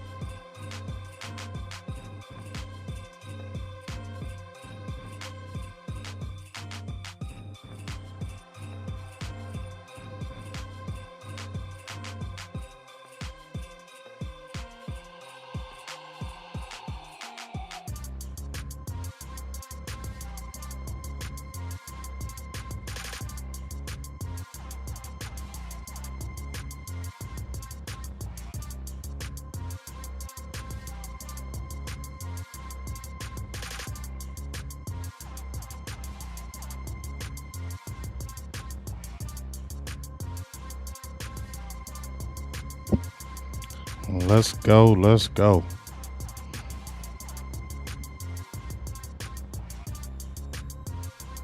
Yeah, we definitely need D-Law because, I've gone back and forth with people. I said D-Law is a very good player. He's not a great player, in my opinion. He's not a great player, but he's a very good player, but he's not a great player. But you definitely need a D-Law back because I don't feel like Golston and, Basham, even Anai, they don't bring what D-Law brings. And then when you can get him back on that left side, it's going to help Randy Gregory. I mean, he's got 5 sacks now. I think he can get even more when you get a D-Law back because, like I said, without Micah Parsons rushing on that left side, I just don't think Golston is advanced yet to do the pass rushing. Basham is just okay, and Anai, I think he has good pass rushing techniques, but he's not the most athletic guy, and I think that doesn't. I think that's what hinders him. So they definitely need D-Law back.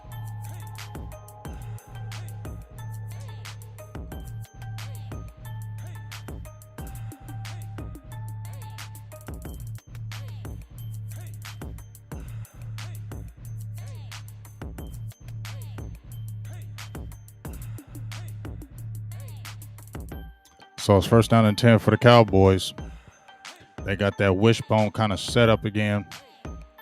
Connor McGoverns and Leo Collins. Leo Collins looking for somebody. He just looks like a big old truck out there, don't he? Leo Collins is freaking huge, man. I've seen him up close, man. He's gigantic, but man, you see him on the field, he's just huge. Can't even front, man.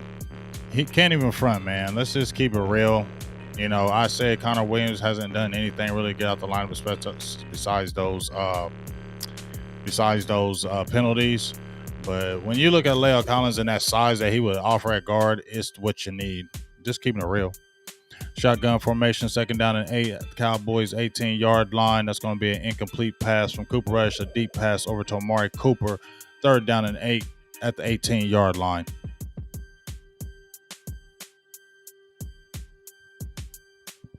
Yeah, the ball just doesn't really have the strong arm. It just kind of sails on him. I mean, it's an easy ball to catch. So if he throws it anywhere near the secondary or anything like that, it's an easy pass to catch. So we'll see. Third down and 8. See what the boys can do.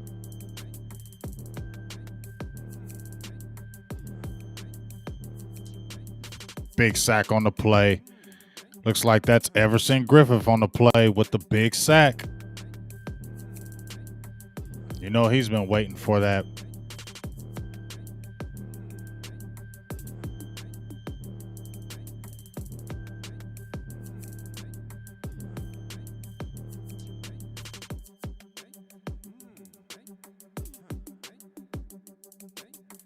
Yeah, he's been waiting for that.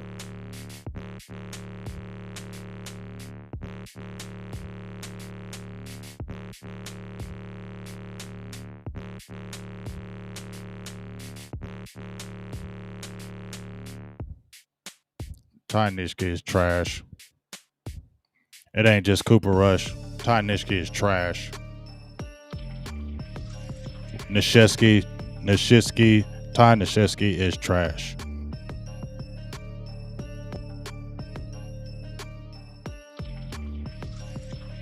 So there's the punt on the play.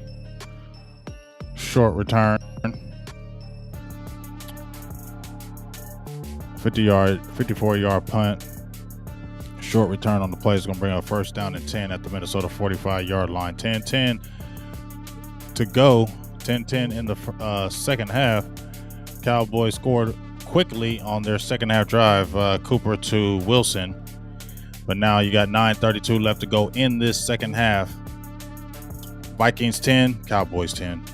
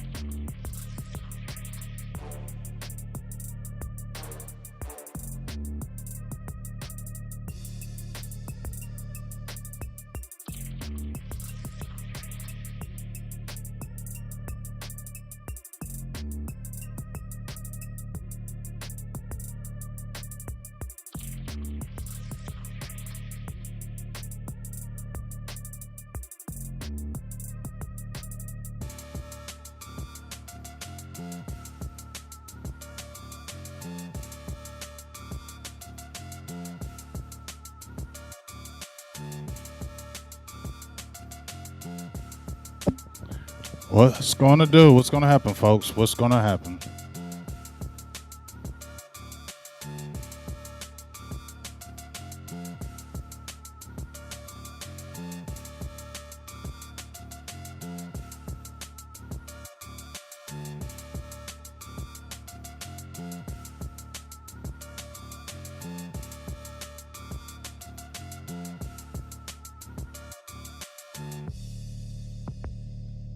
Yeah, all I'm going to say is this. Ty Nashevsky is going to get killed all night. Griffin, if he got that one set, he's going to wear him out. Did you see how he I don't know how he got to stay on this team. Josh Ball, the rookie, why did you get hurt? Because we need to see some semblance of that because Nashevsky is just not good. Like, did you see him lunge? Like, his footwork is terrible. He's not a good player, man. He's like 35, 36 years old. Like, I feel like Griffin's going to kill him the rest of the game. So I just think that's going to be a problem. So I don't know what Cooper Rush is going to do. He's going to have to throw some Hail Mary. Something's going to have to happen. But Nashevsky going to get worked the rest of this night by Griffin because he's a wily veteran, dog. He's going to kill him.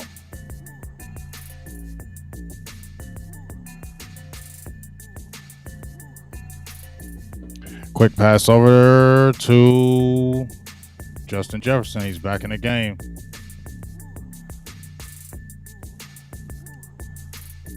Three-yard run by Dalvin Cook. It's going to bring up a second down and 7 at the Cowboys' 34-yard line.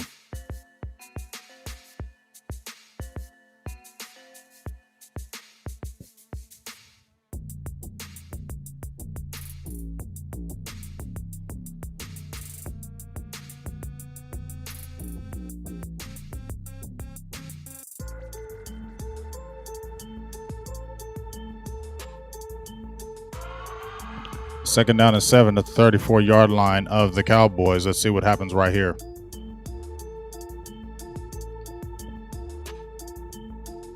Seven-yard pass play over to Herndon. It's pushed out of bounds, but not until he gets a first down. And the Vikings are driving. He is at the 27-yard line after the rollout pass to Herndon. He gets pushed out of bounds by Micah Parsons and Donovan Wilson on the play. You over there flexing Donovan Wilson, but this dude got a first down. Get your butt back on the secondary and make a play. You flexing and he got a first down. I hate when these players do that. You flexing and he got a first down, dude. Just get up and play. You make a big play like get a sack or a forced fumble. interception, then maybe, yeah, you can run to the end zone with your little goofy stuff. But if you just hit a dude out of bounds and he got the first down and you're flexing, that's annoying to me.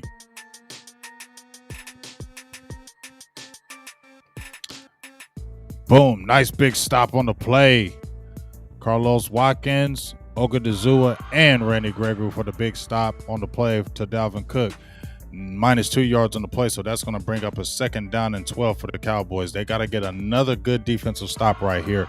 At least hold the Vikings to a field goal, if not a turnover on this play. And it looks like it's an incomplete pass as Kirk Cousins was looking for Justin Jefferson on the play. Incomplete pass, bringing up a 3rd down and 12 now at the 29-yard line of the Cowboys. Cowboys need another big stop out of here.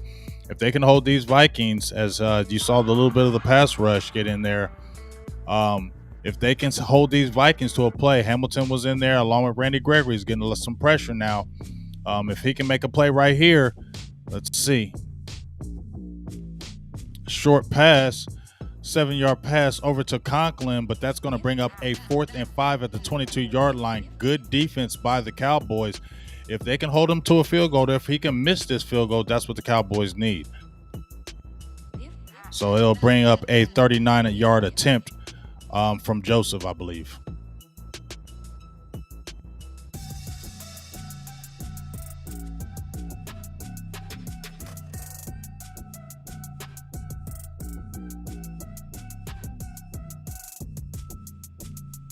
And the field goal is good. A 40-yard field goal by Joseph.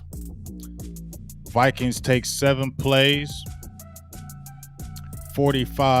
7 plays, 33 yards. They started on their own 45-yard line, took 3 minutes and 1 second off the clock. So with 6 minutes and 31 seconds to go in this 3rd quarter, the Vikings 13, Cowboys 10. Cowboys still in this game.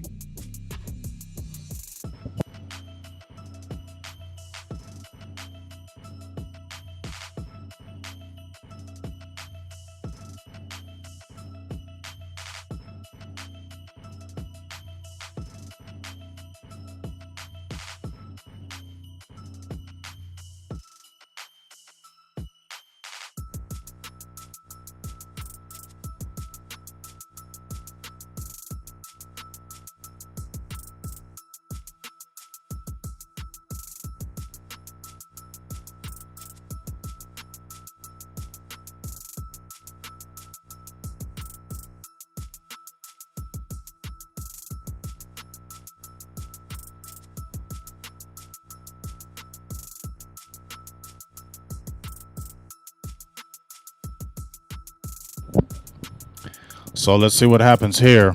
Cowboys hold the Vikings to 3 points. They've done a great job, actually. They've only scored 10 points in the first half. Got them out timely plays. Let me see how they're looking on 3rd down right now.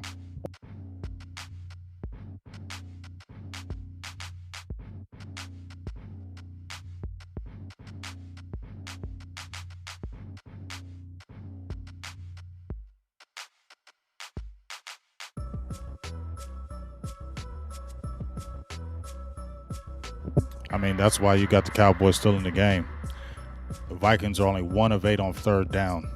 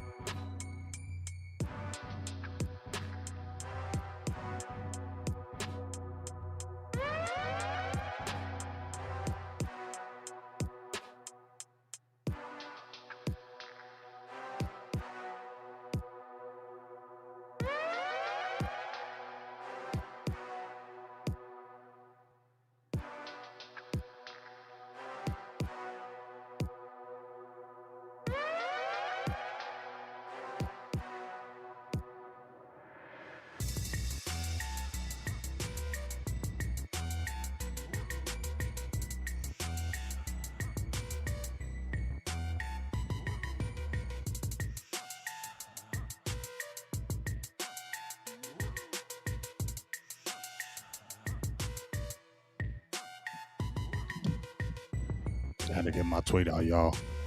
Cowboys are, like I said, the reason why the Cowboys are still in this game is because look, Tony Pollard takes it out. Oh, hold on to that ball, TP. Takes it out to about the 20 yard line. Oh, I like that. But the reason why the Cowboys are still in this game, I just checked out on third down. Cowboys were second in the league. Vikings were actually first in the league on third downs. And right now, they are currently only 1 of 8 in this game. And that's why the Cowboys are still in this game. 4-yard run by Ezekiel Elliott up the middle.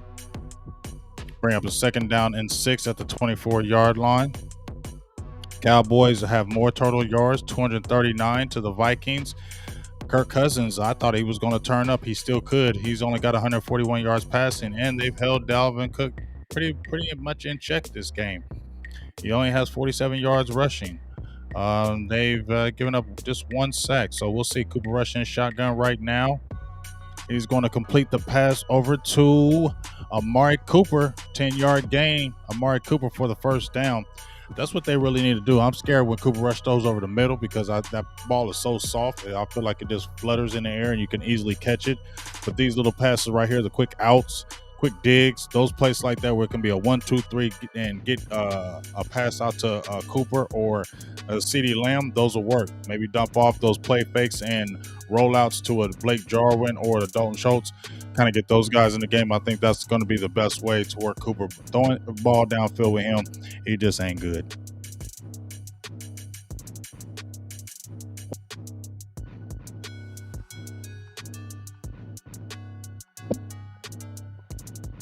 See what I'm saying, dog? I don't know what he's doing, bro. Like, this is like the third time he's done that. What? That weirdo?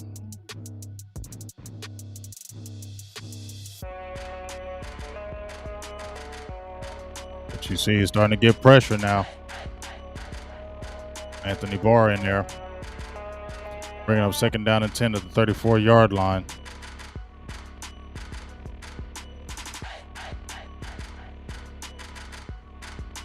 I told you Todd Nashevsky gonna get killed, dog. He cannot deal with Everson Griffith, man.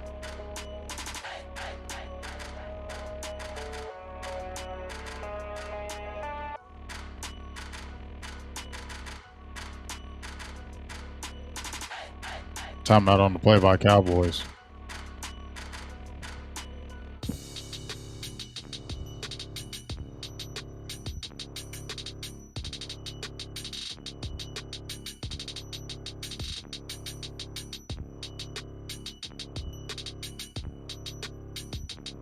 I agree, Texas T. You're gonna have to flip him. Put Terrence Steele at left tackle and Collins at right tackle because Terrence Steele is the swing, so he needs to go to the left, and you need to put Collins at the right. That's what needs to happen here. Because Ty Nashevsky does not need to play anymore in this damn game. He's trash.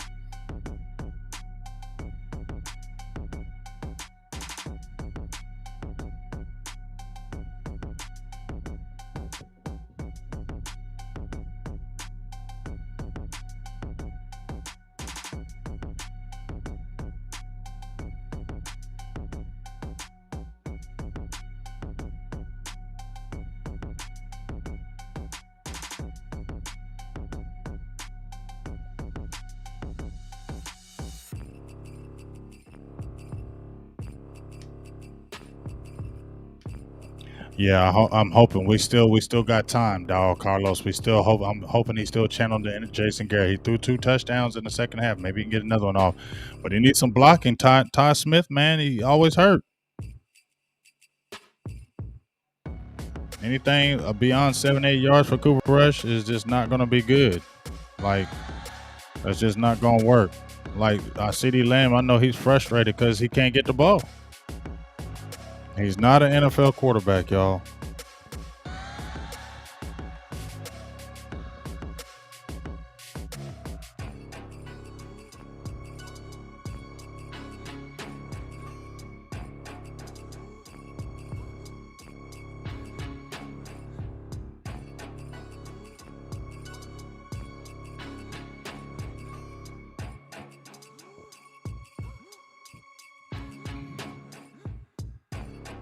And you know it's so funny. Remember, I was saying that, I said Tyron Smith, he good to be hurt every single year, and he took off the neck brace this year, and I said, okay, maybe he has turned the corner. And as soon as I made that tweet, he went into he got checked by the doctor the next day.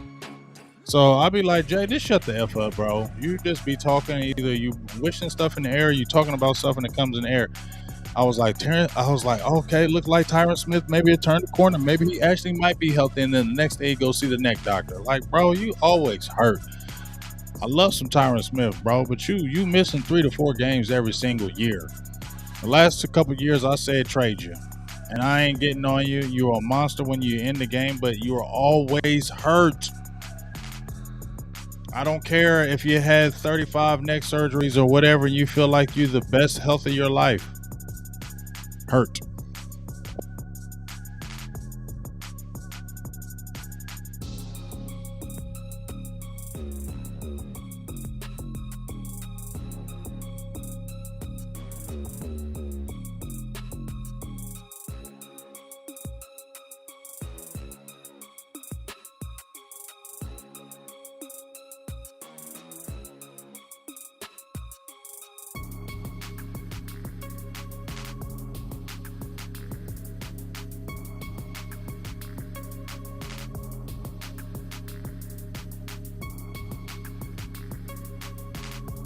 I ain't hating on you, Todd Smith, but I remember when you said, I'm in the best shape of my life. You said that the last 3 years, and guess what? You hurt again.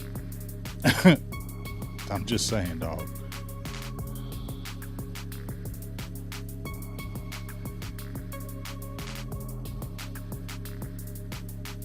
I know, right? KNT, why can't we get a Geno Smith, or why couldn't we keep a Mike White instead of a Cooper Rush?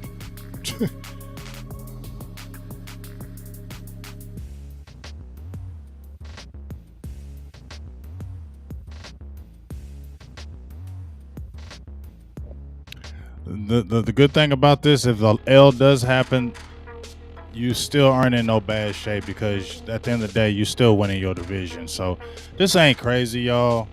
This ain't crazy, but I like how the team is still competing. It's only 13-10. They're still in it, even with some sorry Cooper Rush at your quarterback, even when Ty Nashevsky, who's no good. You still have missing parts in this game, and you're still competing with them on the road. That's what I'm going to look at. I'm going to look at, if you do lose this game, that your defense played well. You kept them. If you still continue to play well, they only have like 250 yards total.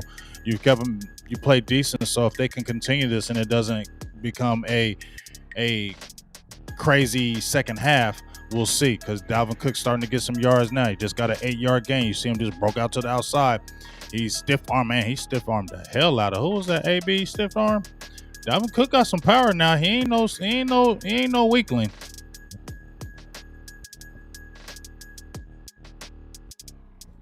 Yeah, I'll take Geno Smith over Cooper Rush any day. Cooper Rush is not an NFL quarterback. If he wasn't with Dallas, he wouldn't be on the team.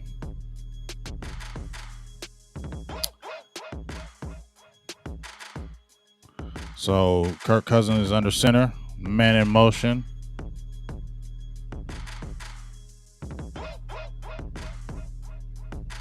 Quick dump off. Ooh, good play. Great play by Michael Parsons. Michael Parsons been everywhere today, y'all. 3rd down and 6 on the play. And there's an incomplete pass to Kirk Cousins to Dalvin Cook, and they get him off. The Dallas defense has kept this team in the game. But Michael Parsons has played like an animal today.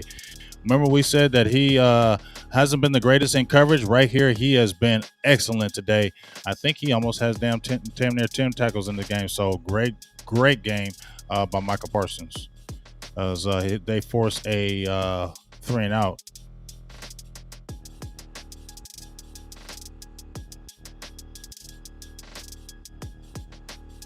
Great defense. Great defense. Great defense.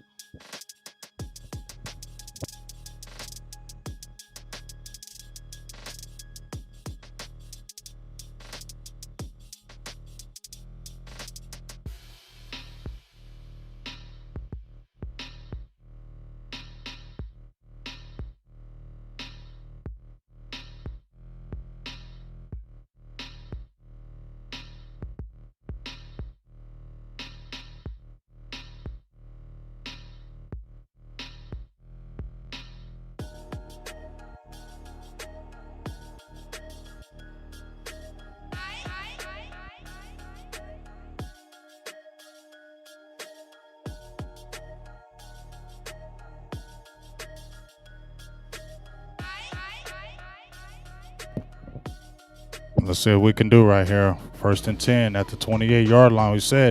I said Cowboys will make one more play to win this game. I don't know. I'm gonna keep on screaming, enter Jason Garrett. I'm gonna just keep screaming it. Maybe it just happens. I screamed it earlier, and then we got a touchdown, so I'm gonna scream it again. Enter Jason Garrett. And your enter Jason Garrett right now, and throw another touchdown. Cooper Rush.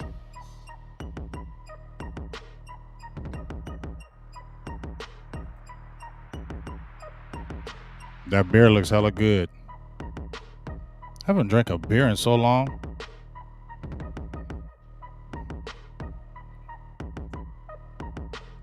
Let's see here. 1st down.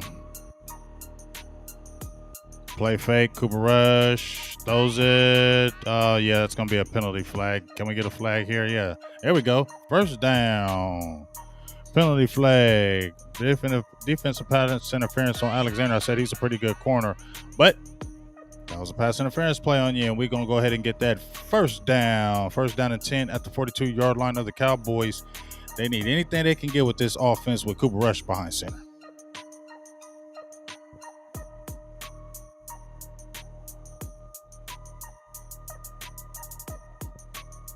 Oh, yeah, he was on his back the whole time.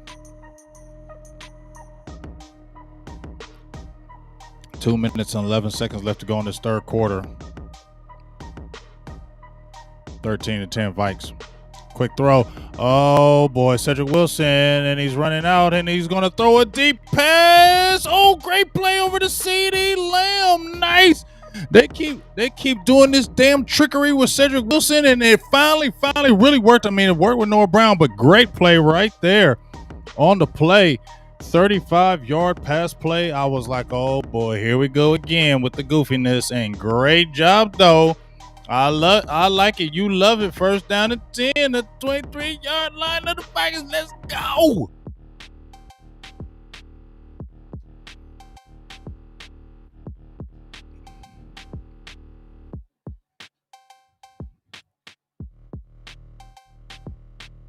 Okay, 1-yard run on the play by TP. It's going to bring up a 2nd down and 9 at the Minnesota 22. Love to get a touchdown right here. Remember, I said enter Jason Garrett. I'm going to get your enter Jason Garrett. Can you throw another touchdown in this half? Can you throw another touchdown in this half, Redhead? Can you throw another touchdown in this half, Redhead? Let's go.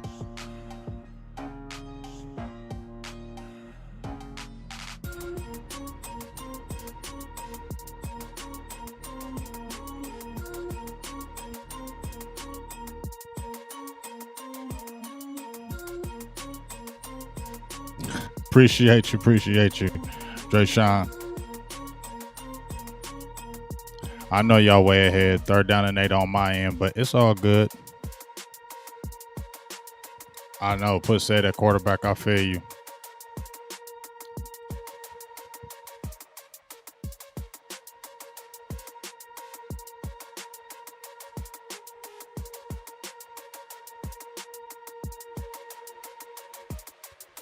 Another incomplete pass from Cooper to Cooper. He is always like just going off his back foot, man. It's just like he throws off his back foot. You already don't got an arm and you're throwing off your back foot. That's never going to work. That's why those passes flutter. So hopefully Greg the leg or whatever your name is, and they're probably going to give. He still caught that. Is he going to make this? Yes, there we go. So we got the game tied. Greg the leg, he's still suspect in my opinion. You missed one, so we really should be winning this game if you wouldn't have missed the other one. But with 4 seconds left to go in this 3rd quarter, Cowboys, after the great defensive plays by Micah Parsons, come back on the offensive end. 5 plays, 37 yards on that drive. Took over a little over 2 minutes. Now it is tied 13-13 going into this 4th quarter. So regardless of how this ends, you got to give the Cowboys props for still banging with these boys. The Vikings, I know they're 3-3, but they're still a formidable team. They got talent on both sides of the ball. We know Cooper Rush is not an NFL quarterback. And considering what has been going on, the defense has played very, very well. and they're still in this game and still have a chance to win. And I said they make one more play than the Vikings to win this. I don't know if it happens, but we'll see.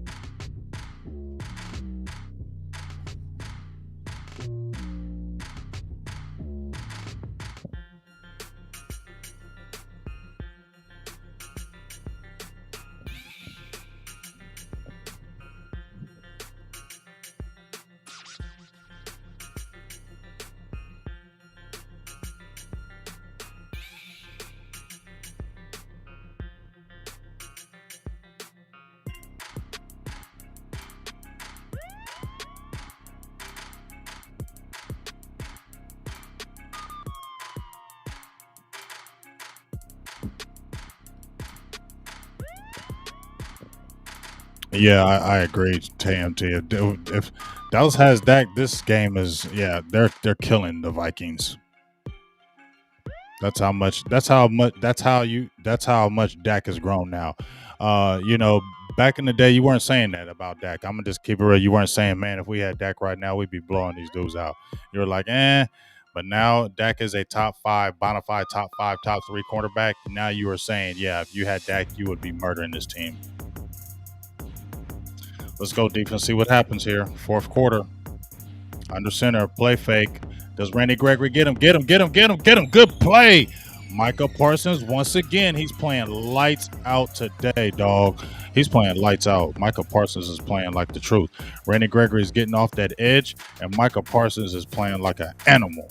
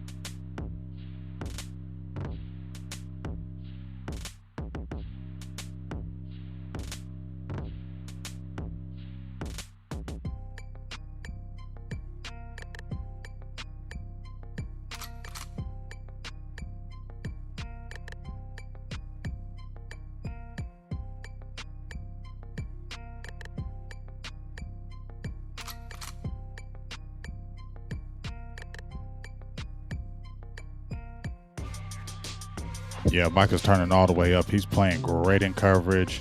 Um, I wanted to see him attack the quarterback more, but he's playing great at linebacker today. Defense has played lights out as a whole. Like I said, let me give you some quick stats right now. Cooper Rush 14 to 25 for 196 yards and one touchdown and one interception. Ezekiel at 14 carries for 47 yards. CD Lamb is the leading pass catcher with four catches for 80 yards. Micah Parsons is the leading tackler with 10 tackles and 4 tackles for loss. Kirk Cousins is only 15 to 23 for 142 yards. Dallas has kept him in check. Dalvin Cook has started to turn up a little bit. 13 carries for 55 yards. And leading tackler right now is Kendricks and Danielle Hunter. So we'll see. Michael Parsons playing lights out today. Let's see what happens here. First down and 10 at the Vikings 25-yard line. Start of the fourth quarter. Quick 4-yard pass over to Adam Thielen. He gets 4 yards on the play. It's going to bring up third down and 8.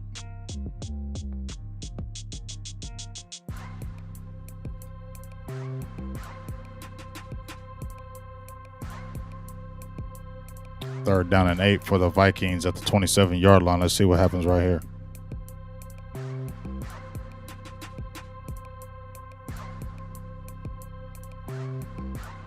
Appreciate you, Rico Jones. Appreciate you. Finally, Jay Lou probably made some plays up here because he's been getting torched. He's been kind of the quiet, forgotten guy up in here.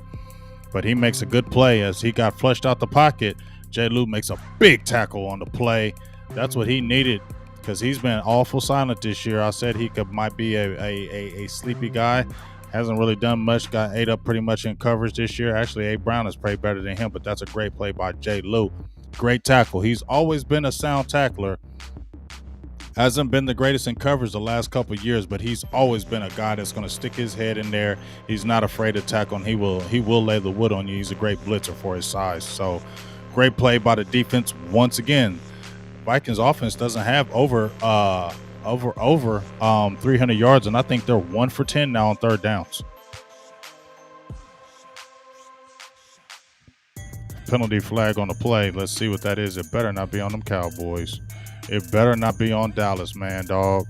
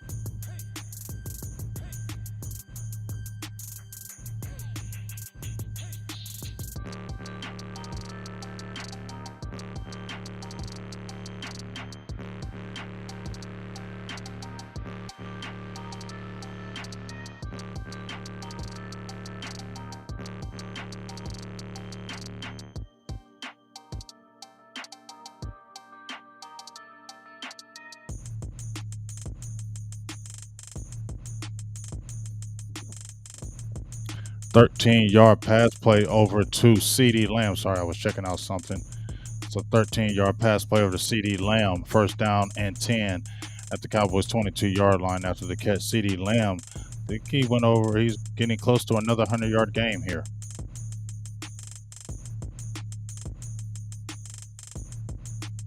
Has 5 catches currently for 93 yards. CeeDee Lamb almost with another 100-yard game. Sneaky, quiet 100-yard game. As Cooper Rush is under center.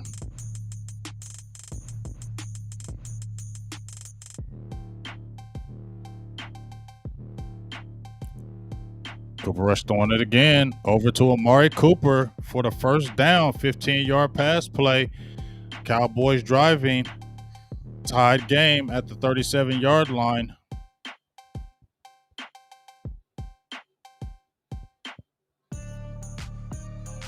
That was a pretty good throw right there. Cooper Rush tries to throw a little short pass over to Ezekiel Elliott. That falls short. That's going to be a second down and 10 now at the 37-yard line of the Cowboys.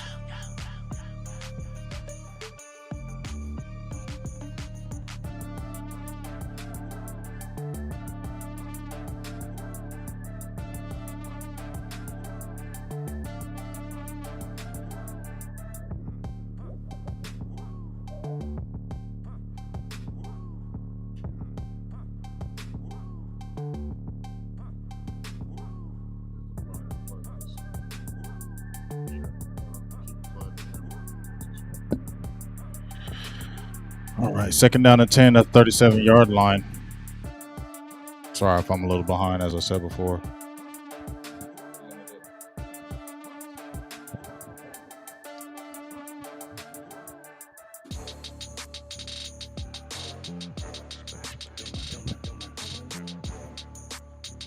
Told you, man, he's trash.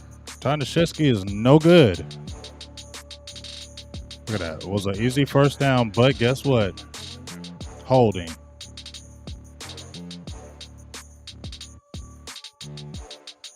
So let's bring up second down and 20 after the great pass play and then holding by garbage Tanashevsky. He's just not good. Yes, you're trash.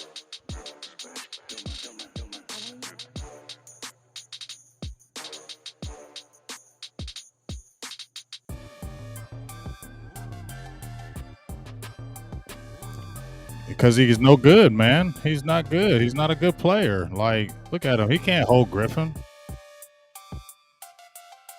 It's just terrible.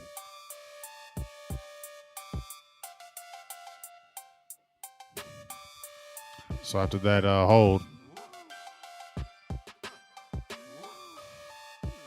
play fake, drop off. Oh my goodness. Did he catch it? Was that Dalton Schultz? Oh my God, I thought that was going to be a bad pass. There's another penalty.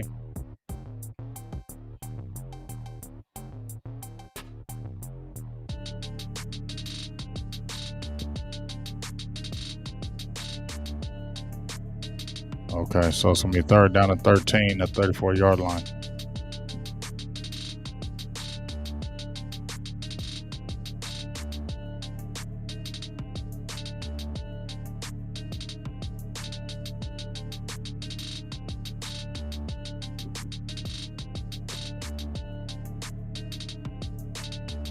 All right. So we got Cooper in shotgun, and he gets a first down pass to the game changer, CeeDee Lamb, with another 100-yard game. He just had a 100-yard game last game, and he's on his way. He has 100 yards now, 6 catches, 4. How many yards does he have?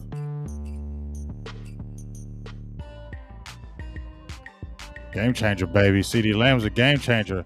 Now, I try to tell y'all who the game changer was. I said Amari Cooper is your silent assassin, but your game changer is CeeDee Lamb, y'all.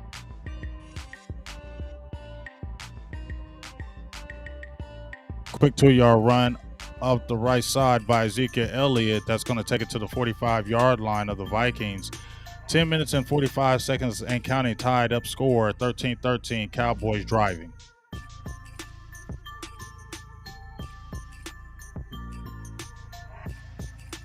Cooper Rush is thrown for 231 yards this game.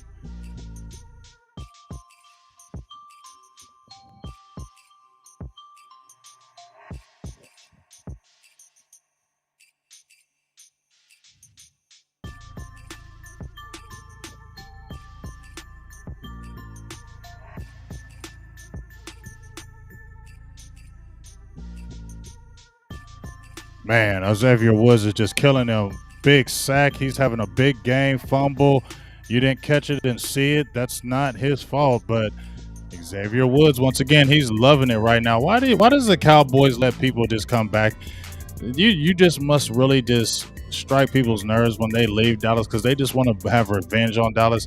How does he not get blocked? Xavier Woods, of all people, he has a freaking interception, a sack, and a forced fumble. You of all people, you're gonna let have a great game. It's gonna be him. Of all people,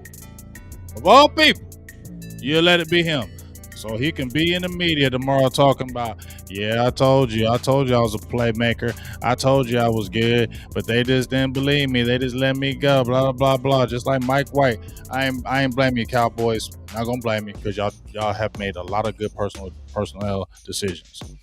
So I'm not yelling at y'all right now because I'm frustrated, but I'm yelling right now because you have made some good decisions. But man, dog, I don't care. Xavier Woods, I don't care about him being back. I didn't need him back, but you don't want him to come back and have a career game against you.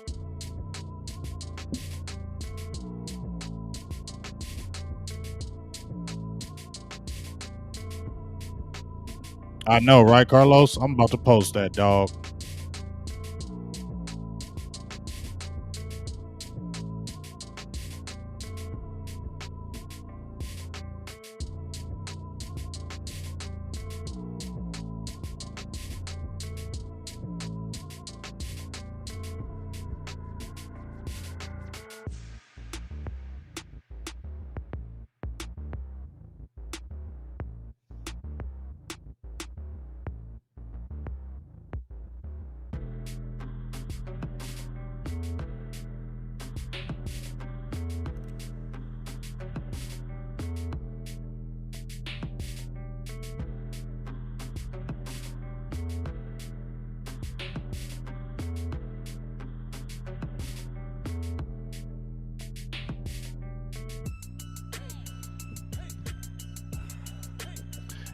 Okay, I like it too. You like that music? We'll keep it going then. Appreciate you. I like it too. Keeps a good vibe in here. Ain't too crazy, ain't too wild. But hey, Carlos, I had to post that. I didn't mean to take your phrase. I didn't mean to take it. I was thinking the same thing exactly when you said it. So I had to post it. So if it goes, people loving it, I'm gonna sit there and say you said it too. But that's just crazy. Look at the play fake right here. Is that yeah, Kubrick's got to see that, but is that man, I don't know. Is that TP? Did he miss that? Something.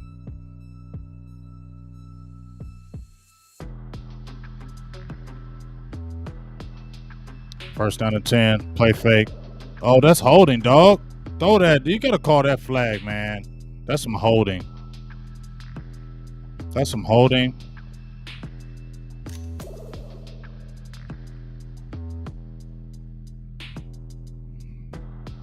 Intentional grounding.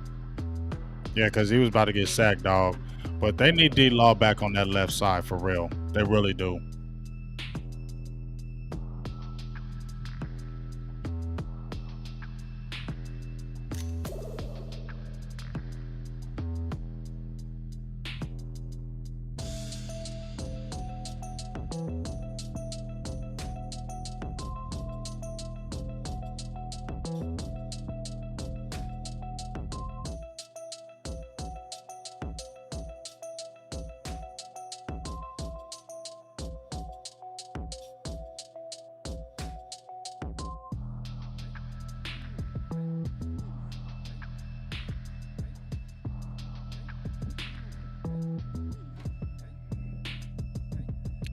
Pass incomplete.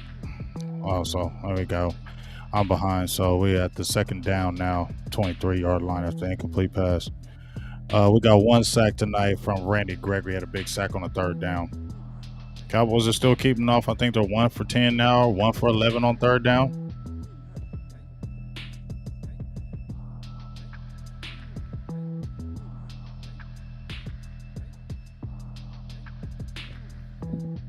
We got to give the boys credit. Dallas looks legit, even with Cooper Rush not playing good. Dallas looks legit. That defense played good. Oh, good hit right there. Pass incomplete. He should have held on to that, but that's a good hit by KZ on that play. But Justin Jefferson's got to catch that because that was a good pass. But great hit by DeMonte KZ. Another penalty flag. Like I said, I'm behind.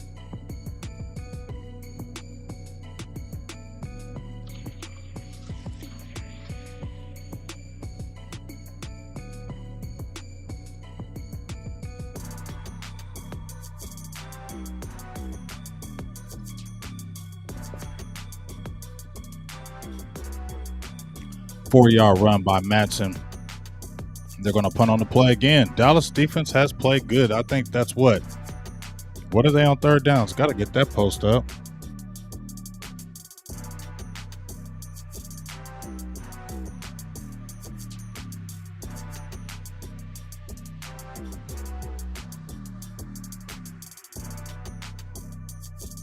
Dallas is 50% on third down. Vikings are 1 of 11. Cowboys are 1 of 11, man. That's second in the league. I've been bringing this up on third down. That's one of the reasons why you're a winner. That's why you bring up those stats, right? That's why you talk about those stats, and that's why I've been talking about how Dallas, even though they weren't a top defense, they're an opportunistic defense, and they're getting people off on third down. When you get teams off on third down, boo thing, you win games. It'll keep you in the game.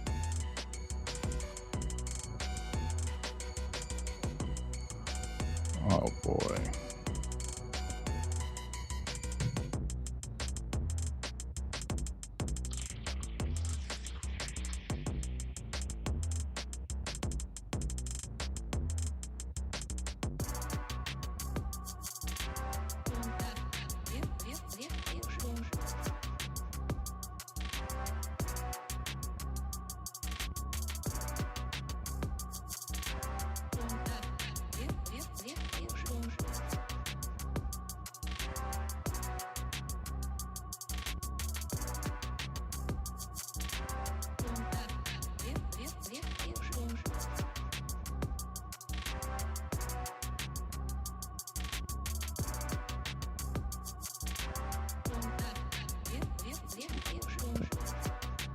Defense playing lights out, man.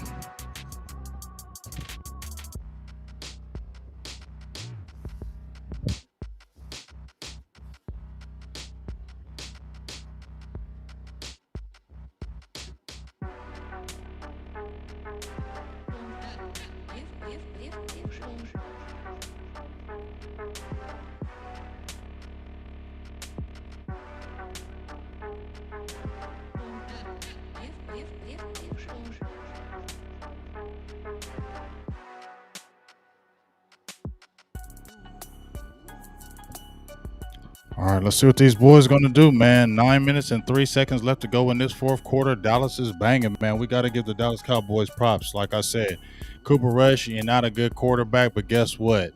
Dallas is banged. They have held the Vikings. The reason why they're in this game is because they've held the Vikings to 1 of 11 on third downs. Also, let's get in here. This is what keeps you in the game. These little things like this. 1 of 11 on third downs. They've had 6 punts. Time of possession. Dallas is winning 29-21 in time of possession. First downs, they've only have 12. Cowboys is winning on first downs. Even with Cooper Rush, Cowboys have more total yards, 343 total yards to only 220 by the Vikings. That's why they are in this game. Vikings only have a total of 220 yards. That's damn good by this defense.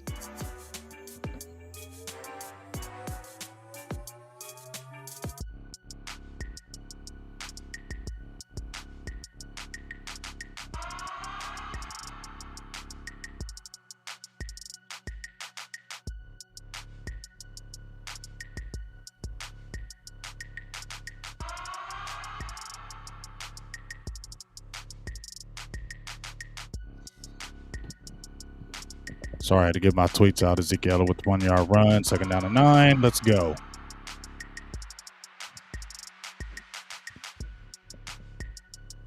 Shout out to you, Adventures of Girl Dad. Really glad you're a member of the team, too. Incomplete pass, Cooper Rush to Amari Cooper. That's going to bring up third down and 9 at the Cowboys 33. Cowboys got to get some string a drive together. I mean, you can only hope and pray with Cooper Rush at the helm, but hopefully we can get a first down out of this.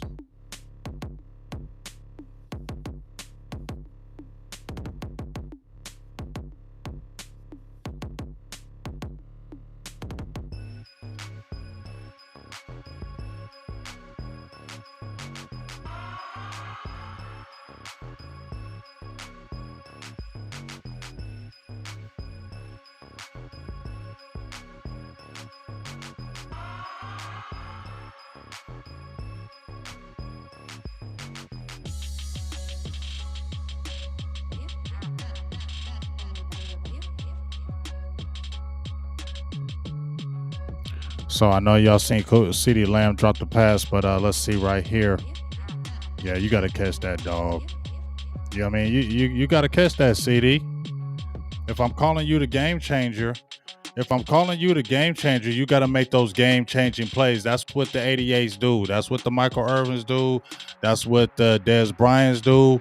When the game is on the line and it's in your hands, dude, no, you got to make them plays. You're not a game changer. I can't call you game changer when you catch 6 catches for over 100 yards, but when the game needs it the most, Amari Cooper doesn't drop that. You know? Amari Cooper doesn't drop that. I'll just keep it real.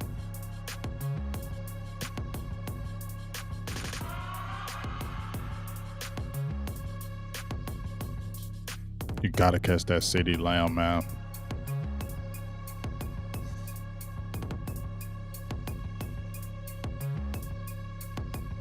That could be the play of the game. Because if he doesn't catch that and now the Vikings go down and score and then they win, everybody's going to point to that drop because that was a first down.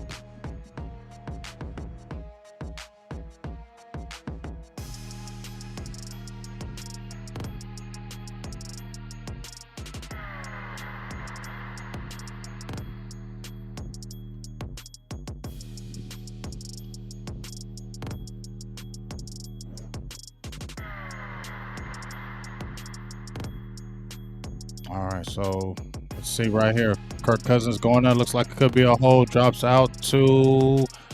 Oh, don't grab the face mask. Looks like that's a tackle by Michael Parsons out of bounds. Don't grab that face mask, Michael Parsons. First down by the Vikings.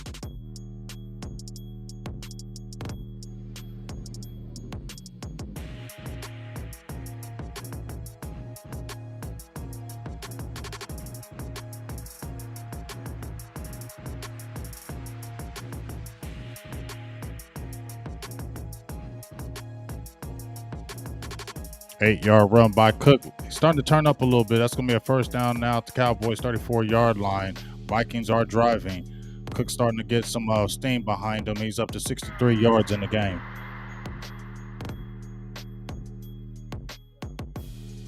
Yeah, CD, that could be the end. That could have won the game right there, or that could have lost the game right there. That could have lost the game because you don't have any confidence in Cooper Rush to bringing you back. If the Vikings score right here, you don't have any confidence in the Cooper Rush can bring you back. So any in the error of margin, the margin of error is very slim in the NFL, and you can't do that, CD. That's a big drop. That's like 4 drops on the year. You can't do that, man. Dalvin Cook, look, he's starting to get a little bit of steam. Y'all pushed him farther, man. Another nice run on the play. 8-yard run. Going to bring up a second down and short. Vikings driving. Yeah, I agree. There's a penalty on the play. But yeah, the Vikings score a touchdown. This game is over, in my opinion, as well. I don't see the Cowboys being able to come back with Cooper Rush down the field. If the Cowboys hold them to a field goal, the Cowboys still can pull this out. But if the Vikings score a touchdown, I believe this game is over.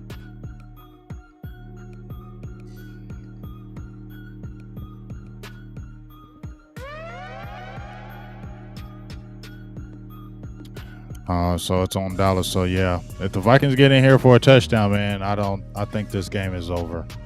If Dallas can hold them to a field goal, Dallas can still pull this out. Don't know how, but they can. But regardless, I love the way they fought, and I have no qualms on how it does.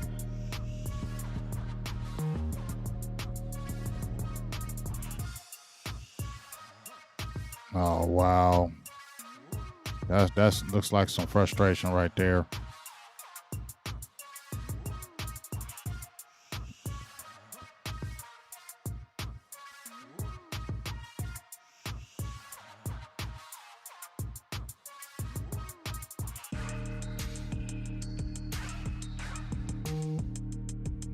One-yard run by Madison the middle, so that's going to be a second down and 9 at the 12-yard line of the Cowboys. Short run on the play.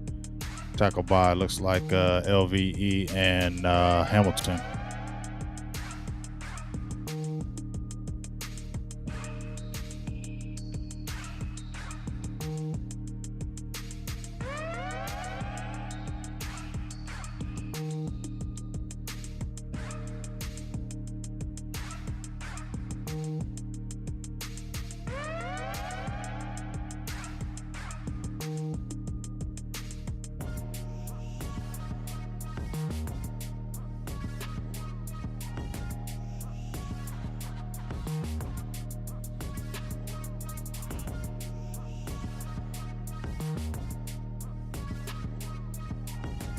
I mean, at this point, you know they're going to do it, Randy. You got to be smart. He's letting his emotions get the best of him right now. You've been playing good all game, Randy.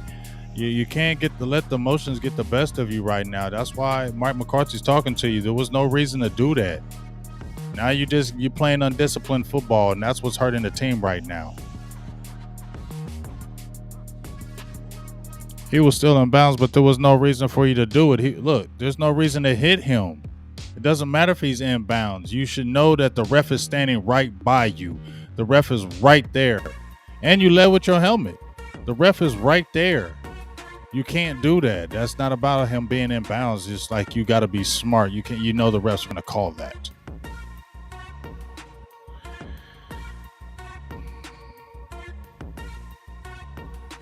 Dalvin Cook takes a quick, and he stopped on the play. Randy Gregory comes right back.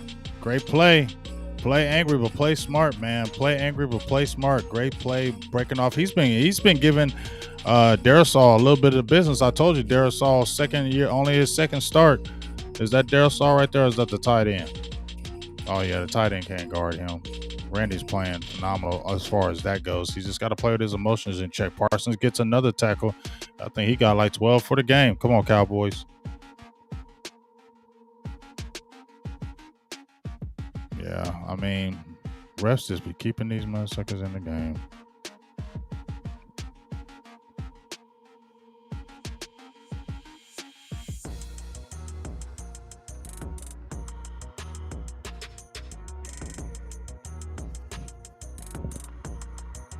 Curse with the good play.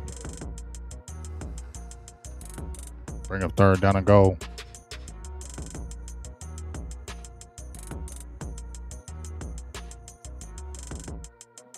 Great defense by Curse on that play. Great defense by the defense, period. Defense holds. Vikings get stopped. 6-yard pass play, but not a touchdown. And like we said, Cowboys still in the game. Cowboys can still pull this game out, boo. It's my boo thing's birthday, Halloween. She's a good luck charm. It's only 16-13. Cowboys, can we get a touchdown? Because you get a touchdown, then they're up 4. They got to score a touchdown to win. So Cowboys, Cooper Rush, here could be your inner Jason Garrett. I'm going to call it again. Cooper Rush calling your inner Jason Garrett. Cooper Rush calling your inner Jason Garrett. Cooper Rush calling your inner Jason Garrett right now, please.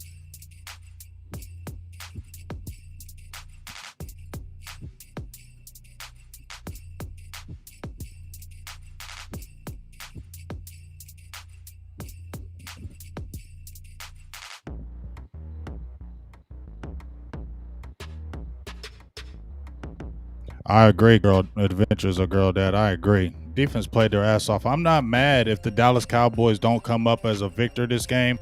I'm not mad because you're 5-2. You didn't have your quarterback. You didn't play the best on offense. You still moved the ball at will.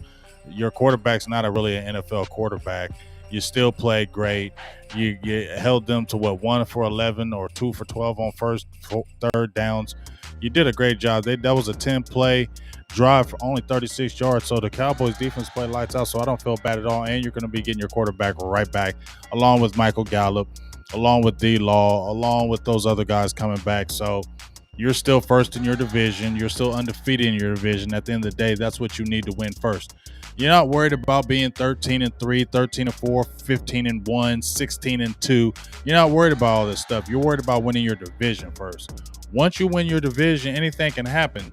So whether you're a top seed or a bottom seed, if you're in the playoffs, anything can happen. So that's the main thing to do. Get in the playoffs. Then anything can happen. But the main thing is always is to win your division. So I ain't worried about having no 13-4 record and all this and all that. I want to win this damn division. And once you get in them playoffs and after winning that division, anything can happen. So I don't feel bad at all right now.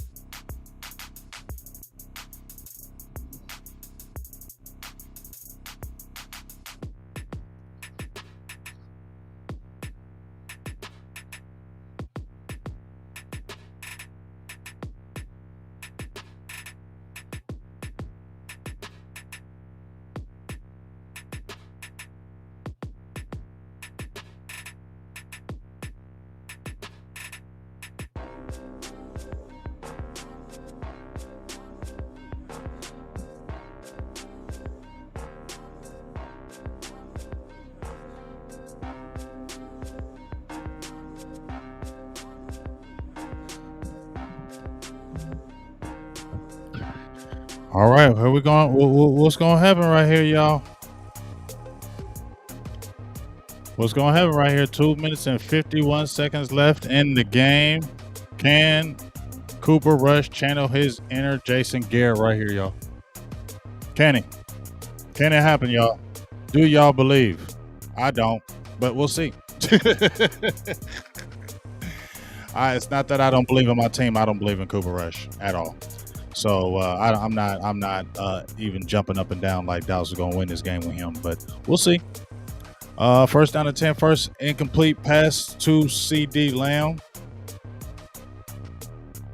Yeah, it's not a great play. Second down and 10. Let's see what happens here.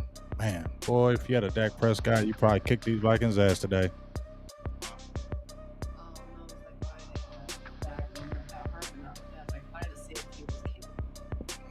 Yeah, man, you're gonna see because Dak Prescott probably was out there like, I want to try to play. That was probably Dak saying, I want to try to warm up.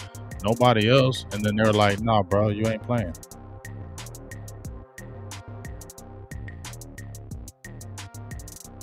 Cooper Rush going deep, and he gets he caught it. He caught it. Did he catch it?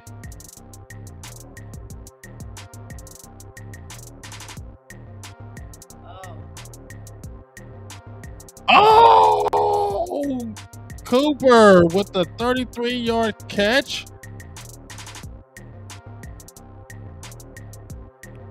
Let's freaking go. Channel it, Cooper. Channel it, Cooper. Go rush again. Oh, he hits Amari again. Go with it. Go, Amari. Gets it out of bounds. Channel it, Coop.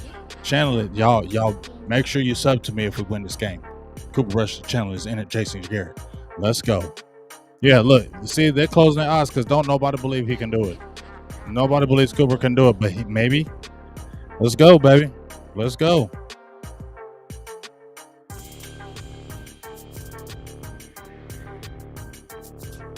I don't want a field goal. I want a touchdown. Incomplete pass. Cooper over to Dalton Schultz. That's incomplete. Bring up a second down and 10 at 24-yard line. Let's score a touchdown, please. I don't want a field goal. I don't want to play go into overtime with these dudes.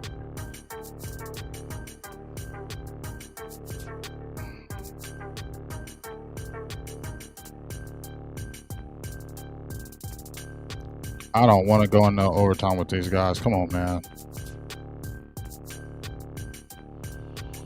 And that's a 2-minute warning. Cowboys are driving. Second down and 10 at the 24-yard line. Can the Cowboys pull this out, man? Please. Let's come on, man. If Cooper catches that pass, isn't it meant for us to win? You don't catch a pass like that any other time, do you?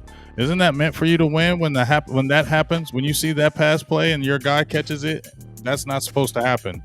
So shouldn't we win because that's not supposed to happen? Let's freaking go.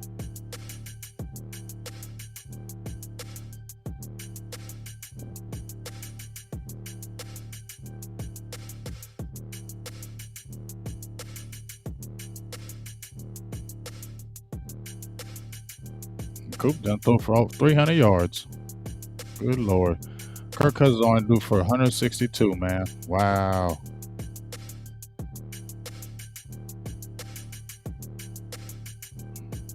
Amari's got 117. CeeDee Lamb has 112.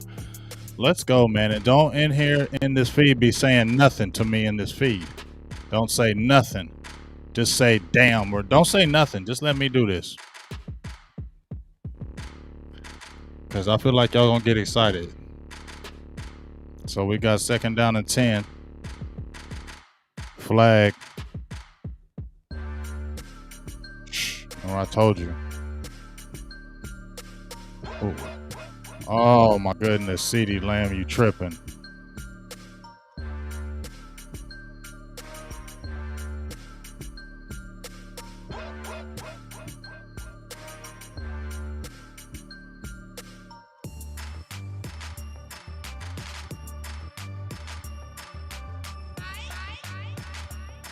Yes, it's on the defense.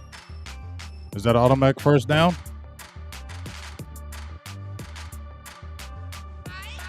Is that an automatic 5-yard penalty? Illegal use to hand? Yes, automatic first down. Let's go, man.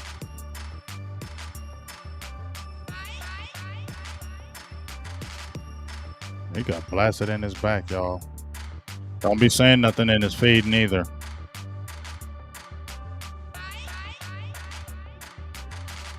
First down and 10 at the 19-yard line of the Vikings. Oh, yeah. They go hands to the face. Very excited and nervous. I feel you, Todd. Cooper Rush. There it is. Good catch. Hold on to that damn ball. Hold on to that ball because they're trying to strip it. 7-yard pass play over to Noah Brown. Second down and 3 at the Minnesota 12-yard line. Let's freaking go, man. 1:53 and counting. Cowboys have 2 timeouts left. Vikings have all 3 of theirs. And it's coming down to the wire. Don't y'all say nothing in this damn feed. Don't you do it. Don't you do it. See? See, Carlos, be quiet.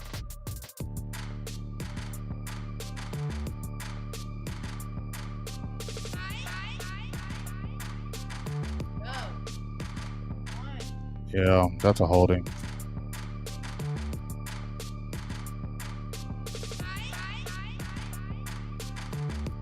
Connor Williams with this league-leading 10th penalty. Will that get him out the lineup? Will they say, well, Connor Williams, you got too many holds. We're going to put Lael in there now? Who knows? I don't know. I'm just saying they may use anything, but that's 10 penalties on Connor Williams.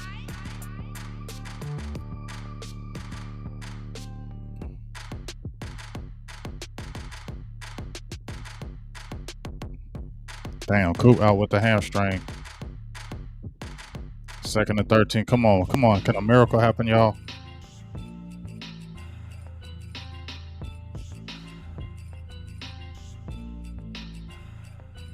Yes, be quiet. Cooper Rush in the shotgun. Throws a quick short pass. Gets no yards. Loses 3 on the play. 3rd and 16. Now, I know we can have the field goal and this can go into overtime, but I do not want this to go into overtime. I want us to score a touchdown, please.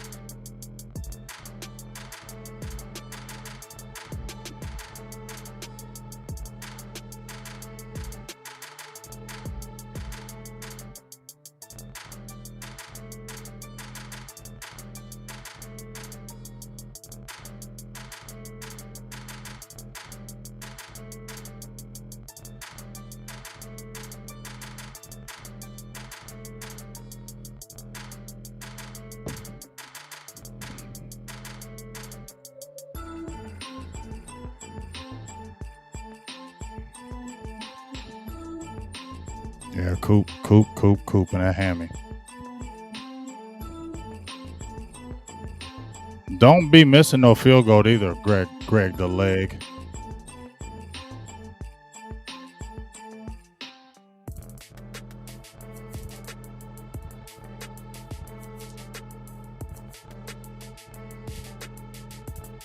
Because I don't want him getting any further than he needs to be. What was that, too many men on the field? That's only 5 yards, though, isn't it?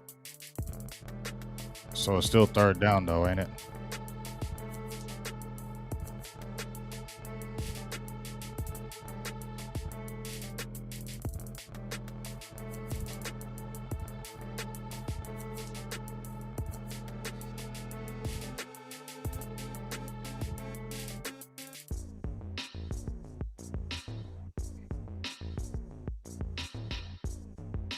I like everybody's being quiet. I know what happened. So he got a shotgun.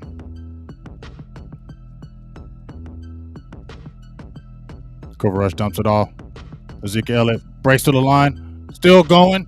Here he go. Feed him. Feed him. Feed him. Feed. Feed. First down. And goal. 1:04 left to go in this game. Can the Cowboys punch it in and win this daggone game, man? That was huge. Look at him. Watch him fight for it. Look at him, babe. He fought for it. Look at him. Stay. Hold on to that ball, man. We got to get a touchdown here, folks. I said this. This is. I'm not saying this is the Cowboys' year, but remember what we talked about in the beginning of the game. If the Cowboys win this game with Dak out and all this stuff, yeah, okay. Just saying. Come on, let's get this daggone. Let's get this freaking touchdown, man. Let's go. Vikings have only one timeout too, so we're running their clock out. Cause come on, man, get in the end zone, man.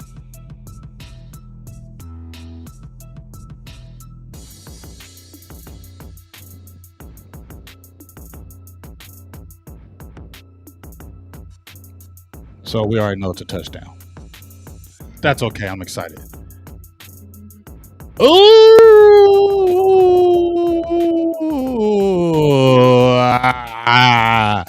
And touchdown. Sorry, babe. Touchdown, Cooper. Now, what did I say? His inner Jason Garrett, right? His inner Jason Garrett, y'all. Jason Garrett threw 2 touchdowns in the second half to win that game in Thanksgiving. Cooper Rush threw 2 touchdowns in the second half. Look at that. Toe drag swag. Look at that, babe.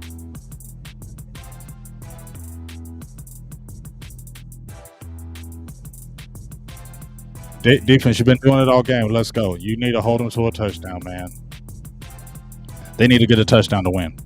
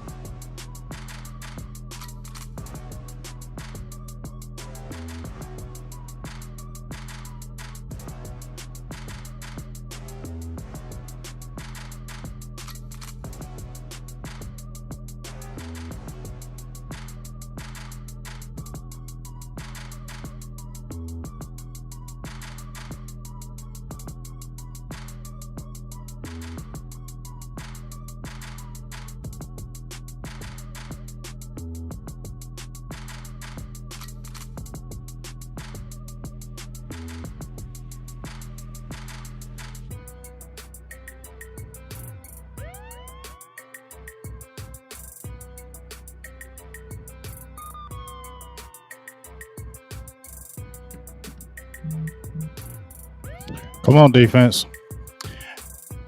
Come on, defense. Hey, y'all. Go ahead and sub to this channel if we win. Go ahead, sub. 51 seconds, man. They only got one timeout, y'all. We got to hold him. Oh, they got no timeouts, y'all. They got no timeouts. Come on, defense. You've been holding them all game. You've been holding them all game, defense. Come on, baby.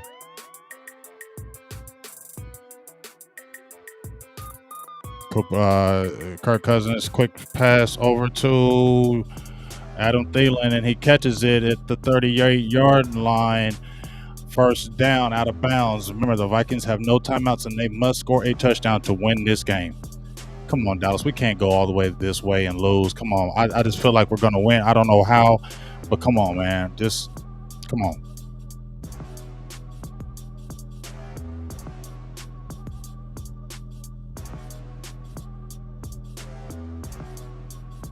46 seconds left to go in this game. Kirk Cousins in the shotgun. He goes back. Looks like there's a pass rush. Almost gets sacked, and he throws a quick dump off, and it's an incomplete pass to Conklin. Good pass rush on there. I think Randy Gregory got in there. He's playing a hell of a game in this game.